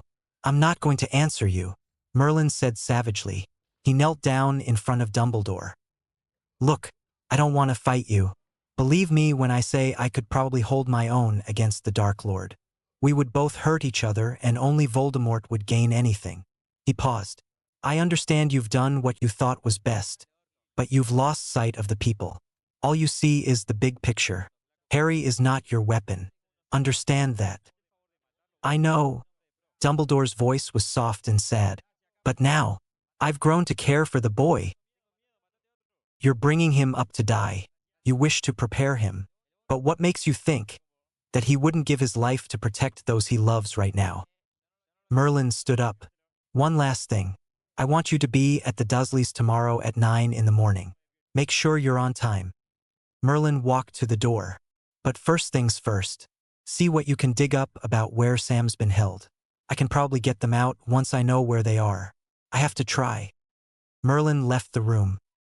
Dumbledore didn't hear the front door slam. The old man just sat there with his head bent, reflecting on what Merlin had said. 0. Albus Too Many Titles. Dumbledore sat in his office, his mood pensive and thoughtful. There was a new player now, that was for sure. He had shocked Dumbledore with the vague hint to his past. Otherwise Dumbledore might have tried to force him to reveal himself. It was too dangerous. At the very least he had to know who was it beneath the shadows. At the earliest opportunity, Dumbledore would capture the man who called himself Merlin. He unwrapped a round piece of chocolate and popped it into his mouth. Honeyduck's warty chocolates. There were few things that tasted as good. His mind turned to Harry. Merlin had hinted, no, asserted, that Harry had had a bad time at the Dursleys. What the masked man had said about Harry being a weapon, it was not untrue, but Albus had grown to care for the boy. He really did care for Harry. Sam's merry band. Albus decided to speak with Snape about Voldemort's prisoners, even though he thought it was a lost cause. They couldn't storm a protected Death Eater safe house and rescue prisoners. The price would be too high. Merlin had told him to go the Dursleys tomorrow. He would be there. Sighing, he reached for another piece of candy. They were rather addicting. 0.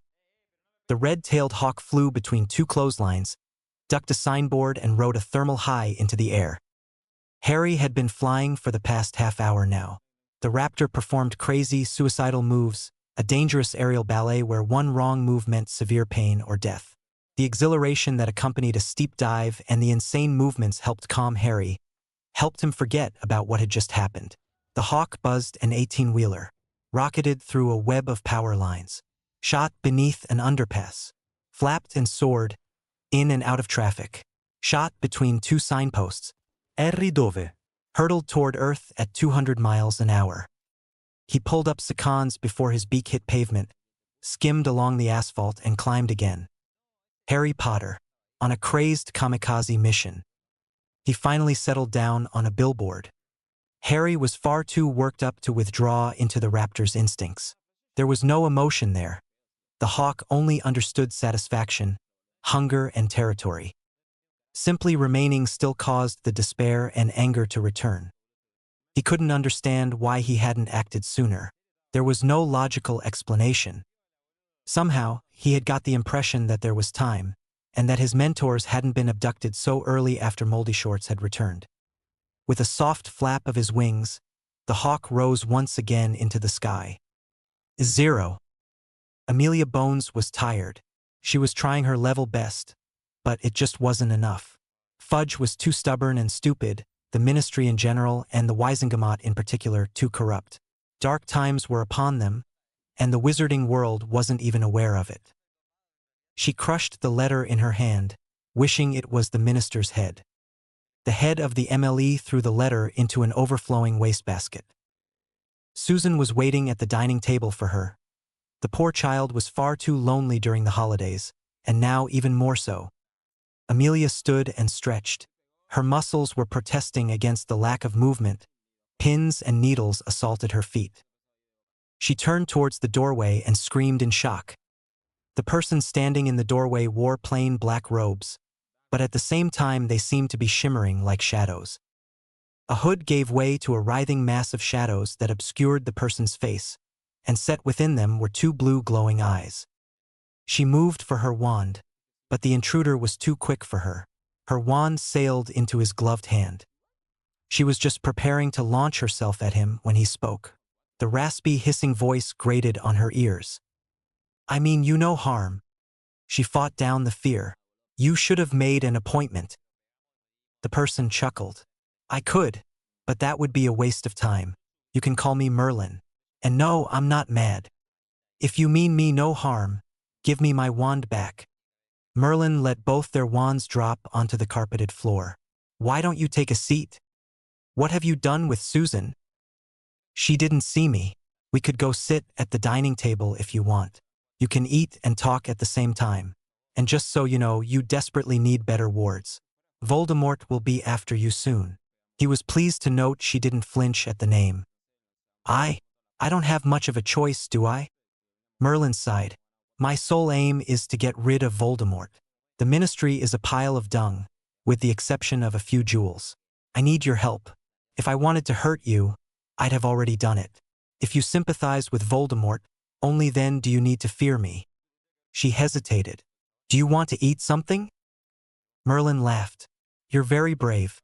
Underneath these robes, I am a person after all. But many see this outer appearance and try to get as far away from me as possible. I'll listen to you. Can I have my wand?" Merlin bent and picked up their wands. He tossed her wand to her. "Just don't hex me." "I'll try not to." 0. Amelia decided she didn't want to eat and talk at the same time. Her uninvited guest sat in a sofa opposite her. She had sent Susan away, not wanting her to see Merlin. "I'm a bit curious," she ventured. Merlin paused, the cup of tea halfway to his lips. "How are you even drinking that?" Merlin laughed. "The shadows covering my face are not substantial. It's a bit like smoke. But if you were to touch it, it would burn you. I'm wearing this robe so I can ignore it. Amelia gave him a small grin, then straightened. She looked at him expectantly. Merlin set his cup of tea on the quaint table separating them. First of all, I want to tell you 2 stories. Both are 100% true. They concern Sirius Black and Tom Riddle. Bones raised her eyebrows questioningly. Tom Riddle, a half-blood, more commonly known as Voldemort. Don't be so surprised. Who names their kid Voldemort? 0. It took Merlin 20 minutes to recount what had happened over the course of the past 2 years. I'm inclined to believe you, she said slowly. The boy Harry. He's had a tough time of things. Underneath the shadows, Merlin chewed on his lip. It would certainly seem so. Amelia leaned back. So where do I come in? For now, it's simple. I need some names. I haven't had much time to think things through. You're the only ministry official I felt safe approaching. You don't seem corrupt, and you're fair. Whose names? I need the names of more people like you. So far, I've decided there's Arthur Weasley, Nymphadora Tonks, and Kingsley Shacklebolt. But they don't have very high positions. Kingsley's word carried a bit of weight. But I want more. Give me the names and positions of people you can trust, people who can't be bribed, people who are willing to do what's right. Right now. No, take your time. Write it out. That's easier for both you and me. I'm afraid the list won't be very long, she said wryly. Unfortunately. However, I need another list, and I believe that list will be plenty long. She studied him, wishing she could see his face. What do you want? I want the names of those who are aligned with Voldemort. Just keep an eye out and see who pushes for Malfoy's propositions. See who argues for motions that will help him. Lucius Malfoy will be at the top of that list. Include those who he has bought off. That means Fudge as well. Include people like Dolores Umbridge, 2 bigoted idiots who live to see other people wallow in misery. I plan on making life miserable for them. It wasn't a hard decision for the head of the DMLE. I'll do it. I'm Glo. Here's a list of people who are definitely Death Eaters. They work for Voldemort and Voldemort alone. Amelia took the list and gave it a brief glance. Good heavens. More like hell, Merlin commented dryly. But the sentiments remain the same. Oh, I almost forgot. Could you keep an eye on Umbridge? I'm very sure that she is planning to set a couple of Dementors on Harry Potter on the 2nd of August. What? Merlin assured her it was true, and the witch agreed to try. Now I've stayed too long. I really must get going, Merlin said as he stood up. Amelia stood up as well. I hope you enjoyed the hospitality. I did, Merlin said. One blue eye suddenly went black. It disappeared for a second before returning to normal. She reared back, disgusted. What was that? Merlin laughed. I winked at you. That was creepy. I know. 0.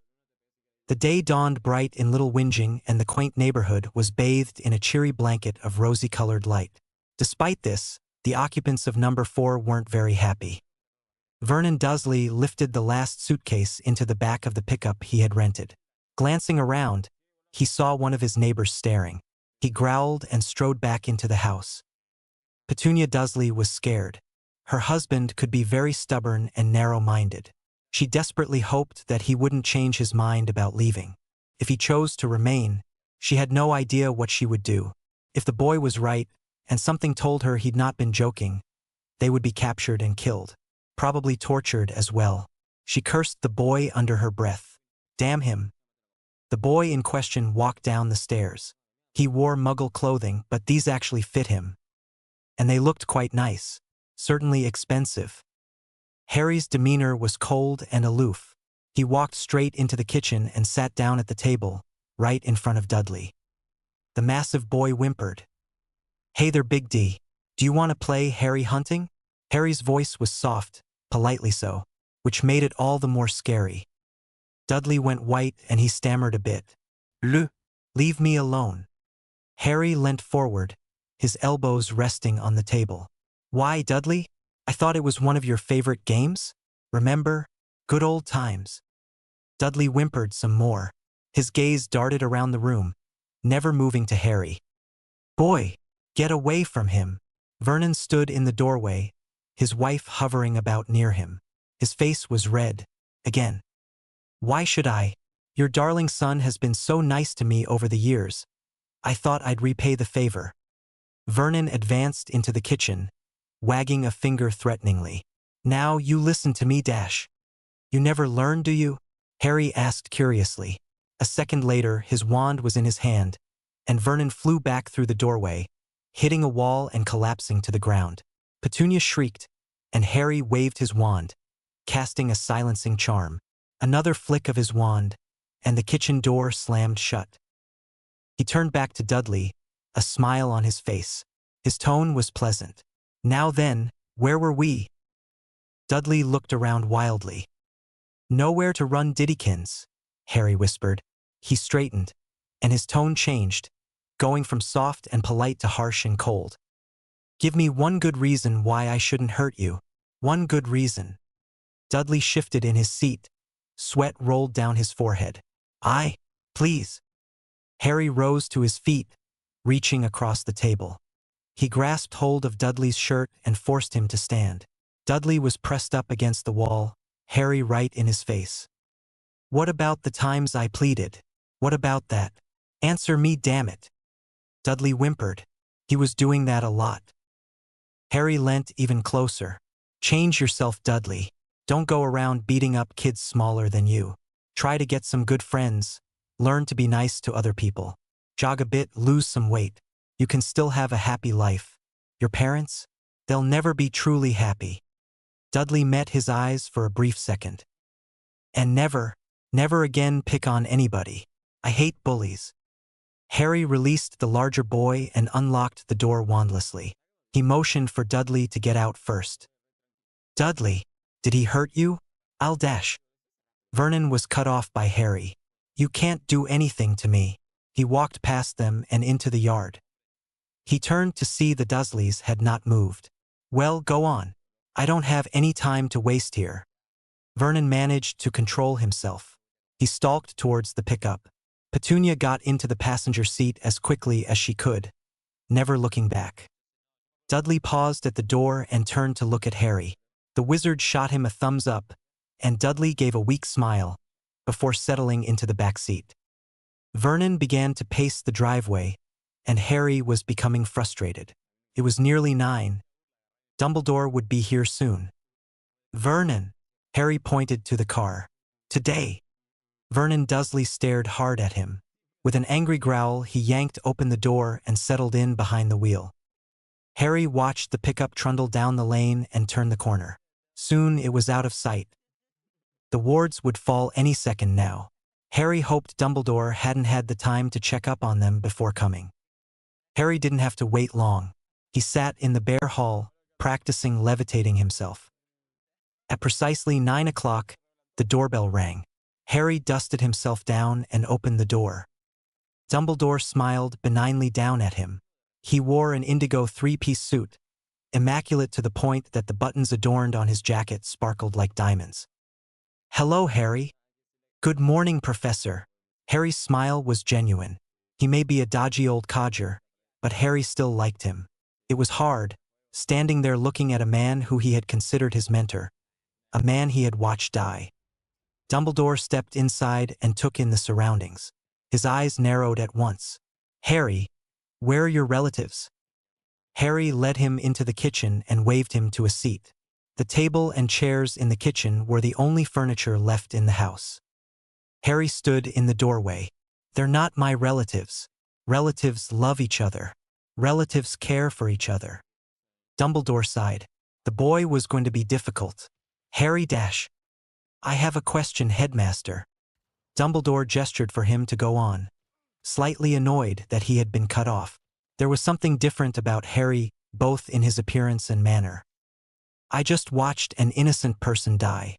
I was recently tied to a gravestone. My blood was taken to resurrect our dear friend, Tom Riddle. It was beyond terrifying.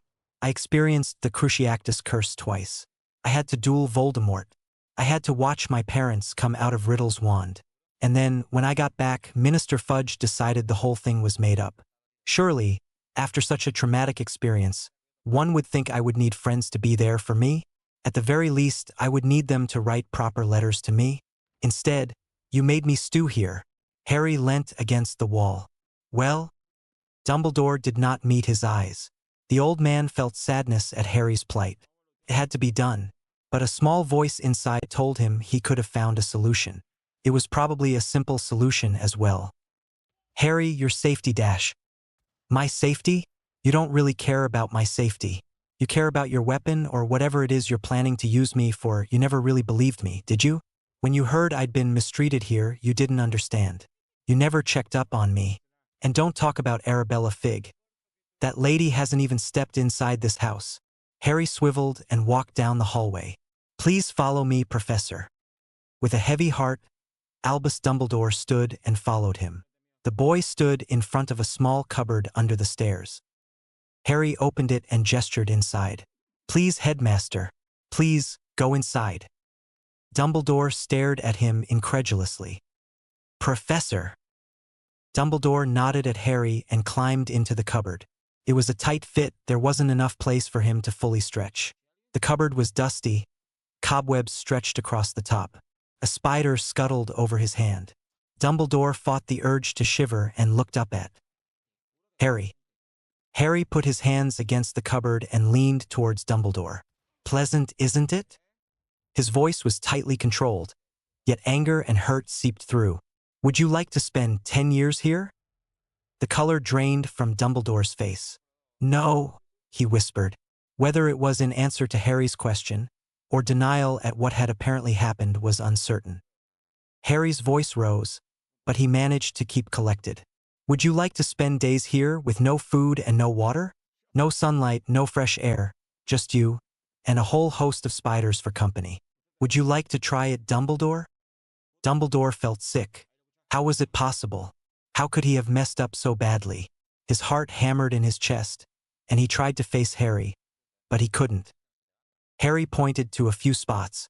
That's blood, Dumbledore. Mine. Tell me, is this what you meant by blood wards? Is this protection? Dumbledore shut his eyes. Harry! Nothing you can say can bring back those years, Dumbledore. You've robbed me of a childhood. Harry hissed furiously. There's nothing you can do about it. Nothing. Dumbledore's lips were moving, but no words came out. Harry spoke again, his voice softer. We can't do anything about the past, but we can do something about the future. This place is no longer my home. The wards have fallen. For security reasons, I cannot give you the address of where I'm going to live. I'm going home, Dumbledore. My true home. Potter Place. You can't find it now.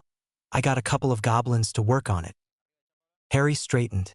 Dumbledore's eyes were still closed. Harry, Voldemort. You haven't been honest with me about that either. I'm willing to try and put everything behind us, but you have to trust me. Let me make the choices for myself. I'll be in touch via Owl. And I'm not requesting. It's take it or leave it. Dumbledore finally turned to face him. Harry offered him a hand, and the headmaster took it and pulled himself out. Harry, I dash. Were you listening to me? What's in the past is in the past. You can't apologize for it, so let's move on. You can live with Sirius, Dumbledore said softly. Your friends will be there. Tell me the address. The headquarters of the Order of the Phoenix can be found at number 12 Grimmauld Place, London. I'll keep that in mind. Have a good day, Professor. Don't stick around for the Death Eaters to arrive. Harry, how will you dash? The Potter family owns several house elves. Between them and the night bus, I'll be fine. Harry moved close to Dumbledore. Professor, all I want is for Voldemort to be gone, and to then settle down with Ginny and have a family. If I have to die so others may live, I will do that. Let's work together to finish Voldemort one way or another. Dumbledore nodded weakly. Professor, you have to trust me to take care of myself. I'm not a child, you saw to that.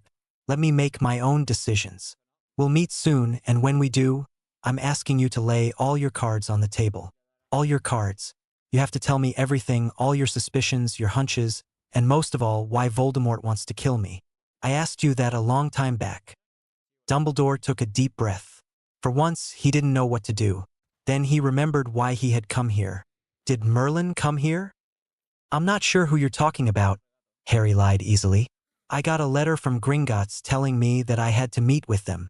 They showed my true family vault. I decided to live in my ancestral home. Then I got a letter telling me you would be coming here. It urged me to show you what I've been dealing with, and that's when I decided, from now on, I control my life. The second letter was signed Merlin.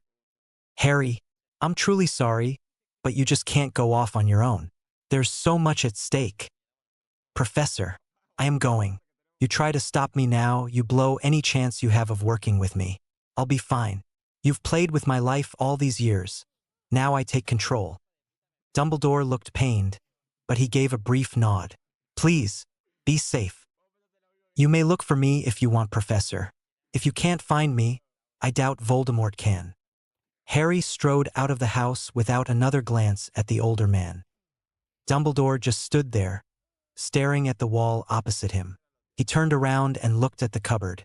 His wand twitched, and the cupboard burst into flames. A short while later, Dumbledore left the house, a bag of ashes in his pocket. 0. Harry spent a solid 2 hours working out. Even with the endurance from his wolf form, he was exhausted. He fell onto his bed, immediately falling under night's spell. When he woke up, the sun was setting. The golden red rays bled into the room like ink into paper. Harry watched the sky as the colors changed rapidly, yet seamlessly. Darkness soon fully veiled the scene. Time to work. He had written a letter to Sirius, telling him that he had left the Dursleys for good. He told Sirius not to worry about him, and that Diffit would take care of him. Diffit remembered that Joker boy quite fondly. He sent the same letter to Ron, and another shorter letter to Ginny. He'd try to visit her himself. 0. Harry had been to the Grangers' residence only once before, but that was enough. The Phoenix arrived with a burst of flames, appearing in the guest bedroom. Harry slipped on the invisibility cloak over his muggle clothing and made his way cautiously to Hermione's room. She was sitting on her bed, reading a muggle storybook. PSSSST. Hermione? The girl jumped in fright, scrambling for her wand. Relax. Harry removed the cloak. How did you? Never mind. Hermione gave him a small hug. What brings you here? Harry locked the door and sat down on her bed. He drew his wand and cast the Muffliato charm. Hermione raised an eyebrow. How did you get rid of the trace? Harry showed her the stone. This blocks the trace. I'm sorry I couldn't get you one. He only had 2, and I gave the other to Dash. Ginny, of course. It's okay. Hermione cocked her head at him. So what have you been up to? Harry grinned. He told her everything he had done, with the exception of his visit to Amelia Bones. Her eyes teared up at hearing about Sam, and she felt bad herself. She should have thought of that herself. When he finished, she frowned. Harry, what you did with Dumbledore Dash. You're not very happy with the way I handled things. I really think we should tell him, Hermione said cautiously. Drop it, Harry said without heat. I'm sending goblins over. They'll make sure your house is secure. Thank you, Harry. That means so much to me.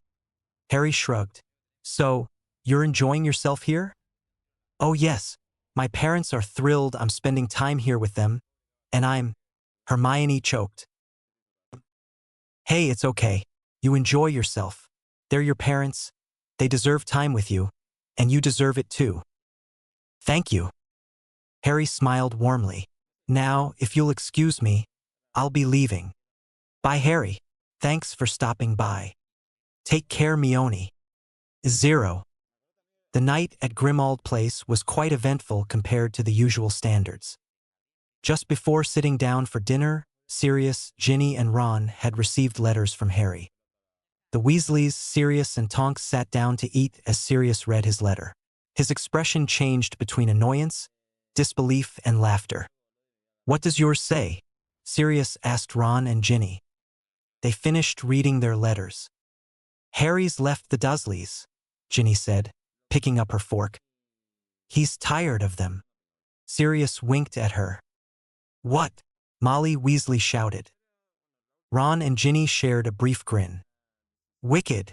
The twins, of course. The fireplace turned green and Dumbledore emerged into the room. Molly was upon him at once. Albus, what's happened to Harry?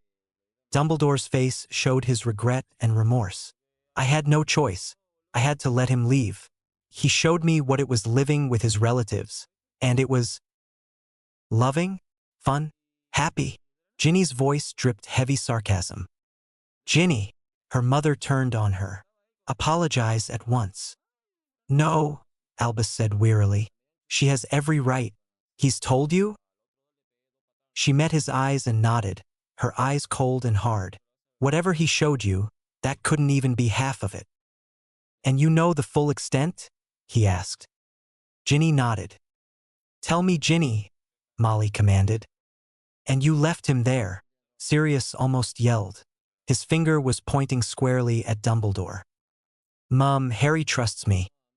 He wouldn't want you to know, and I can't betray that trust. Ginny's voice was calm but firm. Molly narrowed her eyes and looked at her sharply. Her mouth quivered as if she wanted to speak, but she clamped down on the words. Sirius, Ginny went on. He wouldn't want you to be upset, not now. What's in the past is over. He doesn't want you to think it's your fault. You need to try and move on. Even if you did make a mistake a long time ago, you can't beat yourself up now. Other than Ron, everyone was staring at her with looks of respect, wonder, and shock. He made his feelings very clear about you, Albus said, looking at her right in the eyes. Please make sure he takes care of himself. Ginny nodded briefly and turned back to her food. She's got Harry wrapped around her little finger, Fred joked. It was probably the wrong thing to say in front of Molly, but he didn't think about that. Ickle Ginny has only been dating Harrykins for a week, George teased. Within a month he'll be asking permission to sneeze. Where will he live? Molly pleaded. You have to ask him to come here. He will live in his. Dumbledore turned to Sirius. I believe it's large enough to be called a castle. Wouldn't you say so, Sirius? Yeah, Sirius agreed with a grin. The Potter's ancestral house is huge. And Diffit, the house elf there, she'll make sure he eats well. He owns a palace, he's cute enough, sweet, rich, and he has a dark lord out for his blood. Tonks commented with a grin. She turned to Ginny. You've got the complete deal. When's the wedding? After the war, Ginny replied with a wink. There were chuckles all around. Molly glared at Tonks and Ginny before turning to Dumbledore. Albus, surely you can do something, Molly insisted. I could have, but that would alienate him further. He made himself very clear. He was quite forceful. He shouldn't behave like that to you, Molly exclaimed. But he has every right, Dumbledore said softly. He stood up. I shall take my leave. Good night, all of you. Ginevra, if he wants or needs anything, don't hesitate to ask. Ginny nodded. Professor, he'll give you a chance. He really will. But I doubt you'll get a second one. And just so you know, I can't forgive you. Young Lady Molly started. Molly, please. Dumbledore's tone was mild, but the Weasley matriarch kept quiet. He turned to Ginny. I understand. Thank you, Ginevra. I'm not doing anything for you, Ginny said tonelessly. Oh, and Professor? It's Ginny. Dumbledore made to speak, then thought better of it. He nodded and left. To her credit, Molly Weasley settled for glaring at her unrepentant daughter. 0. Dumbledore stood in the empty Transfiguration classroom, his wand in his hand and at the ready. Besides him, Severus Snape paced impatiently. He too had drawn his wand. Wands on the floor. The harsh voice resonated through the room, but they could see no one. And let you attack us? What do you think I am? Snape sneered. He didn't even have to have a target face to sneer at. He just did it and it worked for him. Sneering was always one of his talents. I think you're an idiot, Merlin said mildly. If I wanted to hurt you, I could have done it before. Surely you can figure that out? I want your wands on the floor for my safety, not yours. Believe me, Albus, you don't want to double-cross me. You're better than that. Dumbledore hesitated briefly, then nodded at Snape. The headmaster placed his wand on the ground, and after a moment, the potions professor, or not, followed suit, clearly reluctant. Merlin stepped into the room. He held up his light blue hands to show he wasn't holding a wand. "What news do you have?" he asked. "Ah, right to the point," Albus said genially.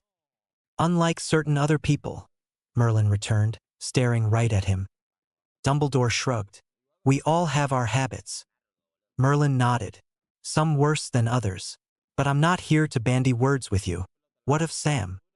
"I'm not sure exactly where they are right now," Snape said coldly. "The Dark Lord spent the entire day with them at Malfoy Manor, but I don't think they're being held there anymore." Merlin's shoulders visibly sagged. Abruptly, he sat on the ground. I must find them. The moment you can guess where they are, and if Voldemort's not around, I'll try to get them. We need a decent way to communicate." "What can you do?" Snape sneered. "Storm a safe house, cause mayhem, release the prisoners and leave? Have you heard of Death Eaters? There happen to be many of them at these places. Security will be tight, especially if Sam is there." Merlin shrugged. "Something like that. I'll sneak in and blast my way out." "Impossible," Snape declared. "For you," Merlin responded. "It's actually not that hard. You lot never attack first. That is your undoing." "Enough," Dumbledore ordered. "How do you propose we communicate?" "I was hoping you could tell me," Merlin replied. "Well," Dumbledore stroked his luxurious beard. "You could come here every 6 hours. If Severus has found them, one of us will be here." "Will anybody else come in here?" Merlin asked. "House elves will regularly clean this classroom," Dumbledore answered. "Aside from that, no." "In that case, as soon as you get the information, come here," Merlin decided. "The moment you enter this room, I'll come to know. I'll be here as fast as I can." "How can you do that?" Snape asked. Merlin merely smiled at him. A pointless gesture, since the shadows hid his lips. "Your ability to enter and leave the school at your will is quite troubling," Dumbledore told him. "I cannot risk the safety of the students' dash." "And yet you put the Philosopher's Stone right here," Merlin cut in. "For the last time, I wish you no harm. I'm not going to attack the school. All I want is to rescue Sam and defeat Voldemort." "Harry is essential in defeating Voldemort," Dumbledore said. "Why did you send him that letter? You could have asked me first. He could go live with his godfather instead of striking out alone." "He is completely safe," Merlin said coldly. "You would never listen to anybody about Harry's living arrangements. You thought you could do no wrong. You thought any reports of the Dursleys mistreating him were exaggerations. I bet the Potter brat told him about the Philosopher's Stone." Snape sneered. "That arrogant, nasty dash." "How dare you?" Merlin cut across sharply. "You're the reason he doesn't have parents. You're the reason he was beaten, abused, and starved all his life, and you still see him as James Potter. His name is Harry." Snape had gone paler than usual. Dumbledore studied Merlin carefully. "You have a lot of information." "And you," Merlin turned on Dumbledore. "You're the reason the bigotry, racism, and discrimination still exist. For God's sake, you old duffer, Malfoy regularly calls people mudblood, and then he goes around insulting Potter's parents. Both his parents, mind you, Severus. And you do nothing. All that happens is Snape takes points off Potter and give him detention." Dumbledore sighed and sat down on a wooden chair. "You, Snape," Merlin thundered on. "You take points off Potter for breathing incorrectly. Breathing incorrectly. Snape, you take points off the Granger girl because she's an insufferable know-it-all? She just answers the questions. You should be giving points, not making her cry in a bathroom. You purposefully break Potter's potion bottles and then give him a 0. Malfoy always throws things into Potter's cauldron, and then you go and shout at Harry. What has that boy ever done to you? The first time he walked into the class, you picked on him, and you know it." Merlin shook his head and made for the door. "You both disgust me. It's like you've made it your life's aim to make the boy as miserable as you can." With that, he was gone. Albus stood up, a pained expression on his face. Merlin is right, he said heavily. Snape sat down abruptly. Nobody had ever thrown it in his face like that, and for a moment he actually felt bad. Really, Severus? Taking points for breathing incorrectly? Taking points for being an insufferable know-it-all? I've received complaints about your favoritism, and I have always given you the benefit of doubt, but don't you think you take it too far? Snape scowled at Dumbledore and said nothing. Dumbledore spoke softly and gently. Severus, I know you feel angry all the time, but please don't take it out on the students. At least try to see Harry for what he is, the son of James and Lily Potter. Snape growled and stalked out of the room, leaving a pensive and worried-looking Dumbledore behind. Chapter 13 Fallen.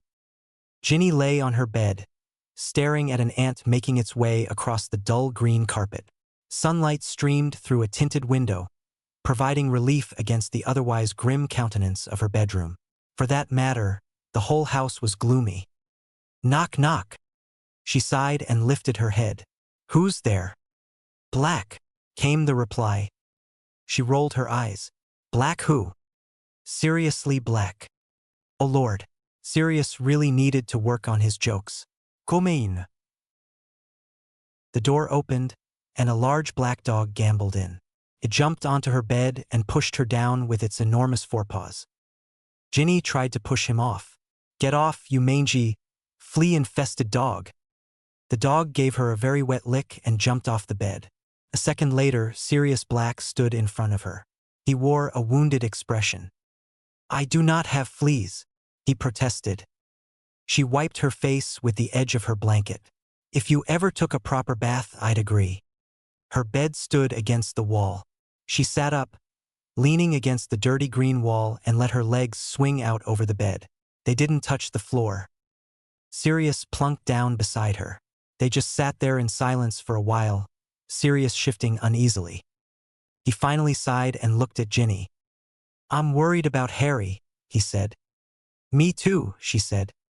Albus talked as if, he didn't ask me about Harry. He asked you to take care of him. Sirius, I truly love Harry. Right now, he's going through a very difficult time. He'll listen to you, won't he? I thought he'd always obey Dumbledore. But now Albus says that the only person he listens to is you. Ginny sighed. Harry will always listen to you, Sirius. But I understand what you're trying to say. Frankly, I'm not sure even I can handle him right now. You barely used to speak, and now you talk as if you're married, Sirius said. Not that I'm complaining. I always wanted you two to be together. He's a Potter and you're a redhead. It doesn't get simpler than that. She ignored his attempt at levity. Sirius, believe me when I say Harry and I are as good as married. Listen, any day now Harry will visit. You may not understand this right now, but he will be very emotional. As in he'll probably cry on seeing you. I need you to act strong and behave as if everything's normal. Don't ask him what's wrong. Can you do that? Sirius gazed at her for a long moment. Then he shook his head sadly and stared ahead. I'll do whatever he needs. You're the only adult he can look up to. Not Dumbledore, not my mum. You. Sirius grimaced. Fat lot of help I've been. What did I tell you about blaming yourself? Sirius grinned wryly. When did you become so wise? Ginny just smiled. Sirius' face became grim. Can you tell me about his relatives? I need. Ginny shook her head. That's for him to tell you. Don't ask me, although I honestly don't think he'll tell you. So right now, you're the only person he fully confides in, Sirius said bitterly. I should have been there for him every moment since James died. Ginny didn't say anything. And now, Sirius put his head in his hands. Why don't you wait till you meet Harry before deciding you don't play an important part in his life? Sirius sighed and nodded. I'll speak to you later. Sure. By the way, why don't you get some elves to clean this place up? Harry can lend you a few, and I'm sure Dobby would help. Even one would make a huge difference. Okay, Sirius said distractedly. It was evident he wasn't paying attention. Ginny watched him go, then collapsed back down on her bed. 0. The next few days were uneventful for the boy who lived. Harry spent a few hours charming the Marauder's map to emit a shrill whistle whenever somebody entered the Transfiguration classroom. Hermione could have done it within an hour, but he didn't want to go to her. She would make a fuss and tell him it was too dangerous to try and rescue Sam, Marco, and Zemu. On the third day, he had received a howler. He had only let the first few words shout out. As soon as he ascertained Molly Weasley had sent it, he burnt it. She no doubt thought someone had to tell him to be polite to the headmaster, and that he shouldn't go wandering off on his own. Doubtless, nobody else had protested at his actions. Night had just fallen, and he found that he desperately needed to see Ginny. Dumbledore had told him where the headquarters of the Order was situated. He could easily flame there, and that's just what he did. The Phoenix arrived in Regulus' bedroom. He threw on the invisibility cloak and carefully made his way to Ginny's room. He gently pried it open and looked inside. She was sitting on her bed and reading a textbook. "Hey!" Her head jerked up. "Harry!" He let the cloak slide down, exposing his head. In the flesh. Ginny snatched up her wand and locked the door. Harry added a muffliato and embraced her. She pulled away, and they sat down on her bed. "You don't look so good," she said pointedly. He grinned merrily at her and winked. After a few seconds, it was obvious she wasn't going to be distracted. He let the grin drop and looked straight ahead. "I haven't been sleeping too well," he said shortly. "Too well," she echoed. He glared at her, and she narrowed her eyes at him. Immediately, he stopped glaring. "The nightmares are coming often," Harry explained finally. "It's not like I don't try to sleep. And I'm worried about Sam and Marco and Zemu." She pulled him down, his head resting in her lap. Her hands traced patterns through her hair, and Harry felt himself relax completely. "So, how's the Order taking my disappearance?" he asked her. "How would I know?" Ginny sighed. "I've not been told anything, but Sirius tells me everyone is worked up. They're trying really hard to find you. Which reminds me, did you manage to cast the Fidelius charm?" Harry closed his eyes, enjoying the comfort she gave him. "No, Potter Place is far too large. I got Nunok to send a few goblins over to Hermione's place. The wards are extensive and strong, and Hermione was happy to have something to do." Ginny laughed. Hermione had taken up wards after the war. She had grown very adept at it, becoming one of the best in her field. Her intelligence and logic helped her a lot in her line of work. "So tell me, what have you done since I last saw you?" Harry didn't reply. "Harry!" She brushed the raven bangs from his eyes. "Oh!" He'd fallen asleep. 0. It was on July 14th that the Marauder's map finally gave a piercing whistle. Harry immediately stopped his push-ups.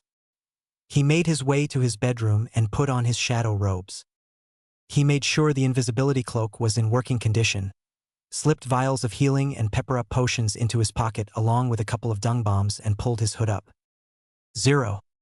A burst of flames signified the arrival of a phoenix in a derelict bedroom at 12 Grimmauld Place. Harry put on the invisibility cloak and rushed to Ginny's room. Unfortunately, she wasn't alone. She was engaged in conversation with Tonks. Harry knocked on the door, one rap, a pause, and 2 quick taps. A few moments later, Tonks left Ginny's room. Ginny bid her farewell and stepped back inside her room. Harry followed her and shut the door, locking it. The cloak coiled back into a wristband. Harry pulled the hood down. "Snape's found out where they're keeping Sam," he explained. "I'm going to Hogwarts right now." "Harry, take somebody with you? A few Order members maybe, or Hermione, just..." Harry crossed over to her and hugged her gently. "I haven't even told Hermione about trying to rescue Sam myself. And please don't tell Ron. He'll do something rash, maybe go to Dumbledore if he thinks it's worth it. I have to do this." Ginny buried her face in his chest. "Please, come back to me." Emerald eyes met brown. "I will. Always." She fought the urge to cry and sat down abruptly on her bed. "Dumbledore won't give you any backup?" There will be a few order members if I feel the need for them, I guess. But even if I use them, they'll only serve as a diversion. I can't go in there looking out for other people. I work my best dash. Alone, Ginny completed, stifling a sob. Harry, go. Thank you, Ginny. I'll be back. Harry morphed into a phoenix and flamed away. Ginny put her head in her hands and began to wait, her stomach twisted with fear. If she had insisted, Harry might not have gone. But she couldn't do that to him. Her eyes flickered to the clock on her bedside table. 7:12 p.m. It was going to be a long night. 0. Merlin strode towards the Transfiguration classroom. A brief venture into magical mode told him that only 2 people were inside the classroom, and they hadn't drawn their wands. Snape stopped his pacing when Merlin entered the room. You took your own sweet time, didn't you? He sneered. Merlin remained silent. Severus here found it extremely difficult. The Dark Lord has spent a lot of time with Sam, Marco, and Zamu. Dumbledore's tone was mild. Snape took over. There are only 3 of them being held captive. The rest were probably traitors, or one of them may have died. Their location changed almost every day. I believe the Dark Lord has already broken them. Merlin nodded, wheels turning in his head. Where are they now? There's a Death Eater, his name is Andy. They're currently his guests. Snape's mouth twisted. I can take you within 600 meters of the place, but I will do nothing more. You've done enough, Merlin said graciously. When do we leave? Merlin, if you'd like, I can provide you with 4 fighters dash. Thank you, Merlin said. I need them to create a diversion to help me get out. Aside from that, I'd rather not have anybody fighting besides me. There must be at least 20 Death Eaters there, Snape commented blandly. There's a party there tonight. You will fail. Party, huh? The blue eyes glowed maniacally. I love parties. 0. They stood in among old and gnarled trees that grow sparsely on the clayey soil. The nearest town was at least 10 miles away. About 300 meters from where they stood, a Death Eater hideout nestled in a large clearing. Snape assured them the building existed. They couldn't see it because of the wards placed around. Merlin handed a galleon to Mad-Eye Moody. As soon as this becomes warm, you set off fireworks. Do whatever you can to attract attention. And please, don't get anyone killed. Mad-Eye nodded curtly. Are you sure, Dash? Yes, Merlin said firmly. You're helping me enough. Good luck. I'm not too sure about him, Sturgis Podmore said. Probably won't survive tonight, Mad-Eye responded gruffly. He thinks he stands a chance, but he doesn't seem overconfident, Dumbledore supplied. Hestia Jones wondered why the headmaster of Hogwarts was even here. It was unusual for him to participate like this. 0. A few steps were enough to convince Merlin he couldn't walk quietly. Dry leaves and twigs littered the soft soil. He walked forward till he was about 100 meters from where Snape had assured him the building would be. He couldn't see it until he was inside the wards. Merlin concentrated and slipped into magical mode. He quickly found a weak spot in the wards. It was small, but he'd get through in hawk morph. It would be very dangerous. The course he would need to follow was narrow and twisted and turned. Merlin memorized the route he would need to fly and began to morph. A lattice of feathers covered his arms. His jaw elongated as his internal organs churned. The ground shot up to meet him. His fingers melted together and wicked curving talons sprouted from his feet. Then the hawk's vision kicked in. He could see individual ants crawling over a dry twig. The night air was humid and hot, but the ground wasn't heated up enough to cause thermals. Merlin had to fight for every foot of altitude. The raptor rose, its wings flapping furiously. When Merlin finally leveled out, he could just about make out individual trees, even with the hawk's vision. Here goes nothing, Merlin thought to himself. With one last flap of its wings, the hawk spiraled towards the ground. Wings tucked in, tail rigid, the raptor hurtled towards the earth. The fastest thing in the air is a peregrine falcon in a dive, capable of hitting 200 miles per hour. The hawk was close enough, reaching about 175. The eternally fierce gaze rested on where he knew the wards were weak. Merlin blew through the narrow space at top speed. An itchy feeling enveloped him as he shot through, but then it wore off as he passed through the wards. The hawk flared its wings, tendons and muscles stretched almost to breaking point.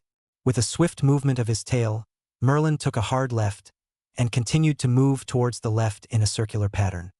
His talons almost skimmed the ground before he began to flap again, and the hawk rose into the sky. Satisfied, Merlin rose about 20 feet and demorphed in mid-air. He immediately changed again, and the phoenix flew a foot from the ground before flaming away. The phoenix reappeared near the building, just behind a tree. Merlin demorphed and immediately activated the cloak, the silver material dealing him completely. He studied the building. It was a 2-story affair, not overly large, but there was still an air of opulence about it. The roof was flat, and windows heavily tinted. Merlin gathered a few air currents and flew level with the first story. He made one complete round of the building, then settled down behind the same tree. He went into magical mode. The inside of the house was a myriad of blue and purple. There was obviously lots of people inside. What he now needed was to get inside, and he used magical mode to look for an entrance besides the front door. It took him 5 minutes of moving around carefully and closely examining the walls, but Merlin found what he was looking for.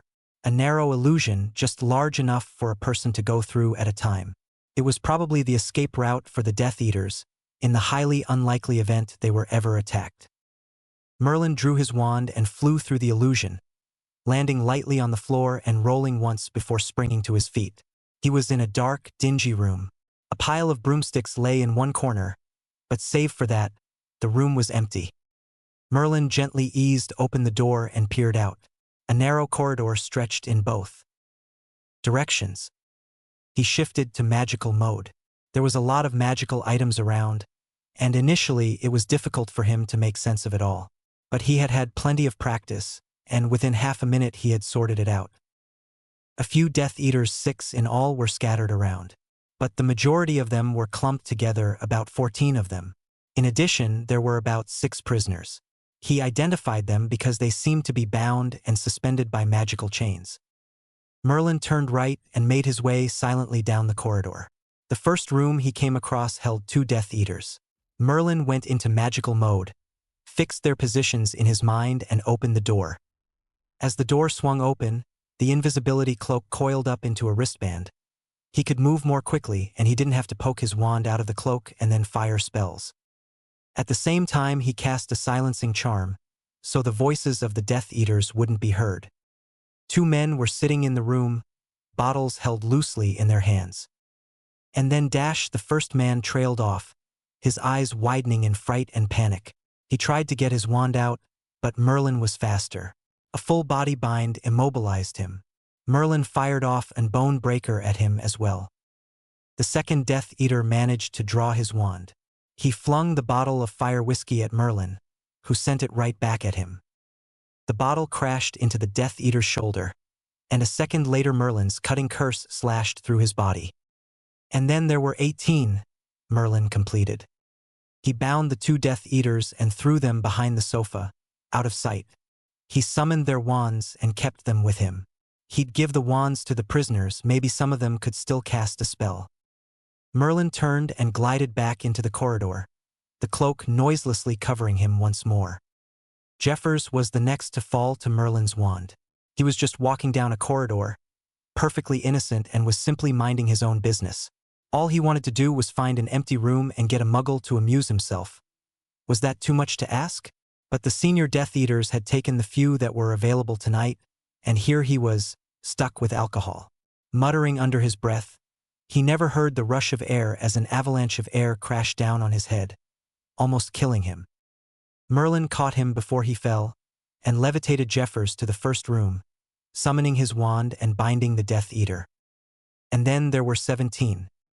Merlin moved cautiously but quickly. He paused every so often to go into magical mode.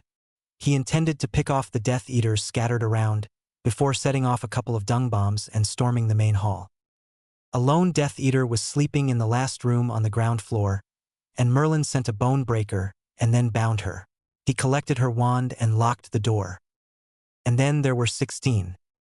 Merlin arrived at the front doors. Ahead, a wide staircase led to the first floor, where most of the Death Eaters were there. And then there were 15. Merlin cursed another Death Eater coming down the stairs. He levitated him off to a side and disillusioned him. He collected the Death Eater's wand and strode up the stairs. The stairs ended in a square landing. Directly ahead, a large pair of double wooden doors led to the main hall. On the left and right there were corridors. Merlin went into magical mode. The main hall was fairly full, the left corridor was completely empty, but the right corridor, 3 Death Eaters and 2 prisoners, all in the same room. Merlin walked down the corridor, passing 2 empty rooms. Voices filtered through the third room, and the door was ajar. Good thing that made it much more simpler for him. There were 2 Death Eaters standing together in the room. They were facing 2 prisoners lying on the floor, bound by magical chains. Merlin left magical mode and the invisibility cloak rolled back into a wristband. He cast silencing charms and moved to the door and kicked it close. The Death Eaters inside had no reason to believe anything was wrong. One of them walked to the door and opened it, her head peering into the corridor. Who dash? The pink curse snapped her neck to one side, and Merlin pulled her through the doorway and into the corridor. 14. He stepped into the room himself, his wand raised. A man in Death Eater robes stood over 2 captives. The prisoners, 1 male, 1 female, couldn't be more than 20 years old, and it looked like they were siblings. The second Death Eater managed to raise a shield in time to deflect Merlin's first curse. The Death Eater pointed his wand at the girl lying at his feet. Put your dash. The bone breaker smashed in the man's ribs, and he toppled over. 13. Merlin cut through the chains and helped the siblings to their feet. The silencing charm cast on them had ended when the bone breaker had hit the second Death Eater. They looked terrified and clutched each other for support. Merlin tried to keep his voice gentle. Are you dash? He mentally cursed at himself. Of course they were not okay. Can you 2 walk? The boy nodded, but the girl spoke. Yes, and thank you. Don't thank me, Merlin said. Can you cast a few spells? A stunner or 2? Yes, the girl replied. But we don't have… Oh, Merlin had summoned the 2 Death Eaters' wands, and he held it out to them. He thought furiously. How could get them out?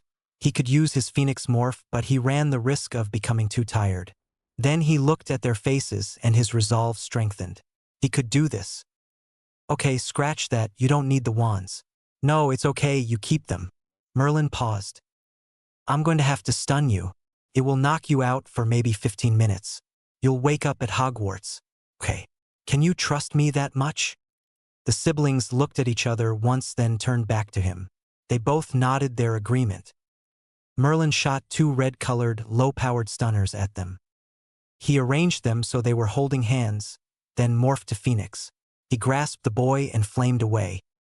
He dropped them in the transfiguration classroom and flamed back to the room. He bound the 2 Death Eaters and locked them in the room. That done, he pulled a galleon and tapped it with his wand. 0. Hestia Jones was tossing the galleon Merlin had given them when it became almost unbearably warm. She tossed it to Dumbledore. Looks like he's survived so far. You win the galleon. Mad Eye merely muttered something incomprehensible. He turned to Podmore and nodded. The wizard whispered incendio at an innocent-looking box. The fire struck the box, and the 4 sorcerers drew back and waited. 10 seconds later, the box exploded, and a small sphere shot from it, high into the air. A few seconds later, fireworks lit up the night sky. The accompanying bangs were exceedingly loud, and the darkness exploded into a plethora of colors. Patterns formed and crumbled. The lights danced across the sky. A shower of green sparks formed the dark mark, except the face had a clown's nose and the serpent was replaced by a flute. Merlin was waiting by the steps.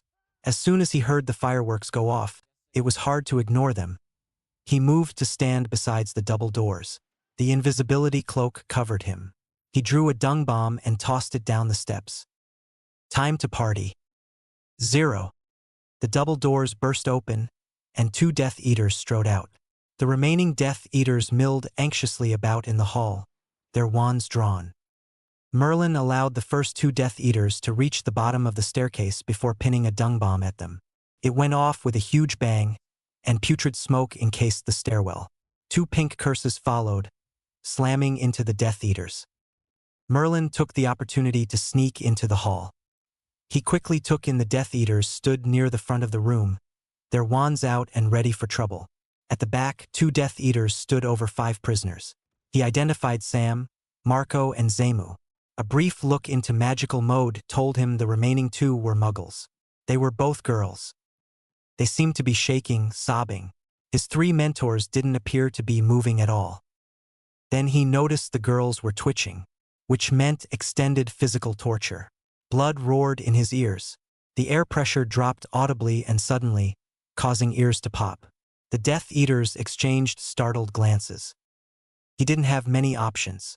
He assumed the Death Eaters wouldn't kill Sam, Marco, or Zemu, but the muggles, he wasn't so sure. If he engaged the Death Eaters, they could use Sam as a hostage or something. But time was running out, he had to move quickly. Within 5 minutes, Death Eater reinforcements would arrive. He had to get out of here by then. He made up his mind quickly. Merlin flew up to the ceiling.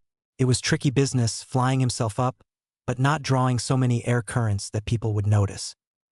Merlin stayed in the air and moved towards the back of the room. He landed gently in a corner. He fished out 2 dung bombs and lobbed one into the center of the room. The second dung bomb he threw at Sam. In the resulting confusion, the invisibility cloak rolled back into a wristband, and he flicked his wand, causing the 5 prisoners to fly towards his corner. They landed in a heap together. Merlin used aguamenti and sprayed water over the faces of the 3 wizards. It woke up Marco and Zemu. Sam remained unconscious. Merlin broke their chains and thrust a bundle of wands at Zemu. The older man's eyes widened, but he managed to keep his wits. He nodded and took the wands. He selected one at random and tossed the rest at Marco. Merlin turned to the girls. "Stay behind these 2. I'll get you out of here." By now, the smoke had died down, and the Death Eaters were getting organized. Merlin sprinted away from the corner. He didn't want the Death Eaters focusing on their captives. "Reducto!" he roared. His wand pointed at the center of the ceiling. Merlin put a lot into the spell. The red beam smashed into a chandelier, tore through it and hit the ceiling. Chunks of plaster and stone rained down. Cracks appeared in the ceiling. 3 more curses would probably bring it down, but that would really exhaust Merlin. Already he felt fatigue creeping through his limbs. A few Death Eaters were knocked down by debris, and many were disoriented. Alavada, Avalanchio, Sectum Sempra. Merlin rained a barrage of curses into the crowd, each hitting its target. He kept moving while he fired. Even so, a cutting hex hit his arm. The robes shielded him from the worst of it, but a burning sensation lashed across his arm nevertheless. From their corner, Marco put up the strongest shield he could manage, while Zemu fired off full-body binds. That was all he could do. Merlin twisted to avoid a nasty-looking black bolt and pointed his wand into the center of the knot of Death Eaters. Gargla! The reddish-black bolt of lightning smashed into a Death Eater's shield, obliterating it and its caster. Arcs of black lightning struck out at nearby wizards, sending them crashing to the floor. For a few seconds, it was Merlin on 5 others. Fighting the urge to keel over and catch his breath, Merlin stomped on the exhaustion and sprinted at the Death Eaters. He ran at them, jumped to a side and rolled, evading their curses. There was a table on the far side, a long hardwood affair, with platters of food spread over it, like a buffet. He swore using the table was the first thing he should have done. Accio table. The violent pressure in his gut told him the table was securely fastened to the floor. He desperately poured power into the spell, and with a huge bang, the table sped towards him. The table, being almost as long as the length of the room, smashed into all the Death Eaters that were standing. But it wasn't quick enough. A purplish curse struck him on the chest, and he snapped back, crashing into the wall behind him. The table skidded onto its side a few feet ahead of him. Marco took advantage of all the Death Eaters not being on their feet. His power fading fast, he cast 3 full body binds. Only 5 Death Eaters managed to rise quickly to their feet. One fell to Marco. Merlin hit another with a bone breaker. The remaining 3 pelted him with spells, and he was forced to throw up a shield. Depulso! The table flew back again, smashing through the Death Eaters once more. The spell took more out of Merlin than he had expected. The table was heavier than it looked, and he was more tired than he had thought. Even as the table crashed backwards, another curse hit his left leg. Pain exploded in Merlin's calf. Merlin let out a grunt of frustration. He was better than this. All the Death Eaters were now on the floor. 7 seconds later, they were all out of commission. Merlin swore again as he summoned their wands, limping over to Marco. He thrust vials at Marco, Zemu, and the 2 girls. "Pepper up potions," he said shortly. "Drink." They accepted the potions without a word. The girls held each other's hands and looked terrified, but they were trying to be brave. Merlin downed a healing potion and force-fed Sam another. He felt the pain in his arm fade away, but his leg still hurt. The Death Eater's wands had collected by his side. He set them on fire. "We have maybe 2 minutes. Dumbledore will distract the Death Eater's reinforcements initially, but then, if Voldemort shows up..." Zemu nodded. "Get out, we should." Merlin stared at him. He had always thought the Yoda speech was fake. Oh well. He tried to make the change to Phoenix but found that he couldn't. Even if he could, he would be unable to flame 5 people. He was too tired. "We have to get out the hard way. You 2 levitate, Sam. We're getting out of here." They moved as fast as they could. One solitary Death Eater was running up the stairs when Merlin exited the hall. Without breaking stride, Merlin hexed him into unconsciousness. He downed the last healing potion as they reached the bottom of the staircase. He could hear shouting outside, even through the thick front doors. "Hurry," he urged, leading the procession towards the room he had entered by. Using the front door was too risky, and the brooms would be useful. "Flu?" Marco asked, panting heavily. His face was lined and aged, dark circles ringed his eyes, and his skin was sallow. For all that he had been through the past few days, he still put on a brave front and did the best he could. "I destroyed it," Merlin answered. The loud noises were dying away. The fireworks didn't last forever. They were just a few feet from the room when they heard the front door explode. Of course, it had to be broken down. Death Eaters couldn't just open them normally. Not macho enough. Merlin hurried them into the room and summoned brooms. "Can you handle it?" he asked. Marco strag. "No choice. I'll take one of the girls. Marco takes the other." Merlin nodded. That made sense. He handed 2 sickles to the wizards. "These are port keys. As soon as we cross the wards, say rescued to activate it. I'll let you know when."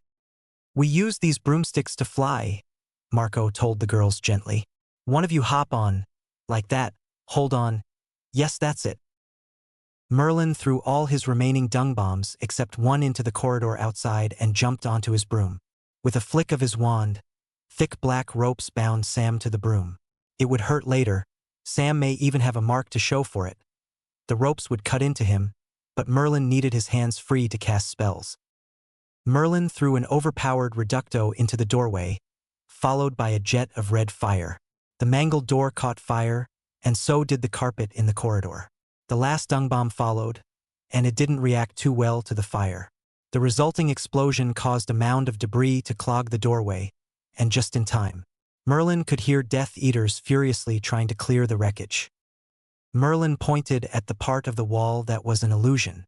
"Fly through and go for altitude first, then distance.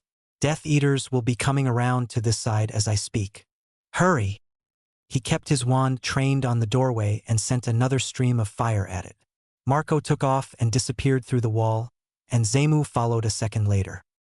A Death Eater burst through the door, only to be met by a cutting curse. Merlin kicked off and shot through the illusion, his broom pointed almost vertically upwards. Belatedly, he realized he should have burnt the remaining brooms. On the ground, Death Eaters ran towards him, casting spells. Harry threw up a hasty shield, but most of the curses missed.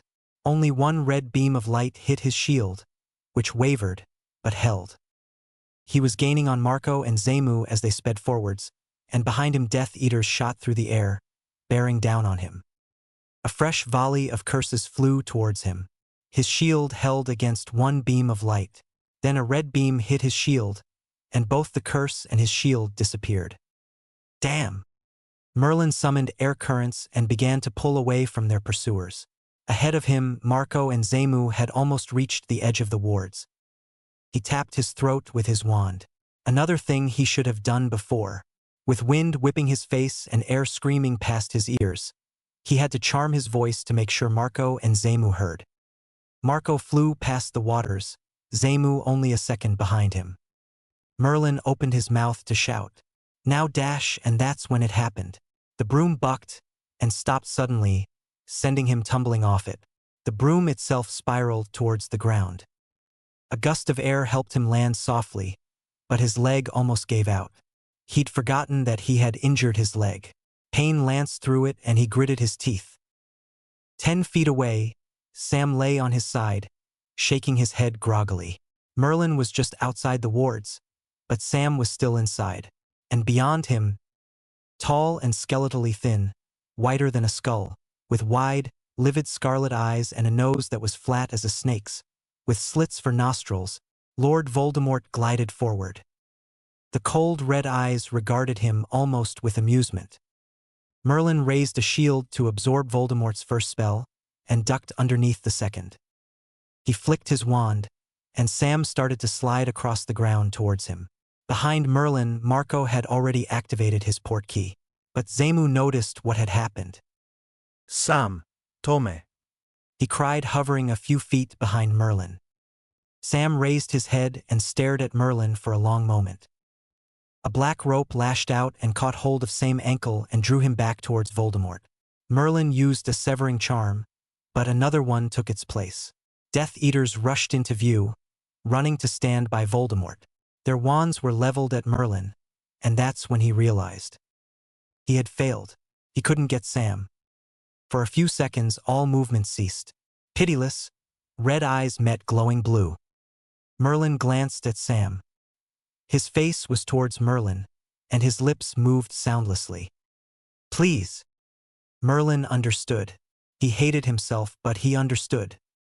Behind him, tears were rolling down Zemu's cheeks. His voice breaking, he lent voice to Sam's words. "Please." For a long split second, Harry met Sam's mentor's eyes showed sadness, pain, and acceptance. Harry's heart felt like it would tear apart. It was the hardest decision he made in his life. A yellow hex sped towards Merlin from one of the Death Eaters.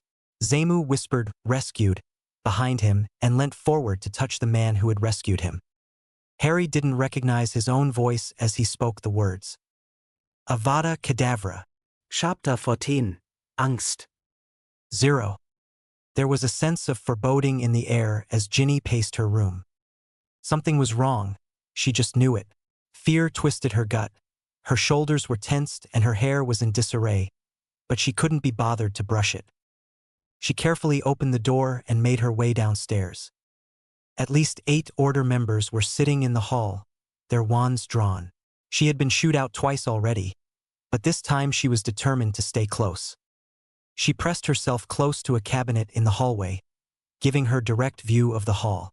From her pocket, she drew an extendable ear and levitated it to the doorway.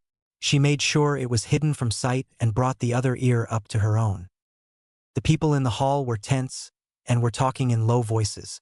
She still overheard snatches of conversation, and her heart thudded painfully whenever she heard Merlin. Apparently, they were waiting for news about a rescue mission. She had no doubt what they were talking about. She gathered that they were waiting for portkeys to bring the escaped prisoners to the grassy knoll opposite Grimmauld Place. 12. She crept back upstairs, stole Ron's omnioculars and found a dusty bedroom overlooking the front of the house.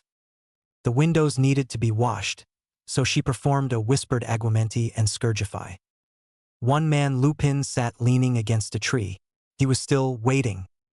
She scourgified a chair and sat down, her eyes never leaving the grassy knoll, the omnioculars held up to magnify her view. About 15 minutes later, it happened. Lupin started as a man on a broomstick appeared in front of him. There was a girl on the broomstick as well, and neither of them seemed to be in good shape. She heard a commotion downstairs, and members of the Order of the Phoenix streamed out to stand with Lupin. Ginny twiddled the dials of the omnioculars, and the face of the man on the broom came into focus. Her heart leapt to her mouth. Marco. The wizards swarmed around him. She saw Lupin thrust a piece of paper at Marco. She assumed it contained the secret. Her heart thudded. Her breath was shallow as she waited. Where was Harry? Where were Sam and Zamu? 5 seconds later, another portkey activated onto the knoll, and she saw them. Zamu on a broomstick, tears flowing down his cheeks. A girl sat in front of him. In his left hand, he had a handful of Harry. She jumped to her feet and ran downstairs, her heart beating wildly. She was out of the house before anyone could stop her. The Order had obviously been briefed that they were not to attack the man with blue glowing eyes. Their wands were still trained on him, however. Ginny dashed across the street as Ron ran down the stairs. The most horrible sound she had ever heard met her ears. Harry was keening over, curled into a ball. His body was racked by sobs, and an inhuman wail emanated from him. The sound twisted and tore into her. She was only barely conscious of her mother shouting to her and Ron appearing by her side, his face showing his shock. Zamu staggered upright and shouted above the wail. "Put your wands away, you fools! He has done more tonight than any of us can ever do. Let him grieve." "Where is Sam?" Marco asked. "Zamu, where is Sam?" Haltingly, with deep, ragged, sobbing breaths, Zamu told him what had happened in those last few moments. The rest of them didn't need to know the events of the whole night to understand what had happened. A tear sped down Ron's cheek. Ginny was frozen in shock. "I begged him," Zamu sobbed. "I begged him to kill Sam." He took a deep, shuddering breath and sank to his knees. "Avada Kedavra," he said simply. He didn't need to say more. Sympathy, shock, awe and fear were displayed on the Order's faces as they regarded the hooded man. His wails had not died away. Sobs continued to rack his body. The pitch intensified, and many put their fingers in their ears to try and reduce the horrible sound. Even Molly Weasley forgot to tell Ginny to go back inside. For several moments, they all stared at the curled-up figure. Then Tonks ran for the door, her fingers in her ears. Lupin followed a second later. Many turned their faces away. They couldn't bear to see the man from whom such sounds of grief were coming. Ginny was paralyzed. Her heart ached, and she desperately wanted to run to Harry, but for some reason she couldn't. She forgot how to walk. Then a ball of flames erupted above Harry, and a haggard-looking phoenix appeared in the moonlight. It flapped down, resting gently on Harry's shoulder. It raised its voice, and a heart-rending melody burst forth. Tears ran down every single person's face. For almost 2 minutes, the phoenix continued to sing. The wailing was now coming in bits and pieces, as Harry's vocal cords hurt from the stress. Then, with a last mournful pitch and fall, the phoenix fell silent. Harry gave one last wail, and then he too fell silent.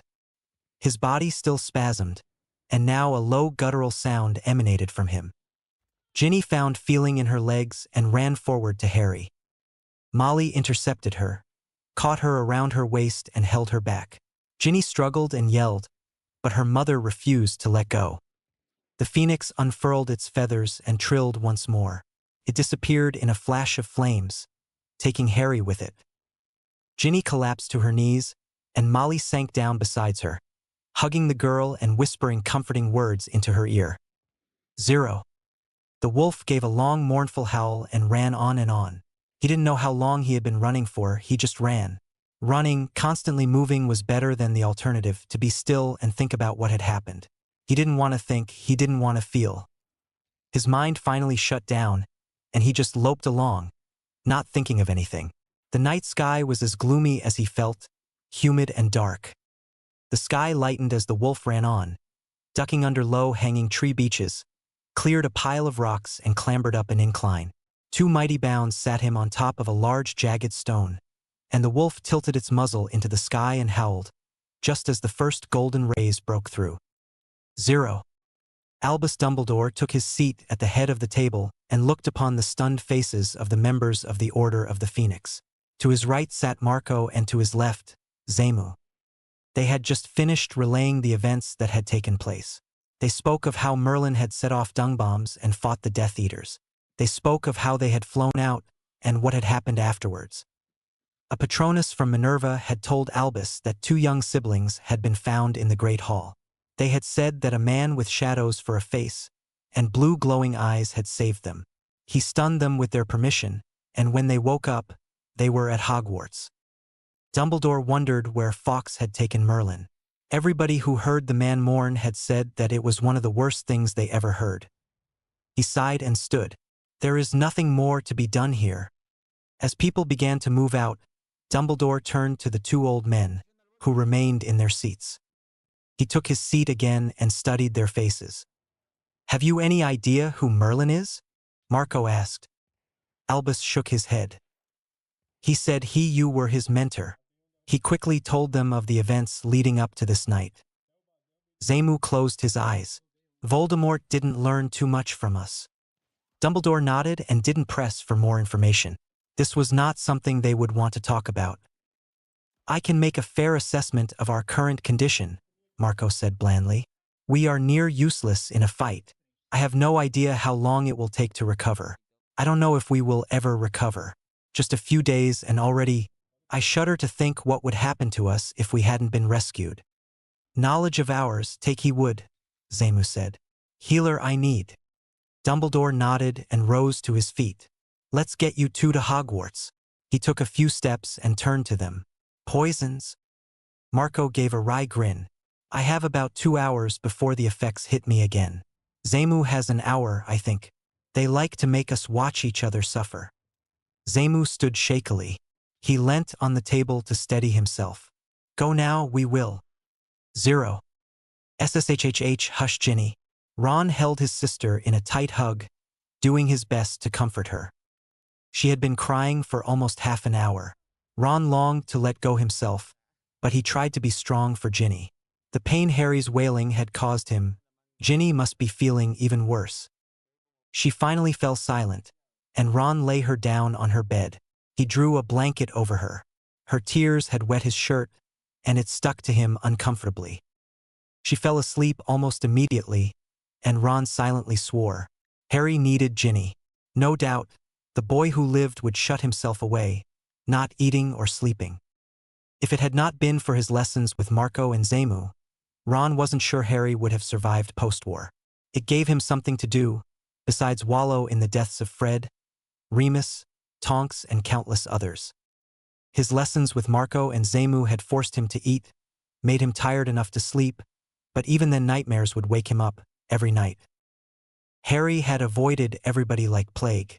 The only time he lived was when he had the lessons.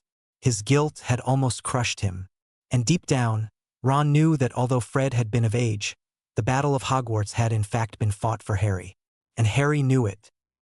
Tonight would bring all that back on Harry, and he would try to go out and win this war single-handedly. And apparently he hadn't trusted Hermione or his best mate enough to tell them about this. Grudgingly, he could understand why he didn't want Hermione involved, and Ron hadn't been the most loyal friend ever. Jealousy and immaturity had always dogged him. Damn it all. 0. Snape sat down shakily. "The Dark Lord was not happy," he said at length. "I told him it was a vigilante, and that you wanted him captured as well." Dumbledore nodded gravely. "What of Sam's body?" "The Dark Lord burnt it in a fit of rage," Snape replied. "Then he realized he could have mutilated the body and sent it to you, so he tortured Avery." Dumbledore nodded again. "That was Voldemort. This Merlin, we need to find out more about him." "Albus." Snape took a deep breath. 18 dead, 1 critical. This wizard is a walking, talking killing machine. Dumbledore blanched. "Dead?" "Yes," Snape said irritably. "Dead. But he didn't use the killing curse on any of them. They were mostly bone breakers and cutting curses." Dumbledore sighed. "I agree with Merlin," Snape said suddenly. "If he hadn't killed, There would be 18 more people out on the streets, killing and hunting the muggles you're so fond of. We've had this argument before, Severus.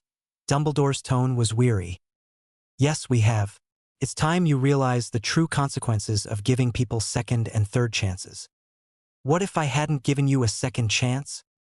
Snape leapt to his feet, glaring at Dumbledore. His eyes were slitted and forehead creased.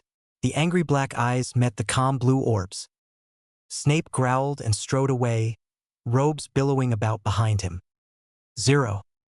Harry groaned and tried to roll around. His head hit something hard, and black dots danced in front of his eyes. He felt hungry, tired and empty, drained.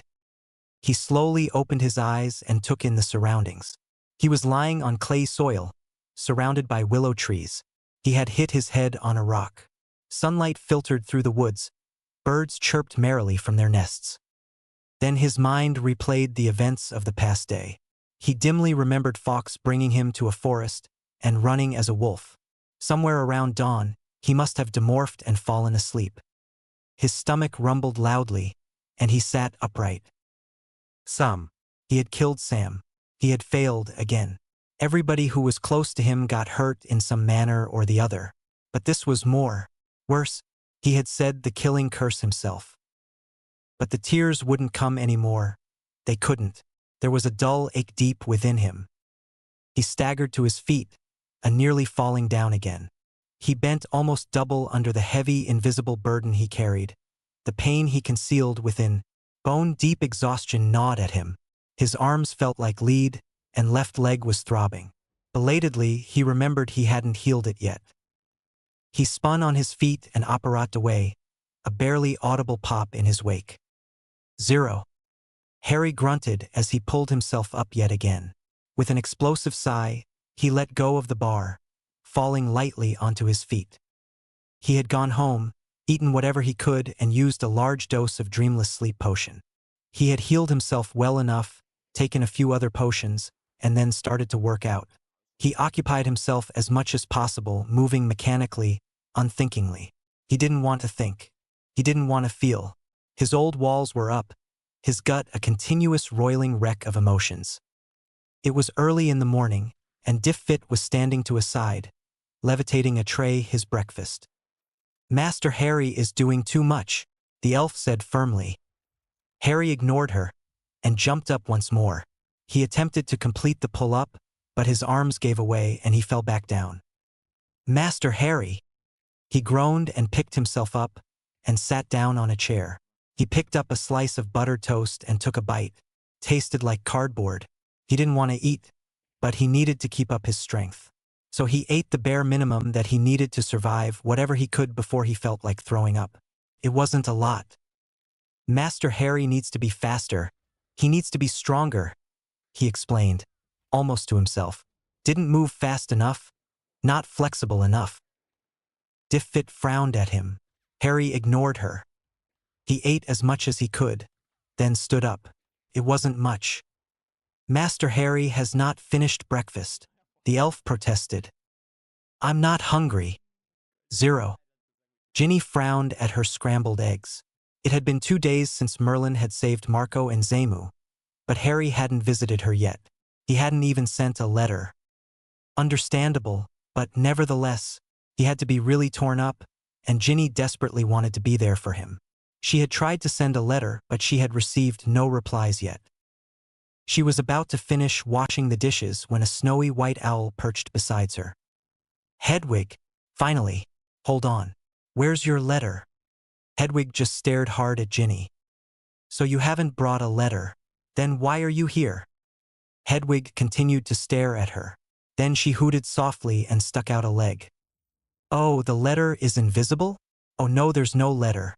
Sorry. Ginny glanced around. Nobody was in sight. Let's go up to my room, she decided. Hedwig flapped her wings to rest on Ginny's shoulder. You're a smart owl, aren't you? Hedwig hooted softly again. Heavy too. Hedwig nipped her. 0. Once in their room, Hedwig flew off her shoulder, coming to rest on a piece of parchment. You want me to write? Oh, sure, hold on. Let me find a quill. Where is that? Accio quill. Right, now wait quietly. 0. Harry lay beneath an oak tree in Potter Place grounds. It was one of his favorite spots. He could watch the sun set from here, and it was shaded during the day. His head was pounding, and he desperately needed to sleep. But then nightmares would claim him, and he would wake up sweaty and tired. He didn't want to take a potion to help him sleep again. It was too dangerous. A white blob of feathers swooped down upon him, its talons almost shredding the t-shirt he wore. Hey, what's your problem? Hedwig booted and stuck out a leg. He gave her a look and took the letter. You went yourself and got Jin to write me a letter? Es-tu Hedwig? The owl hooted snootily and nipped his finger, drawing blood. With a disdainful look at him, she flapped her wings and flew off. I've really missed her, Harry muttered, unfolding the letter. He wasn't sure if he was talking about Ginny or Hedwig. Probably both. The letter was short, brusque, and to the point. She informed him that she expected to see him soon, and hoped he would come to Grimmauld Place as Harry. It ended with an "I love you" unconditionally. He had told Dumbledore he'd come meet them within a week. Maybe he would go. He had no idea how he would handle it. It would be the first time he would see Lupin and Sirius. His stomach clenched. He didn't want to see anybody. He had just killed his own mentor. How could he act like nothing was wrong? And at the same time, he wanted Ginny besides him. He pounded the earth next to him in frustration, and winced as a pebble stuck in his palm. 0. That evening, Ginny got a letter from Harry. There were just 2 words on it. July 18th. Fair enough, I suppose, she told Hedwig, who hooted softly in reply. She scribbled a quick answer, affirming the date and time, and tied it to Hedwig's leg. Hedwig hooted loudly, gently nipped her finger and left. 0.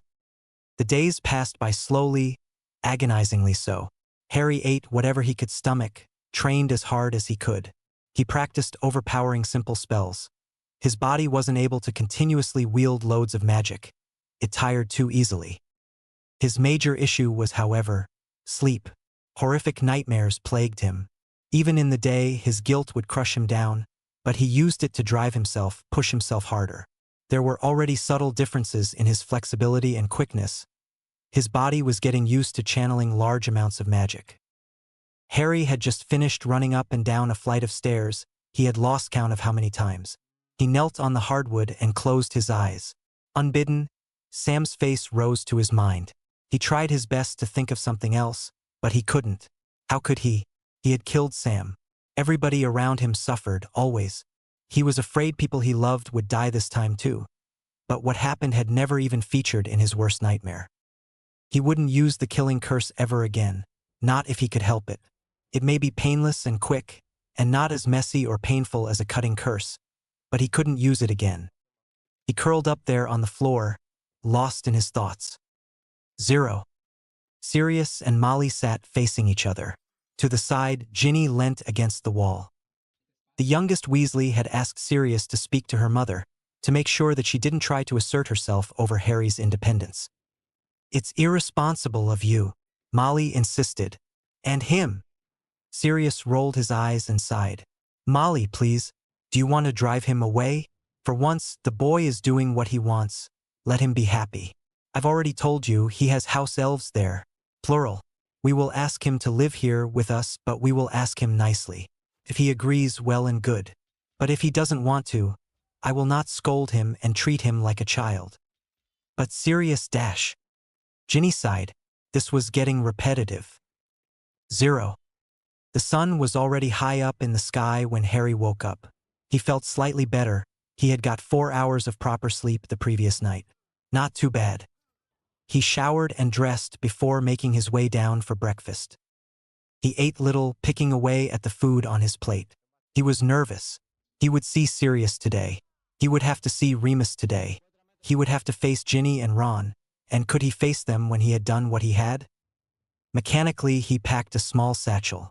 A pair of night clothes, a toothbrush, a change of clothes, and his shadow robes. The invisibility cloak was as usual on his left wrist. It took some delicate charm work to ensure that the cloak would cover him and stick when he pulled on it. Master Harry must be careful. Harry grinned at Diffit. He was quite fond of her. I'll do my best. Diffit is pleased to see Master Harry smile like that, the elf said candidly. Master Harry has not been smiling. He sighed and lifted his bag. Goodbye, Diffit. Take care of Hedwig. 0. It was a tiring process to get to number 12. He first flamed to an abandoned warehouse. He then rode the night bus, after putting on a large beanie, and got off a block away from number 12. He hefted his bag and jogged the remaining distance. He had to keep up appearances. He didn't trust Dumbledore not to try and find out how he made his way to headquarters. The roundabout journey gave him time to compose himself and calm down, wear the mask of the hero. Tonks was waiting for him opposite number 12. She smiled widely when she saw him coming. His heart constricted at the sight of her. If anything were to happen to her this time, he pushed the thought away. His shoulders straightened, and he assumed an indifferent expression, a mask of normalcy. He was the hero. He had to be strong. She moved towards him and inexplicably stumbled. He laughed and grasped her hand. She pumped it vigorously. Shall we? She asked him, gesturing to the steps. Ladies first, he murmured, bowing low. Quite the charmer, aren't you? She teased. He shrugged with a tiny grin, and they mounted the stairs. Tonks pushed open the door and ushered him in.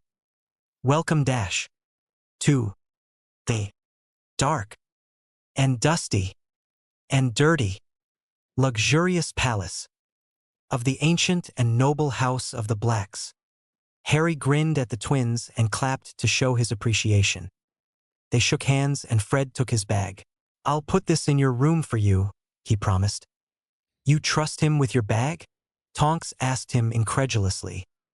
They may be pests, Harry explained, but they won't invade my privacy like that. And if they do...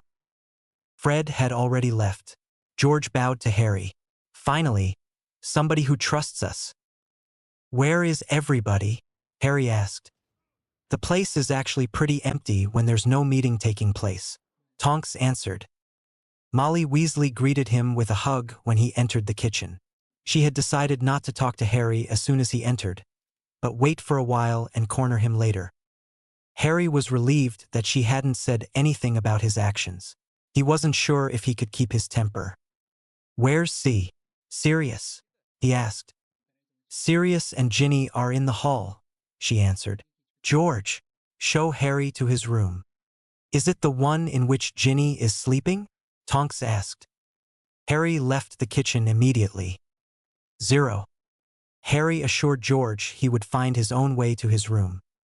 He stood for the longest time outside the hall, trying to find the courage to enter. A hand clasped his shoulder, and he whirled around to see Ron. He gave him a manly hug and Ron nodded at him. It'll be okay, Ron said, before turning abruptly and leaving for his room. Harry nodded at the retreating figure and stepped through the doorway. 0. Sirius was feeling nervous. He couldn't understand why Harry would act the way Ginny said he might. Whatever it was, he would do his best. He stood in the center of the room, while Ginny lounged on a nearby moth-eaten sofa. Sirius felt the sides of his mouth curl upwards as he saw his godson walk into the room. But the moment Harry's eyes met his, he knew something was wrong.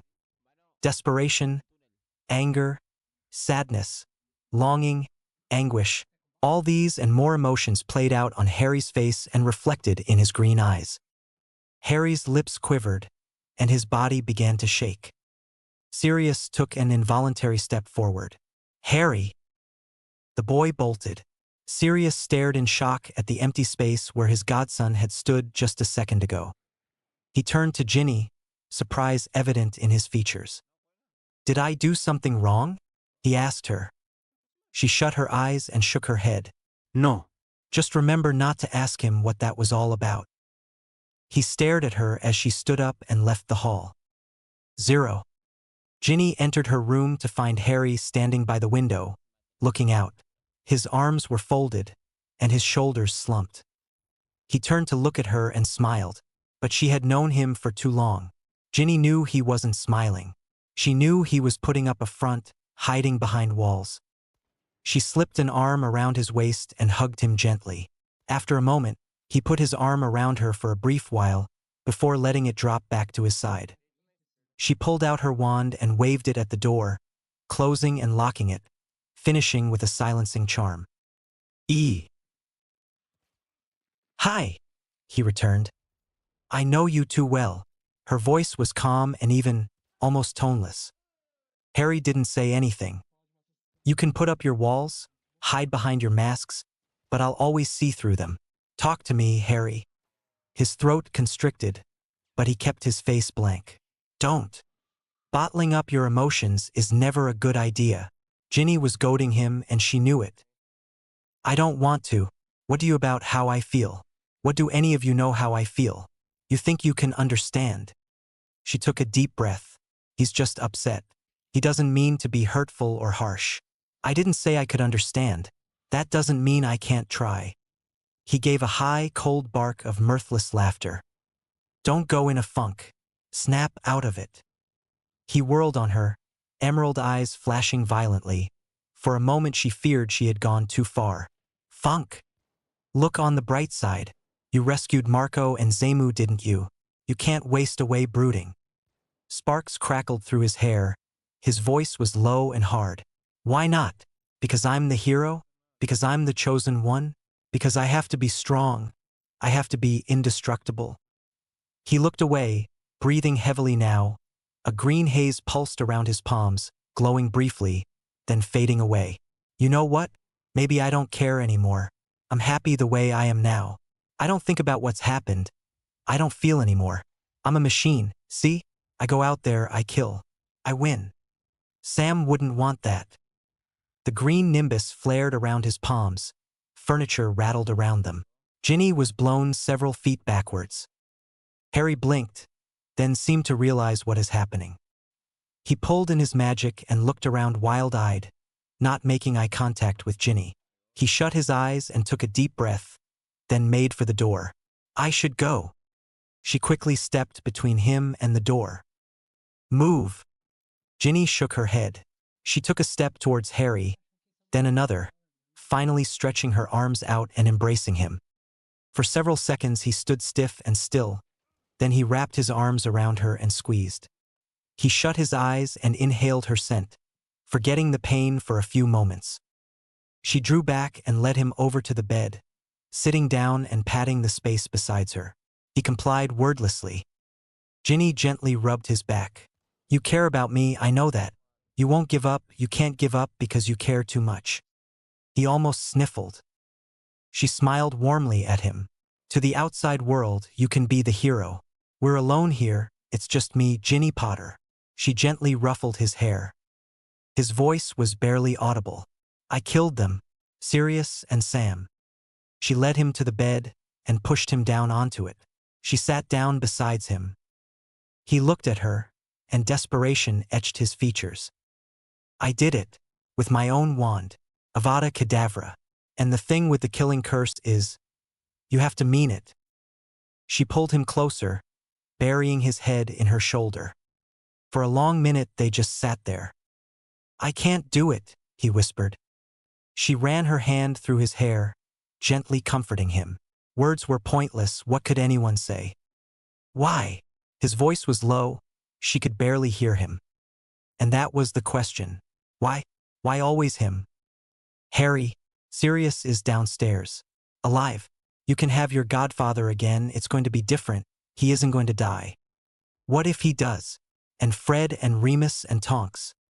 No, they won't, Harry. Ginny insisted. We'll make sure of that. You'll make sure of that. I don't want to talk anymore, Harry said abruptly. He stood up and moved to the door. I'm going downstairs. Ginny managed to give him a weak smile. Sure. He turned and she dropped the smile. He was hurting and hurting bad. Harry strode into the hall, making straight for Sirius. The convict jumped up when he saw the young man. Godfather embraced Godson, and Harry allowed 2 tears to roll gently down his cheeks. For a long time they just stood there. Then Harry pulled away. Sirius. You don't have to explain anything to me, pup, Sirius said softly. Right now, we're here together. This is what's going to happen. We're going to relax, have a little fun. In a few days, you're going to have a birthday party. Then, we're going to grow old and you're going to start a family with that redhead. And I don't mean Ron. Harry chuckled lightly, almost sincerely. So, Sirius said, can we do that? Harry managed a small nod. An instant later, a large black dog had bowled him over, covering the boy with wet licks. Sirius did have slightly odd ways of showing his appreciation. The next few hours passed by in a blur. Fred, George, Ron, Ginny, and Tonks joined Harry and Sirius in the hall. Sirius was in top form, setting everyone at ease, inciting laughter from even Harry. Harry forgot all about the past few days, as they sat there together. It was normal. 0. Harry collapsed down onto his bed. It was so good to see him. Merlin's beard. I love my godfather. You don't have a beard, Ginny informed him. It took him a moment to understand, but then he chuckled. He was Merlin, but thinking about that brought reality back crashing around him. Ginny noticed this and mentally berated herself. Harry needed to loosen up. Then she noticed something peculiar. Harry was lying down, his legs pointing towards her. For a moment, the underside of his jaw seemed to blur. A cold feeling settled in her stomach as she realized what he had done. Ginny drew her wand and pointed it straight at Harry. Sit up. Harry opened his eyes. Wah! I said, sit up. I'm tired, he said peevishly. Why are you pointing your wand at me? Sit. Up. She ground out the words, and he immediately obeyed, sitting cross-legged on the bed. She waved her wand, and Harry's face changed. Her stomach clenched, and her heart pounded. The glamours faded away from Harry's face, revealing the damage the last few days had caused. His skin was pale, his features gaunt. There were deep, black circles under his eyes. The skin was stretched taut over jutting cheekbones.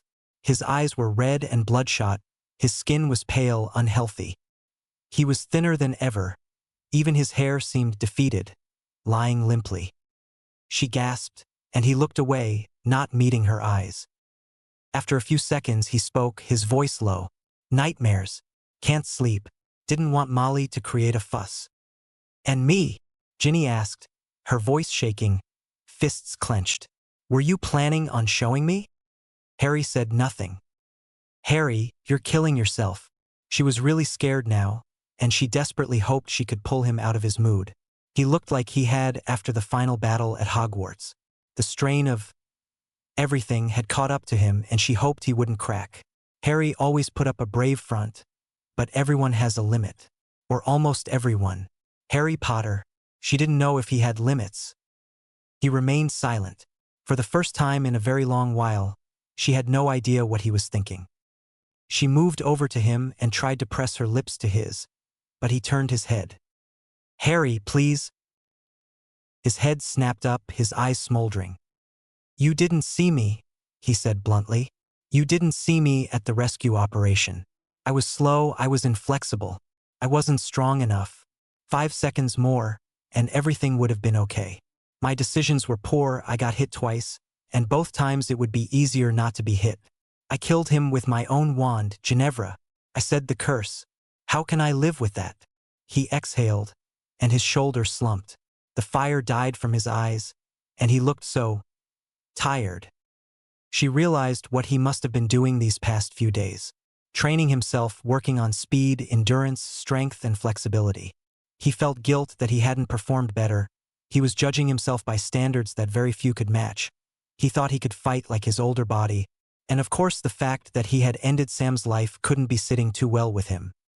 You did what was right, she said fiercely. The words tumbled out. Sam asked you to end his life mercifully. Would you prefer Voldemort tortured him? These were obvious arguments that he himself must have thought of and dismissed. He needed to hear it. He needed someone to tell him it was okay. He had been all alone at Potter Place, and the guilt and pain had steadily built. He hung his head and she carried on. It's okay, Harry, she said gently, willing him to understand. She saw him move as if to jump up and embrace her, but he flinched away. And then it hit her. He was also worried about what she thought of him. He had killed his own mentor knowingly. She reared back, a hiss escaping her lips. He looked up. "After everything that I've done to show you I'm with you," she said slowly, her anger and frustration evident. "You still doubt me? We were married for almost a year. What more can I do to show you? Nothing like this has happened. I never had to kill my own." Despite herself, she grinned. A teeny weeny bit. "You said had to kill," she informed him. Took him a second to understand, and then he sighed and ducked his head again. "Harry." She crossed over to him and sat down beside her. Coming back in time, confronting the Dursleys had brought back his old habits, his old walls, the insecurity. "What do I do to make you trust me? If you go up to Fudge and murder him where he stands, I still won't think any less of you, and I won't think you're a monster or a freak." She hated saying that last word, but Harry needed to hear it. "When you close yourself off from me, it hurts me too. Trust me, okay?" He lifted his gaze to meet her eyes. An uncertain smile played around the corner of his mouth. "Okay." She smiled and pulled him close. "Now put those glamours back on, and let's go downstairs." She paused. "And watch the area under your jaw." He nodded and drew his wand. She watched him cast the spells. He didn't need a mirror. He must be feeling a little bit better now, but it would take a lot more time for him to completely get over it. "And you're going to eat properly. I'll be sitting near you. You can't train properly without a decent diet." He paused, his wand pointed between his eyes. "I know, and I did try to eat." "Hush." She placed a finger on his lips. "I understand. And listen closely, we are going to enjoy ourselves, you got that?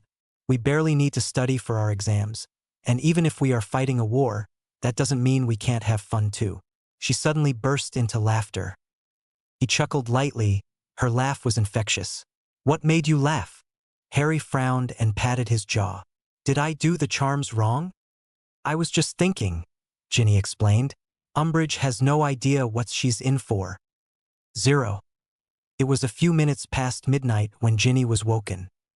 She had been on edge these past few days, so when Ron shook her shoulder, she instantly punched him in the gut. Her wand pointed at him the next second. "Whoa!" he exclaimed. "Ron, Harry needs you." That was all she needed to hear. She threw on a dressing gown and ran to the room Ron and Harry were sharing. Her parents and Sirius were about to enter Harry's room when she reached. She shouldered her way past them and into the room. Harry was thrashing about in his sleep. His blanket was lying on the floor, along with his pillow. He was twisted up in his sheets. No sounds emerged from him, however. He had put up silencing charms. Ginny had anticipated this and warned Ron. With a startled gasp, Molly hastened forward. Ginny threw out an arm and stopped her. "He'll attack you if you touch him," she whispered urgently. Seeing the disbelief in her mother's eyes, she pushed on. "You have to trust me." Without waiting for a reaction, she moved to Harry's bed and sat down near his head. One hand moved to clasp Harry's hand. The other traced gentle patterns in his hair. She bent down, whispering comforting things in his ear. "Hush, it's okay, Harry. It's okay. It's only a nightmare. It's not real. Come back. Come to me. Come back to me." There seemed to be no change in Harry's condition, but Ginny persisted. Her parents, Sirius and Ron, watched the scene unfolding with equal parts of astonishment and fright. Sirius in particular felt his heart ache for Harry. What kind of nightmares were these? How often had this happened that Ginny knew exactly what to do? The silencing charm broke, and a single scream rent the darkness. Gradually, the boy who lived stopped thrashing about. His breath was still uneven, and he woke up with a huge gasp, bolting upright. She put her arms around her and drew him in, and he buried his face in her hair. She rubbed his back comfortingly, and his breathing evened out. At length, he pushed away, his eyes still focused only on her. "Him again?" she asked softly. He nodded. "Colin Creevey." For some reason, the pale, dead body of the blonde boy pervaded Harry's dreams as often as Voldemort, and it caused Harry no end of grief. The young, small body, carried by Oliver Wood and Neville in the final battle. Harry finally noticed Ron and his mother in the room. Ron had managed to get Sirius and Arthur to leave, but Molly had refused to budge. Harry ducked his head. He really didn't want to have to talk to Molly now. Ginny pushed him down on the bed. "Sleep," she whispered. "I'll deal with Mum. Stay here." His voice was low, almost inaudible. She rested a hand on his head and patted it comfortingly. She turned her face to meet her mother's eyes. She raised a finger to her lips to indicate silence, then gestured to a chair. Molly frowned and gestured with her hands, asking if Ginny would go to bed. The girl shook her head, then shifted her position, leaning back against the headboard and swinging one leg over onto the bed. She knew her mother would be uncomfortable with her staying in Harry's bed like this. That's why she had asked her to stay in the room. Molly hesitated, then handed a pillow to her daughter. Ginny smiled and put the pillow behind her head. Her mother gave her a brief nod and settled down in the chair. Ginny closed her eyes, her hands still running through Harry's hair. Eventually, her hands stopped moving as she fell asleep.